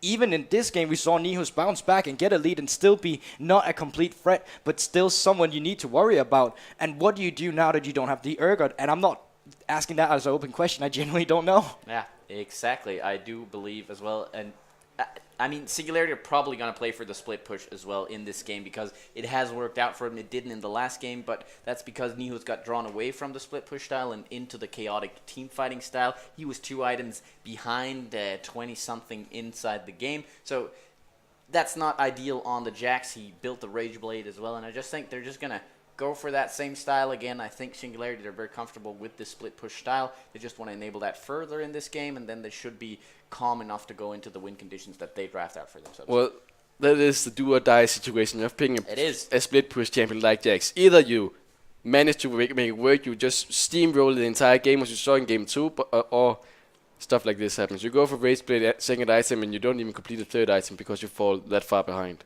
Yeah, but question is as well, like, we really saw a GG squad that actually not played for early game this time. They still have the Ashe on the table. Is that a threat for Singularity right now? Because we did see some really good picks coming out with Archu here.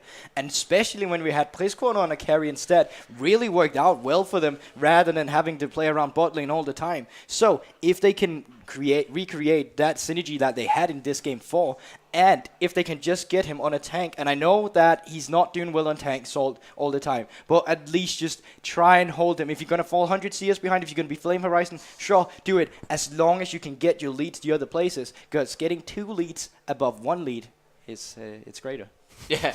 Oh shit. 2 + 2 is 4. Well, there we go. And it yeah. Minus 1 the 3 exactly. quick maths. Staying cool, kids. But definitely, I agree. Enabling a sort of champion for Dandanska Divers that makes him be able to get out of the lane so they can concentrate and focus on playing after their actual or for their actual win conditions on Good Game Esports side. That's definitely what they should look to. On the other hand, Singularity don't only have the win condition of the top side, meaning their bot lane has been playing really, really well. On-off, not so much the first game, but the 2 later games, they were certainly better. So they have a lot of potential if they pick the right tools down there in that bot lane. Yeah, surely Noax really matching Archer for that title of best. I mean, not directly best AD carry in this, but he keeps stepping up. He keeps being a key role in his own team. Like, Arshu used to just stomp on him in lane, whereas this time now, Noax really biting back. He's really showing that he's playing better than Arshu even sometimes in this series. And that's really something you also has to look out for. And we do actually see a Kha'Zix ban coming in now. They really don't want C-Boy on these aggressive junglers. I still want to see C-Boy on aggressive jungler. Yeah, I mean, he still has the ability or the potential to fall back on his default Lee Sin mode there that worked out perfectly. That's in Sao open now. Urgot as well is not banned just yet. He's going to be banned here. Yeah, he's definitely going to be banned. They can't afford to let Urgot open because you saw Krosen just steamroll Priscorner. There's nothing he'll do in mid lane. Obviously, good ban. Question is, will they first pick the Sin Sao that's now open Or themselves? the Varus. I mean, the Varus has been a highly contested pick. There's a lot of OP picks open here. But if they do go for Varus, well, then they could go this Ashe thing again. Maybe even Ashe again, and that might be too much, but still, it's open. Oh, Talia's left open, actually. They do kind of, I think, actually have to pick it because Priscorner is so prevalent on this champion, and it is an offensive champion for C-Boy as well. I like this so much. This means that Singularity are really pressured in this draft because we saw Talia already in game 1, which is like ages ago by now. But Skua didn't really perform well on this champion at all. And now that Sin Sao is ready, they can pick Lee Sin into it again, create the same scenario that they did before, and they are going with the same Ashe again. And I actually really like that. They play well around it. Even if they pick Morgana, it's still going to be fine. They still played around it. And now there's no Olaf in the jungle potentially, which means that's one more member you can arrow, which is great for GG. One thing to do note on the Ashe there, it didn't go so well in the early game for those guys. They did force a couple of 2 versus 2 down in the bot lane, but they removed one of the weaknesses of their Ashe here, and they could potentially also pair the Ashe with the Tahm Kench if they feel that they died maybe a little bit too much down there in the bottom lane. Varus, however, still open, I think. Maybe it's a bit dangerous to pick that into an Olaf jungle here, but... this Olaf-Talia matchup is so freaking hard for Talia because Olaf can just steamroll right in through her seismic shove, press Ragnarok and just hammer her down. Is this real? That could be game 5. Okay, they're not going for the game 5 Akali pick before the second ban finish would have been huge, but they're going for the all-aggressive, all-in play, and Rakan really good into Ashe. Now, Braum being matched up as a disengager, really good as well. Just keep this Ashe safe. But it is the Lover's bot lane. You can never underestimate the power coming out for this. And most lanes, we talk a level 2 power spike. Sai and Rakan, that's a level 1 power spike coming in. They are just going full throttle already in that level 1. Yeah, and it's nice to see we're actually getting a lot of new picks here. Well, not so much new picks, but we get the new AD carry. We get the Talia again. She was only in the game there a decade ago or something like that in the first game there. So on the other side, on Good Game Esports side, they do pick some of the same stuff that they have been. I don't know if C-Boy actually got to play Olaf in any of the other games, so it's going to be interesting to see whether or not he can pull that off in this game. But Jax also, ban. yeah, Jax ban as well. Syndra ban actually coming out from Singularity. But I like again, it. you do... again, we see that Priskona has actually not picked his champion yet. Something that he would have done before where he was already the second pick or the third pick. They may actually just give the counter to Priskona down in this mid lane, because either way, you're going to pick a tank top lane. Singularity know this, you know this, so why not just get that counter pick in the mid lane? And I like the Galio ban as well. You're really just removing all the threats that you faced in this series, really adapting well so far. The only real threat still alive is Camille. Do they opt into the Camille top lane right now? That basically won them game 3 up, applied so much pressure for them because, well, Neos is a god apparently and split pushing champions. I like Zion, he's really freaking safe.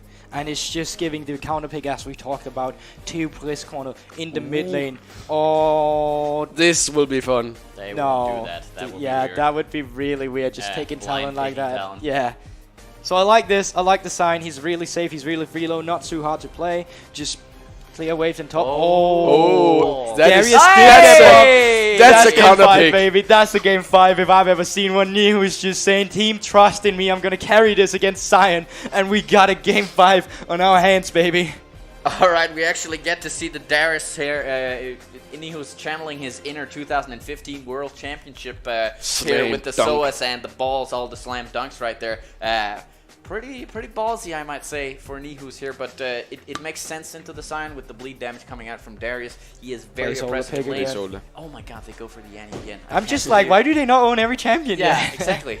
Apparently Hungry Panda only owns support, which is understandable. Buy skins instead of, yeah, whatever.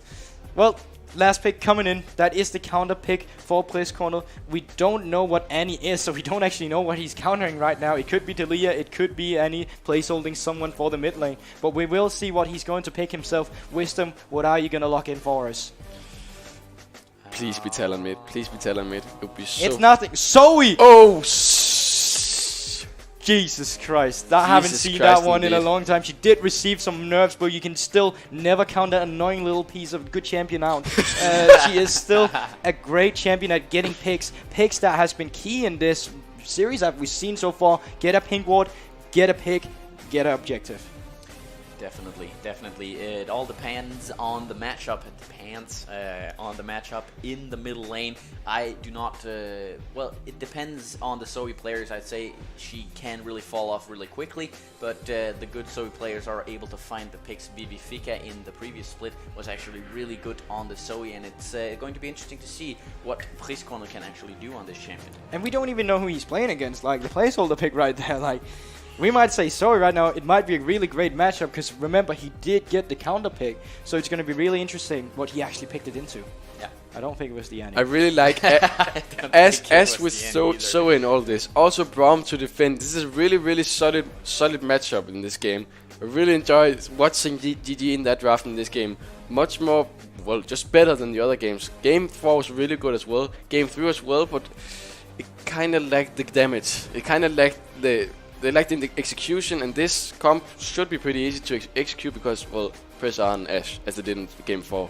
And that's the thing though, like Darius, he's having a hard time actually getting in on carries. He needs to flash often, and if he goes too far forward, he might just get an Ashe arrow to the face and get bursted down. Remember, Darius, he may get a lot of HP, but he's not always the tankiest of champions, usually rushing a Trinity Force. And even though you look tanky with the HP and got some HP reaching back with your Q, you can easily get shredded. Oh, it was a Nivea from Poulsen coming in.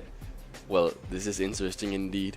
Isn't Priskona the one playing a Nivea a lot, or am I thinking of I think you're right. I don't think Raxon has played a lot. No, then it's actually so. I think it's Priskona. Priskona is actually a guy who's really like this Nivea champion in general, and now he gets to counterpick it himself. You gotta imagine he got a lot of insight on how to play that champion, how to play against it now. So it's gonna be really interesting seeing how this mid lane pays off. Remember, Zoe can be really predictable to gank as well, because if you go in with your ultimate, you know where you're gonna fall back. And that just means that Nivea might get a Q, or Talia might come and gank and just... The thing is, Talia versus Olaf, well, that's so hard for Talia because, well, she can't do anything if she messes up her seismic shot. And even if she doesn't, well, Olaf can press R and just storm into her. It's so hard in this matchup after level 6. Pre-level 6, yeah, I guess Skull can get a lot of damage on C-Boy, but still Olaf deals so much damage, even more if he's low HP actually. Yeah, and I have to say, they're setting C-Boy up with this early game champion into the counter matchup in the jungle as well. I mean, he's been very, very, very good on offensive champions early on. That's actually what has been netting the wins over the Good Game Esports side. So every time he's on an offensive champion, he seems to be able, I should say, to enable his team throughout the early game and then getting them into the mid game in a stronger fashion there. All right, game 5. This is going to be the last shot these people have for getting a spot in the final, a spot where Flame is already waiting for them at the top.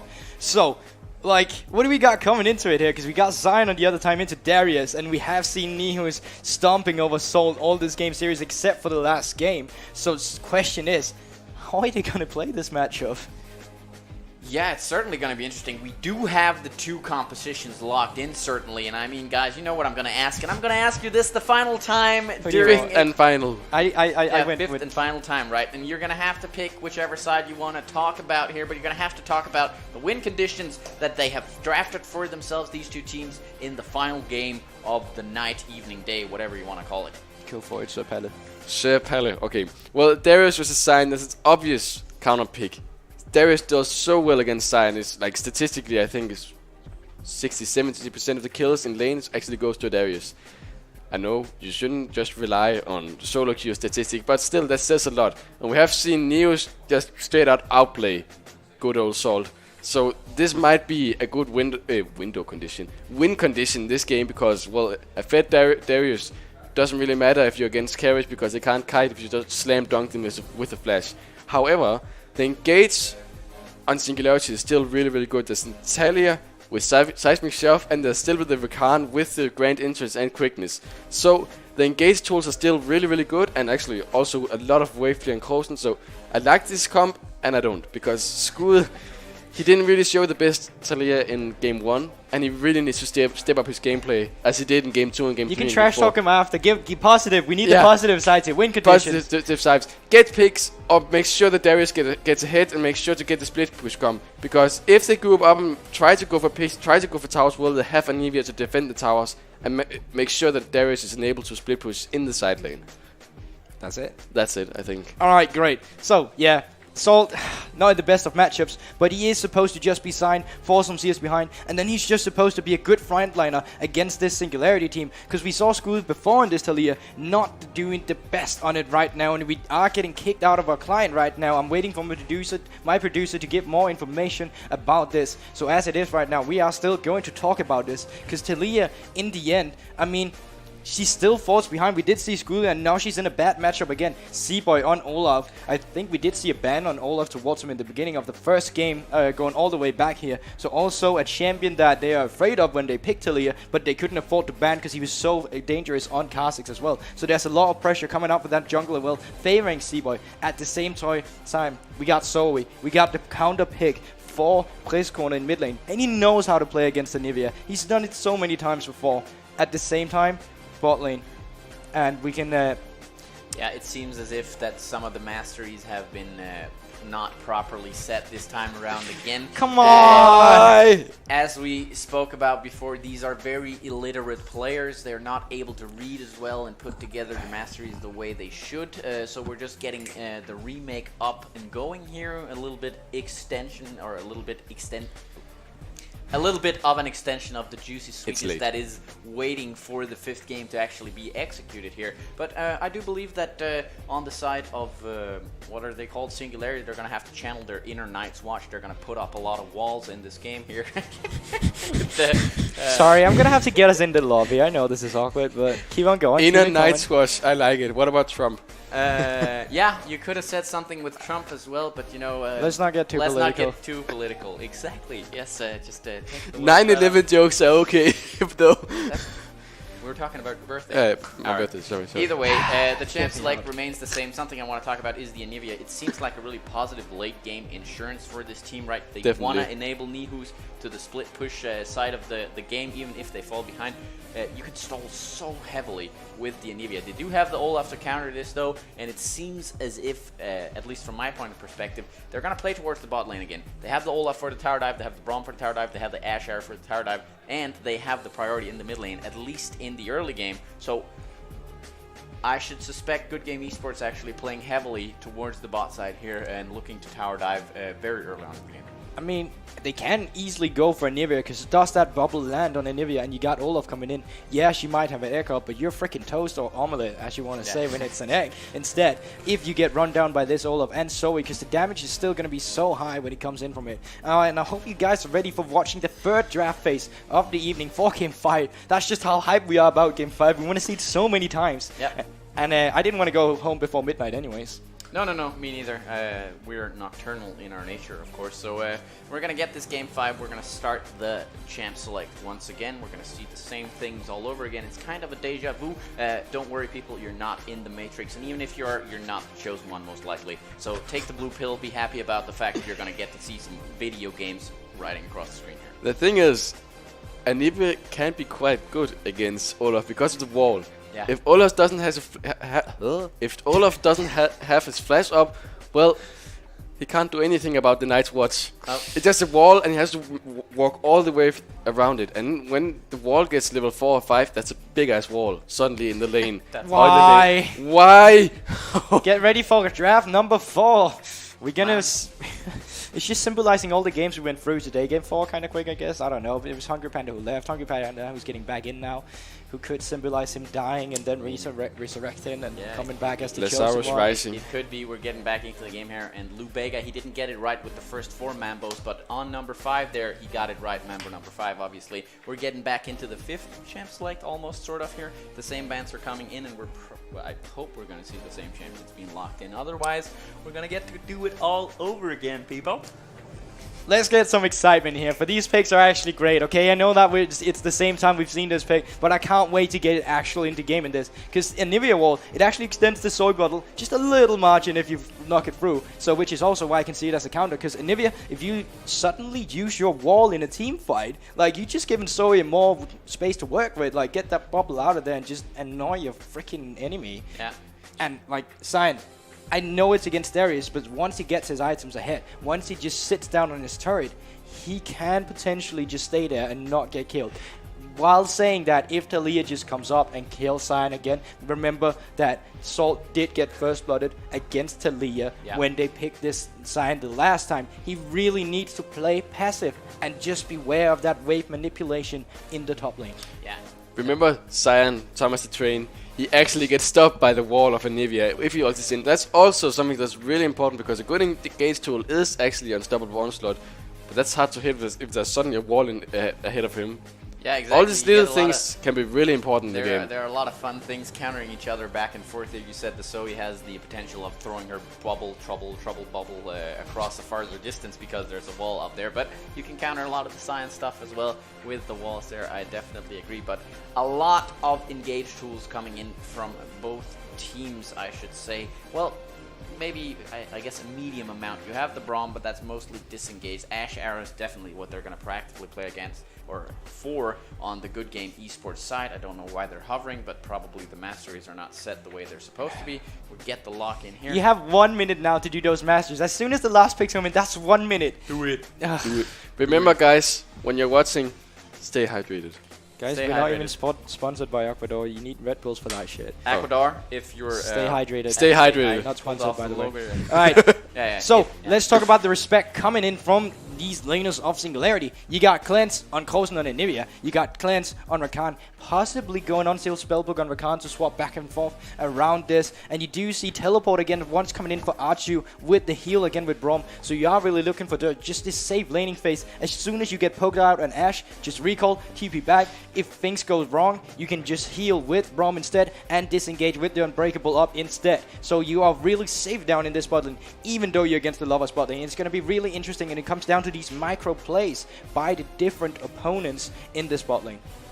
Yeah, and if we look, we've talked about the compositions now, we've talked about a little bit about the masteries here. Of course, there's a lot at stake. It is the 5th game, so the cleanses maybe come in as a sort of counter to the fuck-ups that might appear on the Rift here, but the freak-ups, did you say? Yeah, the fudge-ups. I said fudge-ups, people. Yeah. We're gonna fix that in post, I assume. Either way, the mentality is gonna play in right now. This has been a long day for these teams. It's been a long day for us.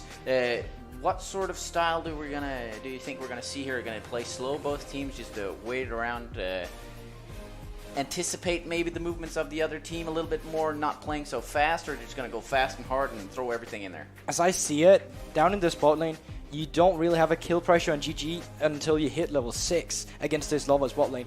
And also in the mid lane, you got the counter pick, so you have a favorable matchup here. So C-Boy can actually just babysit this Salt up in top lane and just make sure that he doesn't get bullied out in the early game, and then when he goes to mid game, he will have his items. Yes, he's still going to be at a disadvantage against Darius, but at the same time, he's still going to have a better time than if he got killed early, because as soon as he gets first blooded maybe again, the game might already be over there, because they don't know how to play against Nihus when he get ahead against Salt. Yeah, definitely agree there. So that's a question that's going to be left unanswered for now, but we're going to get the answer as we get into the game. I don't think Dendenska Darius is going to get tricked by the Talia gank again, where he did the ring around. Hopefully not. It's been some time now. You know, it's been an emotional roller coaster, not only for us, but also for the players, and my viewers might as well. Yeah, and we don't know if it's actually the Dendenska Darius who's been really tough on him, who's the illiterate guy who can't fix the masteries, but maybe he's just as bad at reading plays as he has reading masteries here. I'm just kidding. I'm just kidding, Dendenska Darius. If you hear this after the game, I'm so sorry. I really like you. You wouldn't say this to him at a lane. I'm not sorry. He's jacked. Okay. The good meme. He's jacked. Alright, 1 minute until we get the loading screen. Hallelujah. Alright, what do we want to touch on at the last time here? Because we are seeing Ignite coming out from Zoe. Ignite, of course, is going to be countered by the Cleanse as well. So, how are they going to play around it? I can expect a lot of early aggression maybe coming out from the Zoe as well. I think Corner feels really responsible of getting his team ahead right now. We certainly saw how well he played on the Corki before. Corki that did get banned out. I see you raising your finger as if you want to speak. There is something about this matchup. It might be a counter, but Anivia's Frost... a Q. I can't remember the name. Flash Frost, something like that. Her Q, the stun. If Zoe jumps in without a Sleepy Trouble Bubble, it's an easy stun for Kosen, because he can predict, or he can just see where Priskone will jump back. So the Q should be very, very easy to hit. Once the Q is hit, well, ulti wall E. This matchup can be really good for Priskone, but it can also be hella bad for Priskone, because if he doesn't land Sleepy Bubble Trouble, well, it's really hard for him to do anything against Kosen, because Anivia has a lot of CC, lots of damage, and consistent damage, even CC in form of like terrain. So it will be hard for Priskone. He has to land the Sleepy Bubble Troubles. He has to land the perfect Qs and manage to get out without getting poked or getting all in.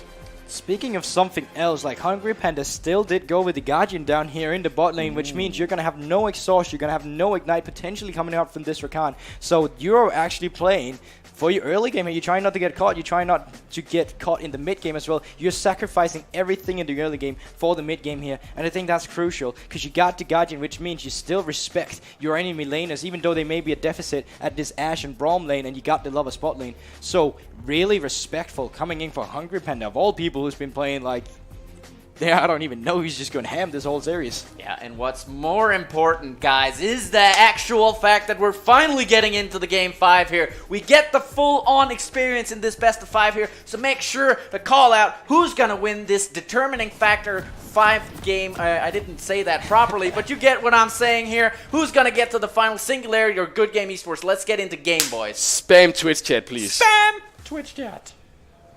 Alright, this game, I have a feeling, I know, actually my first interview for this, I was told Clown Fiesta, don't say the word. Yeah. I have a feeling this will be a Clown Fiesta, because all players should be really hyped right now. Game 5, usually either they are slaughtered or they go back and forth forever. They told you guys not to say Clown Fiesta? I mean, it's only if it is a Clown Fiesta. We've been saying that so many times here in the studio, Jesus Christ. I don't think I've ever said it like quite, maybe once. Well, as the games go right now, yeah, they may be a bit weird plays every now and then, but every time they go for objective, every time they try and make a play, it's very thought out. Maybe just GG sometimes that Tristana play was not thought out at all, but other than that, they have really been playing with their minds, and these are really two teams who's not even pushing each other to the limit through mechanics, but also through sheer intelligence and macro. Yeah, and it's very, very, very, very close. I mean, the determining factor seems to come out of champs alike rather than in the actual game. You know, see the tools, the way they execute upon them. Krosen might just get stunned here. There's Already a lot of them has to already burn the flash. Well, Seaboy, you know where you're going. And we talked about it. This Anivia might have a hard time in the mid lane as well already. Now it flashes down on this very mobile champion. And you're against Olaf. He can just run you down. Yeah, you might have cleanse, but the slow is going to come in one after the other. And we do see that the health pot is already burned. He can't go back. So that also means that he starts the lane with lower HP than Priskorno while being 1 HP pot down. Over on the other side, we see Priskorno went with the corruption pot. Corruption pot, of course, being the flavor of the month almost 2 months now. I don't even know. Since Time Warp Tonic became a thing, everyone has been going this item. Definitely, definitely. We do see the two junglers actually starting on the same side of the map. That means they might want to path towards the top side. There might be an indicator of that. That's where Taliyah had the success in the game from millennia ago in the first game there on the Taliyah. So we might just see Skull trying this move out again. What the? Actually misses the Q from Neos, dude. Just gives the fist emote. Oh, and the pink went back. The pink hits the hat. Oh, back again. What a gentleman fight we got up here in Gentleman top lane decides not to kill each other. I like it. That sounds like a weird title. Oh, that's the stun right there coming in. Not anything else to follow up on that, but nice and quiet here in the early Skull game. is warded. They do know he's coming. Flash maybe burned from one of the laners. It turns Wisdom out to be always Wisdom. uses flash. He also has a flash. 2 flashes down in bot lane. This is really important, but look, Seaboy should just instantly go into the blue buff right now, and he does. No priority from the yeah, top lane. Darius can go down and mess with him at the blue buff, and it does seem like that Nihus is exactly going to do that. Yeah, he is. Flash Very on good both from laners.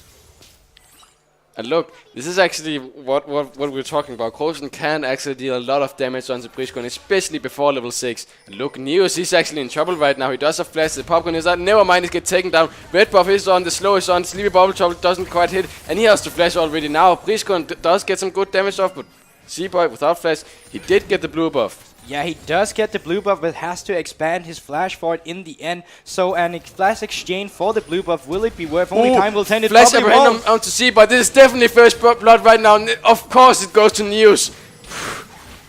You don't want to see that when you're like, why is my jungler getting caught in the river? I was doing so well against him. Classic solo queue, classic solo queue. And it's probably the worst champion you want to get this first Oh, blood. engage onto Atu. Atu doesn't have any flashes. Might go down. Oh no, I'm getting way too hyped.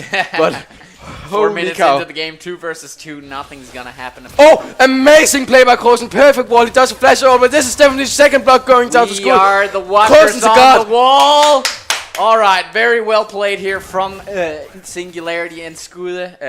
Good job here, 2-0 for Singularity in this one. 1,000 gold ahead, 4 minutes into the game only. Krosen just played that picture perfect wall. Almost into stun, but he had to flash over the wall, and that's quite a small wall, so the flash wasn't really well spent, but he still went down. I'm hyped. Yeah. I am hyped as well in Singularity this time, already having 2 kills, but we have seen GGE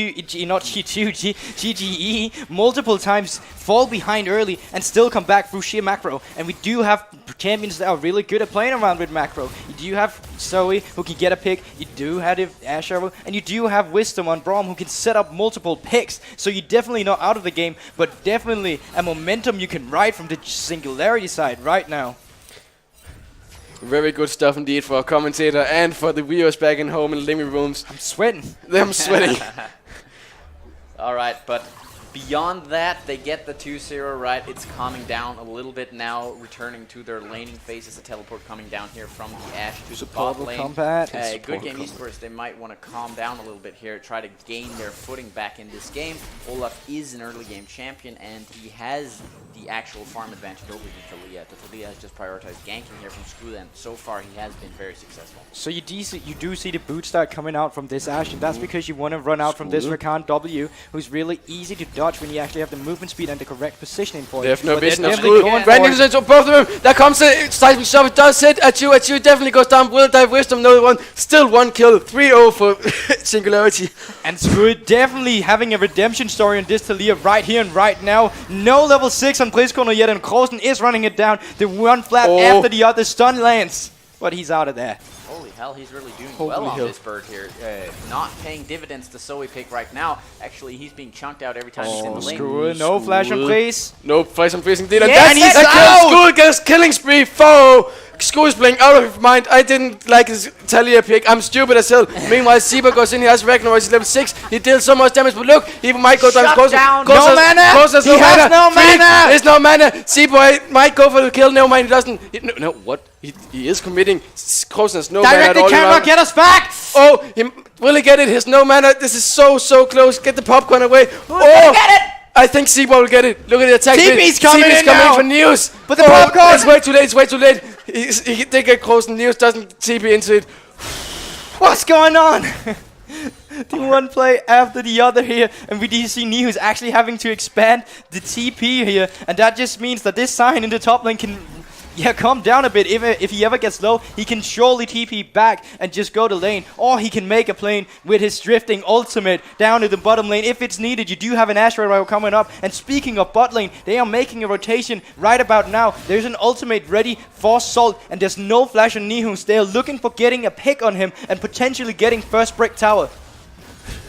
Most def, a lot of action going down here in the early, and a lot of good stuff. Apprehend on Salt. Oh, that's very not close. good. You needed that ultimate to turn on Nihus, but will he walk forward? I don't know yet. Now he will, and Wisdom is walking forward. He does not have flash yet. Nihus still no flash either, and you see the pings down in bottom lane now instead. They are trying to get for the same turret, but you see Skull, he's not there. He's only there to back up the top lane. Now, mid priority for Krosen, which means he can go up in this top lane and help him out. Meanwhile, all this is happening. Salt, he does have TP, but will he TP for this turret? It's most surely will go it will go down in the end, and that's a weird rotation coming in for GGE, just sacrificing the first brick turret there.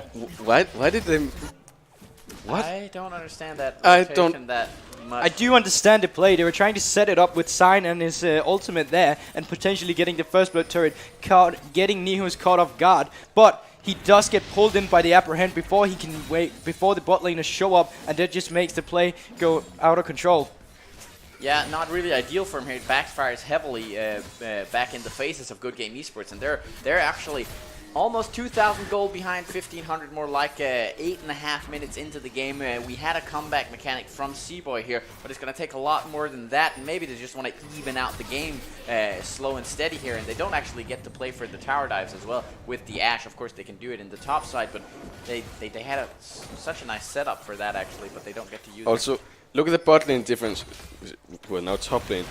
The engage on this side is so amazing. They can basically one-shot Ashe already into this game because, well, Sire deals so much damage. Even Rakan actually deals fair bit of damage with build Thieves' Edge in the early game. So I get that they want to roam away, make his plane top and make sure the bot lane actually doesn't die, but they don't get anything of it. They lose the first tower and they don't get a tower or kill. And let's remember, this Ashe really needs 3 items before she's going to be viable. Right now, she's just an utility bot with CC that they can play around, and that does mean that they need some damage to follow it up with. Right now, the only one having a lead is Seaboy, not the most versatile damage dealer that you can have, which means they need to wait a bit. They need to somehow slow the pace down of Singularity's momentum right now. So you need to stop. Okay, they're actually going to set down the momentum by leaving a pause in here. They need some time to talk over My the heart game is here. pumping. Yeah, definitely pumping here. It says 4-2 on the kill score. We're almost 10 minutes in the game, and it's approximately 2,000 gold lead for Singularity. Definitely the start they hoped for, apart from the Olaf coming back here. Definitely something Good Game Esports needed on the other hand. So exciting stuff, and they're going to have to... All right, the game is actually getting unpaused, so we're getting back into the game right away. Oh, Whoa, damage that from the damage. Fetters coming in there. Archie almost losing half his HP, and Rakan does have his ultimate, does have cleanse ready, so even if he get arrowed, there's no way for them to stop him. And it does seem like he's looking for it right now, just getting the spell thief stacks onto that turret. Ooh, a good ultimate stopping the get dash. That's a good ulti indeed, but look at the damage onto Atsu and Wisdom right now. They are maybe diving too deep, they decide to back out. Good decision, that was very deep, but now they probably have to back off. If they stay, that's very greedy. Yeah, ult up on both AD carries now. No ultimates on the supports anymore. And an even trade, which is actually good for the GGE bot lane right now, because there's only Berserker Greaves on the side of Archer, which means on the other hand that you have the BF that you should have gone ahead in that trade and won it, but you didn't. You didn't at all. Yeah, it makes you lose your breath, boys. I can certainly understand that. Right now, the vision is coming down in the top side. Actually, Olaf is prowling between all the objectives on the map. If you notice, they did get the Ocean Drake in the favor of Good Game Esports, even though they're actually A fight is coming. Look at the Ragnarok. He can't really stop him. The seismic shot does deal some damage, but look, there comes Briskornet and TP. Oh, never mind. Aberrant goes on to Wisdom. Wisdom has to flash out. Atsu has flash. Neos doesn't. So this is the kite ability, as I said. There is very, very easy to kite. Ooh, never mind. Rift Herald resets. Oh, nice block, nice block.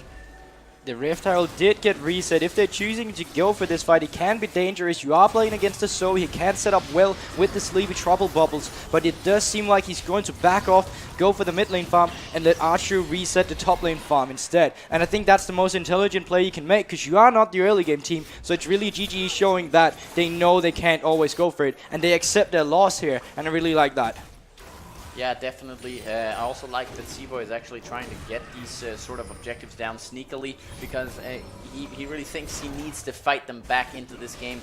Some comeback mechanics here would be the Rift Herald. Unfortunately, it goes over to Singularity from the side of Good Game Esports here, but Seaboy definitely trying out a lot of stuff to make sure that they have a capacity to get back in the game. It was a good play till it wasn't, and I mean here the enemy the Rift Herald does go to the enemy instead, but as we say, they do get the pressure up in top lane, because Archie does have a TB. They're trying to trade back the turret, but Weavers Wall may look into this no school, just coming out to clear the waves instead. Well, they haven't really gotten any kill for a long time right now. The gold lead is still intact, but it hasn't grown. 2k gold lead, still a lot, not really 1.5 I guess my math, but they haven't extended it right now, and they need to do it because School, well, he's going to get stomped by Seaboy later on. Oh, Seaboy's seeing them. He is behind them right now, and Hungry Panda may be caught here by this Sleepy Trouble buff, and no, he's out of there. He's safe and sound. But look at Neos. He will be strong. He is going for the Triforce first item. This Salt, hopefully he will get out safe and sound, but he deals so much damage to Neos. So I really like the idea of going Triforce instead of the Black Cleaver that we've seen him for, because the theory is that you do have this keystone that I forgot the name of. What's the precision keystone? Conqueror, exactly. Conqueror, who does give the true damage, which makes up for the true damage you would normally get on Black Cleaver. That does, you can go Trinity Force instead and do not have to worry about the armor the enemy is building. We already see here the good damage coming in here. Very good damage indeed. He just tanks the tower but doesn't care, because it deals so much damage right now to Salt, who basically deals no damage. He's just a tank bot, but hard to do anything with it when you have no damage. But they need to do something right now. They need to extend that lead and make a play. And that position down there in bot lane is deja vu for me. I've seen this tons of time in this series already. Nihu is having so much bot lane pressure, and now we see that both Seaboy and Briskornet is around there. It is possibly just to get the blue buff here, but it certainly shows that Nihus is absorbing a lot of pressure on the map from the GGE side. He definitely is. The vision is running out for both teams here. There are a couple of pink wards up. Actually, I think it's one for each. Two for the side of Singularity and one for the side of Good Game Esports. But not a lot going to show for the vision game here just now. And Singularity, as you said, they should be the ones to actually put out the pressure. They should be the ones to make the proactive plays, even though, of course, they are the more scaly sort of team here. Most definitely. And like right now, GG is doing fine. The game has been slowed down a bit. We see that Nihu is pushing down that bottom lane in the long lane, and Salt is going to have to respect that, so he can't really walk up or else he's going to get killed. And that's exactly the approach you want to have, especially because you have Talia jungle, Talia who can come in from everywhere with that long Weaver's Wall and just flank you in a matter of seconds. So right now it does look good. Oh, Hungry Panda almost getting go on here, and we does see both jungles up in this top lane. Predator is being puffed good, isn't he? He has the Weaver's Wall. Never mind, he's just took a popcorn over. Do they look a play now for Wisdom? The typing stuff didn't hit. He doesn't have flash. It should be a kill on Wisdom. He just about goes down to the west might. Yes, it does. Good does pick up the kill. Now they should be able to get the top lane tower. Really important kill, because this kill is not only a kill, it's also objective if they can extend the lead. Also Rift Herald. Rift Herald is coming down. Can they kill the tower before it gets to charge on it? That's the crucial question right now. And if they do that, that's going to be a fresh dash coming in on the next turret here. Will they do it? Yeah, they will. And the Rift Herald is going to obtain its HP right here. Does it obtain it? It does. If it doesn't kill the turret, yeah, no. That's really... Also, look at this combo that just happened mid. Krosen puts up his ulti and Priskon jumps right into it because he has to. That's a matchup in this lane. Sure, Priskon can get some good flanks off with his sleepy bubble troll, but it's so hard for him. And Krosen, well, he's a farm bot. He just farms up, scales better and better into this late game. At the same time, I was starting to compliment Wall. That was exactly what we were talking about. Sleepy bubble trouble does hit. There's no ulti quite yet from Priskon. He might just flash for it. Never mind. That's gonna be the perfect range. Never mind. Scud is here now. He just flashed over the wall. Ooh, does it? Oh, it does hit the He stunned the egg. It's actually gonna work. Holy cow! He does stun him. Good arrow from Matthew. Yeah, it certainly is. And remember that Krosen did have his flash up, so he's not able to flash out now. That's Infernal Drake on the table, and that's just the utility coming out here. Yeah, he put up the wall against the Sion, but then we talk about it. Sleepy's triple bubble from the Zoe coming in. You get turned into an omelette. You're dead. Can you steal this, Squid? You do not have flash up. Well, and now they just pull it out. Very safe and sound. Oh, there is a coming in. He does a flash up. Priskon, is he going to go for it? Oh. That's a lot of damage. Look at Priskon. He's still on the other side of the wall. He does a flash. Oh, he gets hooked over. Oh, that was so close. Really well played by Neo, who's knowing that Priskon was going to go for that, keeping the apprehend close and actually going to force out the flash from Priskon. But you got to look at it in the big picture. That was actually GGE getting a kill and then turning it into objective. This is what you cannot let happen as Singularity. You're not allowed to give them any momentum to ride on. Scud wants to look for a play. Hungry Panda flash charm onto Ash. Ash can't even flash yet. He just uses the flash. Atchu might be out. The flash stun. Oh, it just hits Atchu. The wall doesn't quite let Wisdom into the ulti, but still one kill. It should be a mid lane tower. So he is coming though, and Noak is quite low. This propels Singularity 3,000 gold ahead in this game right now. Actually, the only thing they've got going for them on the Good Game Esports side is actually the fact that they got these 2 Drakes going for them. But other than that, it looks dire. Really good job from Singularity to snowball this game. They're definitely in the lead right now. But look, Priskon is starting to deal amazing amount of damage right now. He certainly is. He picked up the loot and Zekro, as you mentioned here, and like that's only gonna get worse from now on. Like he's gonna one-shot, and you need some amount of your carries, or else you're gonna get completely destroyed by a bubble coming in from the dark side of the map. Fuck of war. Yeah. Alright, if we look a little bit into the vision here and actually also the items subsequently, it looks like just around the middle of the map, that's where Singularity are placing their vision. Of course, the last standing outer turret is the mid lane turret, so that's what they're going for here. Zoe getting some damage in onto the Anivia, and as you said, she's hitting her power spikes right now, but can they get the use of those tools on the side of Good Game Esports, or will they falter? Also, look at the CS in top lane. There's no difference. 4, 5 CS difference. This is so good for Neos because he didn't fall far behind this game, even though he actually has a terrible matchup. And he managed to get out of the lane phase safe and sound. We have to compliment this guy. He played, well, not great in the Poppy games, but this game he really stepped up. He didn't lose the lane. He actually got a kill. I just can't, like, even if they do win this game, he's going to go up against Kex next time. And you can imagine that's going to be a hard time if you're having trouble with Neos here. Speaking of troubles, nah, Hungry Panda, he out of that, boy. Yeah, but that's also an interesting matchup. Should they qualify for the finals to actually look into? Because oh, the engage goes on to Priskon. Priskon doesn't have any flash feather storm, does land nothing more. Braum actually absorbs all of that damage and all of that engage almost. Very good job for Good Game Esports. This is something they can use to stall out the game even further, and it looks like they're actually the ones about to siege, even though they're in a gold deficit. And you got a good siege coming out from it, this GG Esport when you have Zoe, but now the wave clear beast is here, and Nivea does join him. Oh, Zoe! And look at the damage Priskon has to take when he goes for the poke. There's no way around that damage. No way at all. You are completely right, but it does seem like they are going to back off here. Maybe try and get the last turret down. The wall is up. He's not going to go for it here. Could have been bad. We don't know. He didn't go for it. And they are going to get the blue buff on this Priskon again on the Zoe. And on the other hand, well, you got Anivia. Blue buff coming up as well very soon. And that's going to be wave clear for days on this little Freezy bird in the mid lane. That's indeed wave clear for days, and we see the problem because Atchu, obviously not a long-ranged ADC right now. He can't get close to the tower because if he does, there's no flash and you just get walled into the tower. Well, he's dead. He's done so. There's nothing he can do when he stands in the ulti of Anivia. I don't really even know the name of it, but... It's Ring of Frost, is that the name of it? Arrow coming in on Arrow coming in on Krosen. Krosen does use the instant cleanse. Very nice play indeed. The Weaver's wall come in and blocks him off. All get out safe and sound. Yeah, and you got to remember the interaction between Braum and the Viewers wall. He can actually block the Viewers wall with his E unbreakable if he chooses to. It didn't really happen there. The angle wasn't quite right.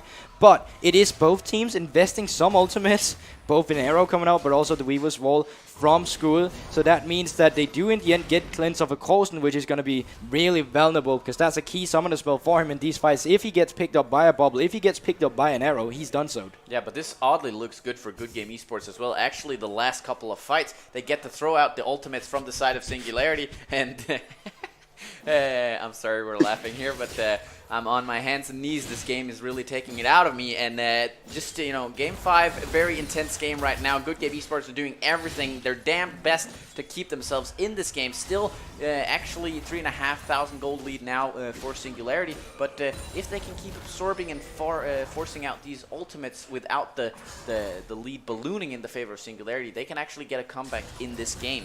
So far so good, but still trailing behind here, Good Game Esports. But Coulson always has to stay in mid lane right now, because now Coulson back. He does come back pretty fast, but still, School, you do a flash up, you're gonna get run down. That's it. Perfect hourglass. Seaboy is still on him. He doesn't have Ragnarok for so long. Shut down to Seaboy. This is really important. TB does come with news. Look at the Grand Danger. He does hit on Priestcorner. Perfect jab right into the ulti of Anivia. This is a very split up fight. Look at. Oh no, he's on the Featherstorm. Arrow hits and Noah goes down, but look at, oh my god, he flashes in, he dunks Sire. Look at one, dunk two, baby! Neo's double kill onto the short. This is so intense. 3 for 3 right now, but this can they get any objectives? I don't quite know. Please go to wants to look for something right now. Such a crazy even fight coming out of these two teams. Even though they're so far behind on the Good Game Esports side, they get the pick off School, they get the shutdown. The turret does go down in the favor of Singularity off the backhand here. But these fights... Seaboy does flash out the stun. He doesn't have any ulti though. It might just go down to an even. Neos goes down to Priestcorner. Priestcorner is looking for the outplay. He has might, he has flash. He flashes in through. Coulson's flashes over the wall. Very well played. The Weaver's Wall does come in to defend him. Holy... Alright, breathe out. Game 5, baby. We're still going on with this. And they do eventually get the turret in the mid lane after they win the fight. But now it's the Ocean Drake on the table. Can he take it? I think he's going to have to back out here. Yeah, I'm shaking as well. My hands right now. I can't keep it still. Archu getting forced out the red side jungle. Arrow not quite up at the moment. And he almost gets to it. Coulson does get it. What a game right here. I think this actually favors GGE, because if you're GGE right now, you still need to look for that scaling on the Ashe, you still need to look for the items, and you're behind, so trading even and then getting a kill afterwards on the Ashe is just completely worth it for you, and you actually end up taking the Ocean Drake as well in the basket, so great stuff from GGE. Yeah, on top of that, they actually reduced the gold lead by a couple of 100 gold. It's not a lot, but it is a little. You have to take the small wins as a team that's been trailing behind this entire game. They've gotten all the dragons despite being behind this entire game as well. So it seems like Singularity, they can't really find the fights here. It's only the Rakan they have for engage. They have the seismic shove as well, but those are two very difficult things to actually pull off. So they want the Good Game Esports lineup to actually engage onto them, and that's why I think they get so much time to actually get back into this game, and that might punish them later on. However, Seaboy is ahead right now, but the longer this game goes, I would say the more, not useless, but the less this lead is going to mean, because, well, Neos is going to get more tanky, School will probably play more safe, and Coulson deals more and more damage. It might be good that this Olaf is far ahead, but later on in the game, well, it scales to the better of Singularity, I'd say. Yeah, but you're trading that scaling towards your bot side and your mid lane instead. So yeah, you may fall behind in the late game, but you're trading your early game pressure for that as well. So whereas the mid laner of GG and Archu didn't have too much pressure, they're certainly gaining it in the late game instead. And that just means Seaboy is fine sacrificing it. And I know School played so freaking well in this early game, but Seaboy coming up clutch with every pick, one after the another, together with Priestcorner, the dynamic duo in the LCD here, really famous for always playing in the clutch moments and really performing, and they're certainly doing it now. Yeah, Seaboy definitely pulling out all the stops, trying to put himself in the MVP position as well. Doing some great work here. He's only died the one time in the early game, and after that he's been a beast in the jungle, trying to get this team back on track for Good Game Esports side. And most certainly, you have to put this Darius now. He's going to have to be a team fighting Darius because he's not getting anything out of this split push. We thought Nihus was going to be so suppressive as that he has been throughout the whole series. But this game, Salt had withstood that pressure and just played so well around it. And now they have to play around for these team fights. And right now, GGE, they're doing the best. Oh, Atius in top laner right now. This should be tier 2 mid lane tower going down. Atius is TPing back into the game. Skull does get hit by the sleeper bubble chop. He does get hit by this. I'll say from Promise. But look at the 3-man taunt coming onto them. No one going quite got down. Really, really close. The tower is so close to going down. And look at Singularity. They're so low.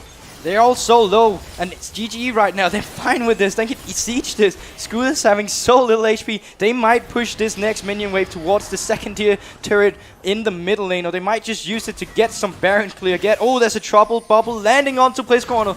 Krosen, sorry. You just have to invest a cleanse though. Krosen out of a cleanse. Coming in on a fight on this Baron, not having cleanse is going to be huge. Because that's an arrow who can land on you. That's a sleepy trouble bubble that can land on you. This is clutch right now between these two teams. Yeah, so close in the game. They've reduced the gold lead to only 2,500. Now it's a good game. Esports, they're trending in the right side, or towards the right side of this game. Right now they're looking towards the turret in the mid game. But My God, look at the damage Priscon is able to deal out. Didn't even hit the sleepy trouble bubble. That's just sheer Q poke damage coming in there with the ignite. Baron. Are they actually putting the Baron on the table right now? I think they are. Skull does have Weaver's Wall. He can get very quickly back. Oh no, Hungry Panda is getting caught out. Look at the wall. It does. Oh my God! Neos just get burst down. They have to disengage right now. Krosen can't afford to die. Seaboy is coming from the other side, but they can't quite get any more. But this might just be mid tower or I don't know, Baron bait. You seem out of your mind right now. You can't even put your mind to words. I can't even do it. I'm out of words right now. They might go for the Baron here. And they got potential of turning right now because they have this so sleepy trouble bottle. They started the Baron here. Do they know it? Do they have vision on him? They're not going to contest it assets right now, but Hungry Panda, he is looking. Arrow misses! Arrow misses. It could be a great grand entrance from Hungry Panda. It doesn't go for it. Wisdom is so close to going down. Wisdom, oh my God, it doesn't quite go down. The tongue goes in. Look at Atu. Atu goes down. No, he flashes his shots out, but meanwhile, Sol is going down. Super 0 for Singularity. Perfect execution by Hungry Panda. Jesus Christ, that almost looked like the beginning of the end for Singularity there, but the arrow misses from Archie, which means that they can turn back onto them, and now they're the one who's starting Baron. Yeah, but Seaboy is still alive. He's going to have a thing or two to say about this Baron here. Are they going to take the 50-50? He does have the flash. He can't flash in over here. Do they want to go for it? Do they want to go for the 50-50? It seems they're like going for 50-50. They are going for the 50-50. This is so close. Seaboy might just be able to flash over the wall and save this game. Oh, Neos does expend the flash. They have to back off this Baron. Seaboy, will he look for the 1-1 in this Darius? I don't think he can. Can. I don't think he can either, but the Braum is coming in to help him right now.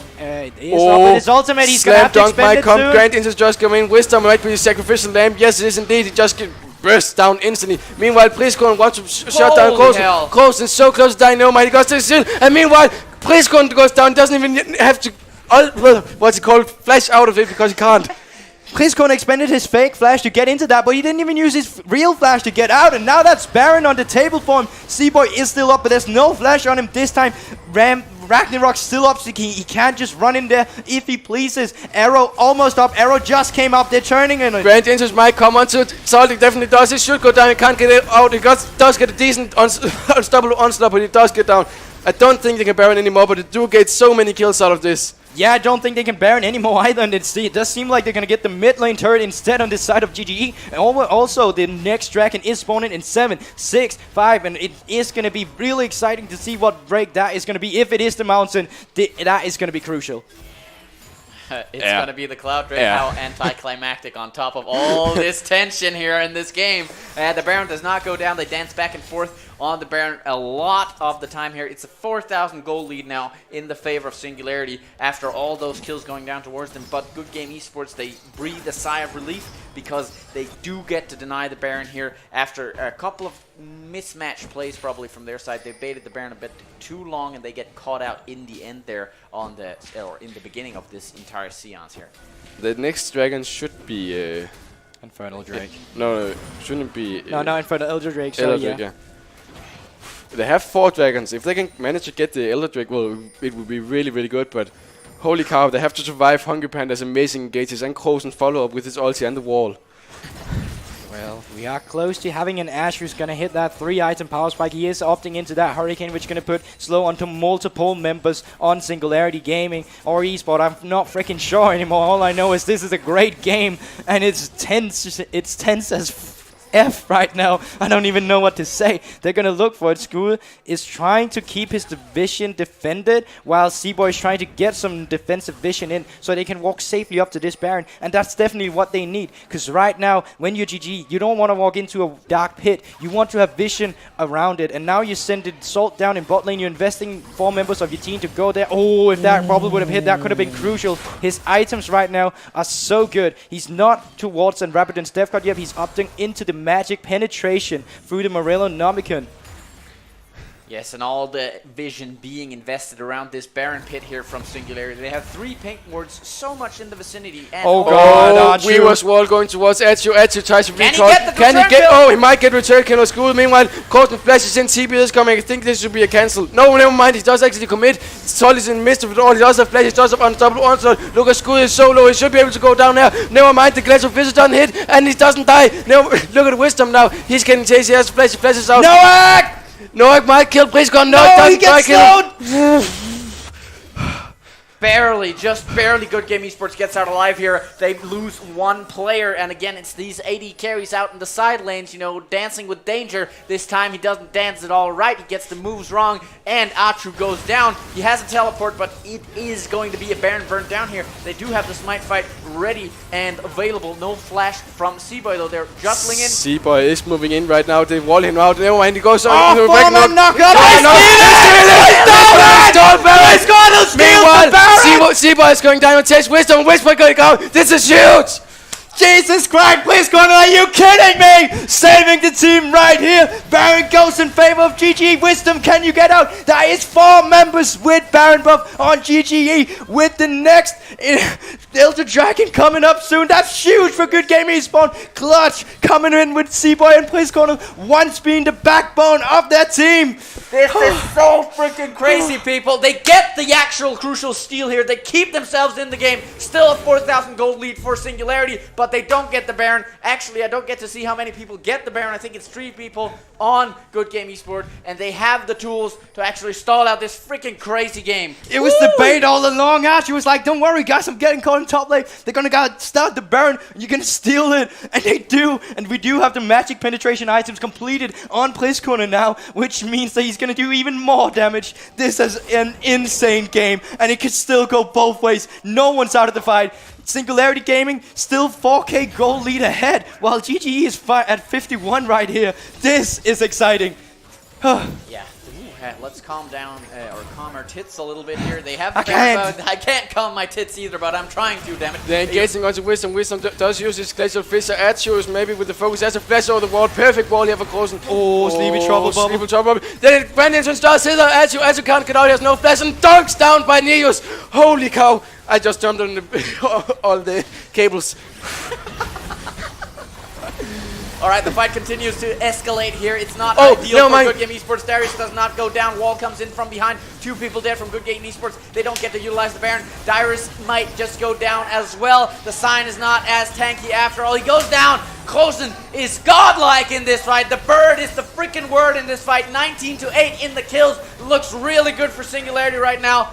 Not a drop. Oh, solo health members right here, and they still can't end it because Priscorn is still alive. He's so damage dealing with all his Q. I don't even know what to say anymore.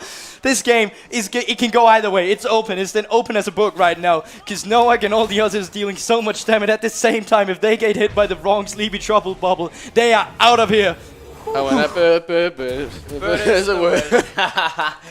Well, Krosen is doing really well in this fight. They only My have heart's one pumping. Baron buff left. They don't really get to stall with it. Not ideal for Good Game Esports here, not utilizing the Baron. They actually get stolen in this game here, but I don't know, maybe they're being brought into the chaos here. It is a very chaotic game going back and forth. A lot of kills in the favor of Singularity. They're now 7,000 gold in the lead right now, but still a couple of, I think, seconds, 30 seconds or something like this on the Baron buff before it runs out, so they're not going to get to utilize that a lot, and the Elder Dragon is spawning in 1 minute. This Elder Drake will probably make or break one of these teams. It's been an incredible run so far, and we have to give both teams an applause right here before they fight the last fight of death, of getting into the finals of their LCD run here tonight. And I don't know about you guys, but this game has been amazing. Really, really great game. We couldn't ask for more in Game 5. It was a silver scrape. It was like 19 to 8 kills still in the game. This is so intense. Elder Drake up in 25 seconds. Can Prisco steal it? Can Skull steal it? We have to see, because there's 4 elemental drakes right now on the side of GG. Oh, really important. They're prepping. They're getting ready for this Elder Drake to go down. They're pushing. They're getting the priority in the mid lane from Singularity right now. Prisco getting in, trying to get some damage across. Not a lot being done here. They get the priority in the mid lane, Singularity, so they're getting the upper hand right now. But maybe they just want to take the fight right away. Oh, amazing wall blocks out the entire team. I just see it on news, but look at Solly's in the midst of it all. Meanwhile, C-Boy's in the middle of it all. Oh, Bandits is a hit on the backline. Look at the backline. They're getting burst down. Prisco is in the ulti. He has no way of getting out. He passes. This should be game down. Singularity. Holy fucking shit. Wisdom's going to go down as well. It's only C-Boy live. How can he manage to defend this? I don't know if he can. This might be Singularity Gaming going straight to the finals right here. They're on to their last push, onto the inhibitor turret right here. Maybe soon the Nexus Turret. C-Boy's right there, looking them right in the eye, saying, I'm going to give it my all before I'm getting He gets hooked. There's no hope for it. There's no hope for the Olaf here either. They're pushing on through. They're getting the first Nexus, inhibitor of the game, should I say. And now they're proceeding on to the Nexus. The turrets are going down. That's the first one going down. That's Everybody's the first down. one. Second one down. The best of 5 is ending. Singularity are coming It's out. over. They're killing the base, and we have a winner, people. Singularity called wins it. the game. Singularity going 3-2 in this semifinals, which may be one of the best games, almost tense game we've ever had in this LCD championship right here. I don't know about you guys, but I'm losing my mind. I'm going completely mental right now, and I think it screams as well because we can't see anything on them right now. What a freaking game. Singularity in the final versus Copenhagen Flames. What an underdog story coming in here tonight. Guys, I called it. I fucking called 3-1 for Singularity. So encouraged for it. But this is amazing.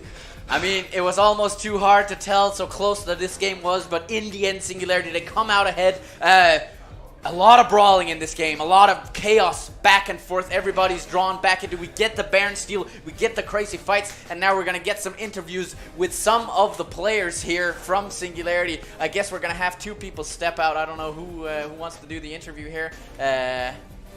I don't know. Rock, paper, scissors for it? Are we going to get I can just go if you guys want to take the interview. I don't mind. Ah, but they're going to get 2 players in at the same time. All right, you want to step out, guys, or should I step out? I'm just. We don't know what we're doing here, people. I can step out. You are the You host. step out. Gulbar, take it away. Wait, what? No.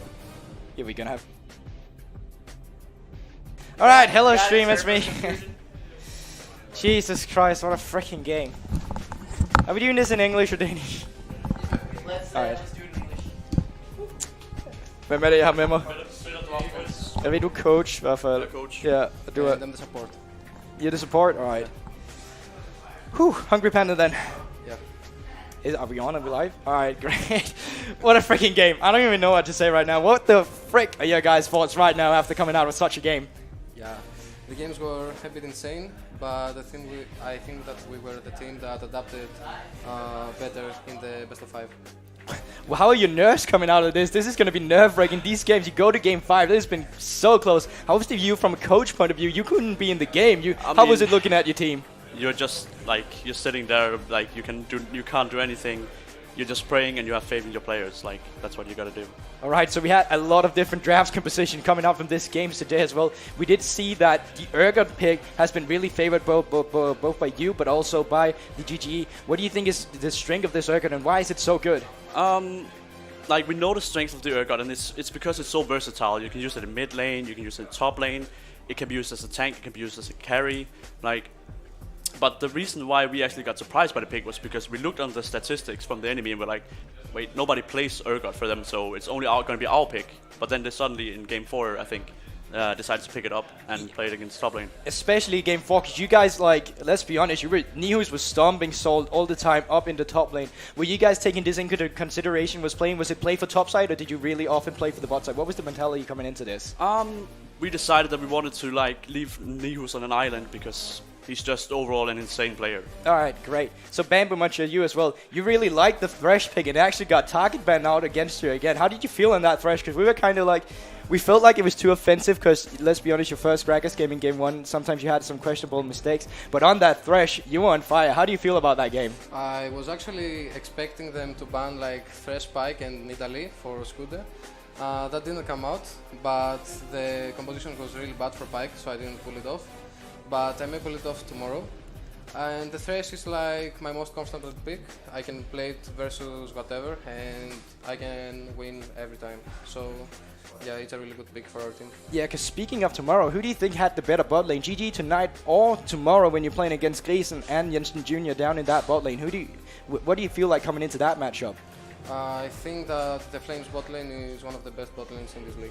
You do still think that, even though a lot of people have troubles against Jensen Jr., they feel like he haven't performed yet. What is it that makes you think that he's one of the best AD carries in the league? I think that more of like Grayson is a really good support, so he can pump up the level really high on the bot lane. Alright, great. I'm certainly looking forward to for tomorrow because today it was freaking insane and tomorrow you're going to play against Flames. I am being called out here. Oh, you told me to go closer to the stream. Great. Alright. So what's the strategy going to... Oh no, I'm not going to ask you straight about the strategy tomorrow. That's not a good idea at all. Let's not leak that shit right here. Sorry, the S word. How do you feel about going into Flames? How confident are you tomorrow? We're just going to play our game and see how it goes. What about you, from a coach perspective? I mean, we lost 2-0 in the regular season, so we don't really have anything to lose in this coming into this match. So we are by far the underdogs, and this is what we prefer to be in. Alright, I can definitely understand that some people felt like you were the underdog coming into today's game as well. But certainly you can lose the championship tomorrow, so you do still have a lot on the line. Oh yeah, absolutely, absolutely. What does it mean for you? Because coming out from Singularity in the beginning, you had a loss against Horsens eSport, one of the relegated teams. How have the evolution of this team really begun for you guys? I can answer that. Yeah, I can answer that.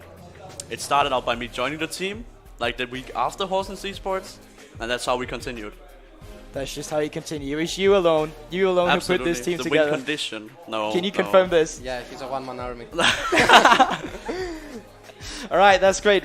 Coach being the one-man army here. Now, you are going against some tough guys in Flames tomorrow. Speaking of that, leaving someone on the top lane, you can't really leave Nihus on the top lane island tomorrow, so are we going to see a more bot lane function game? Leaked. Yeah, that's a... I don't know if we should leak that though. Nah, that's fine. Right, but still coming in for this game, like, it's insane. I'm still freaking shaking. How are you guys able to withstand this pressure? Like, what was the comms like in heat moment? Like, they steal Baron.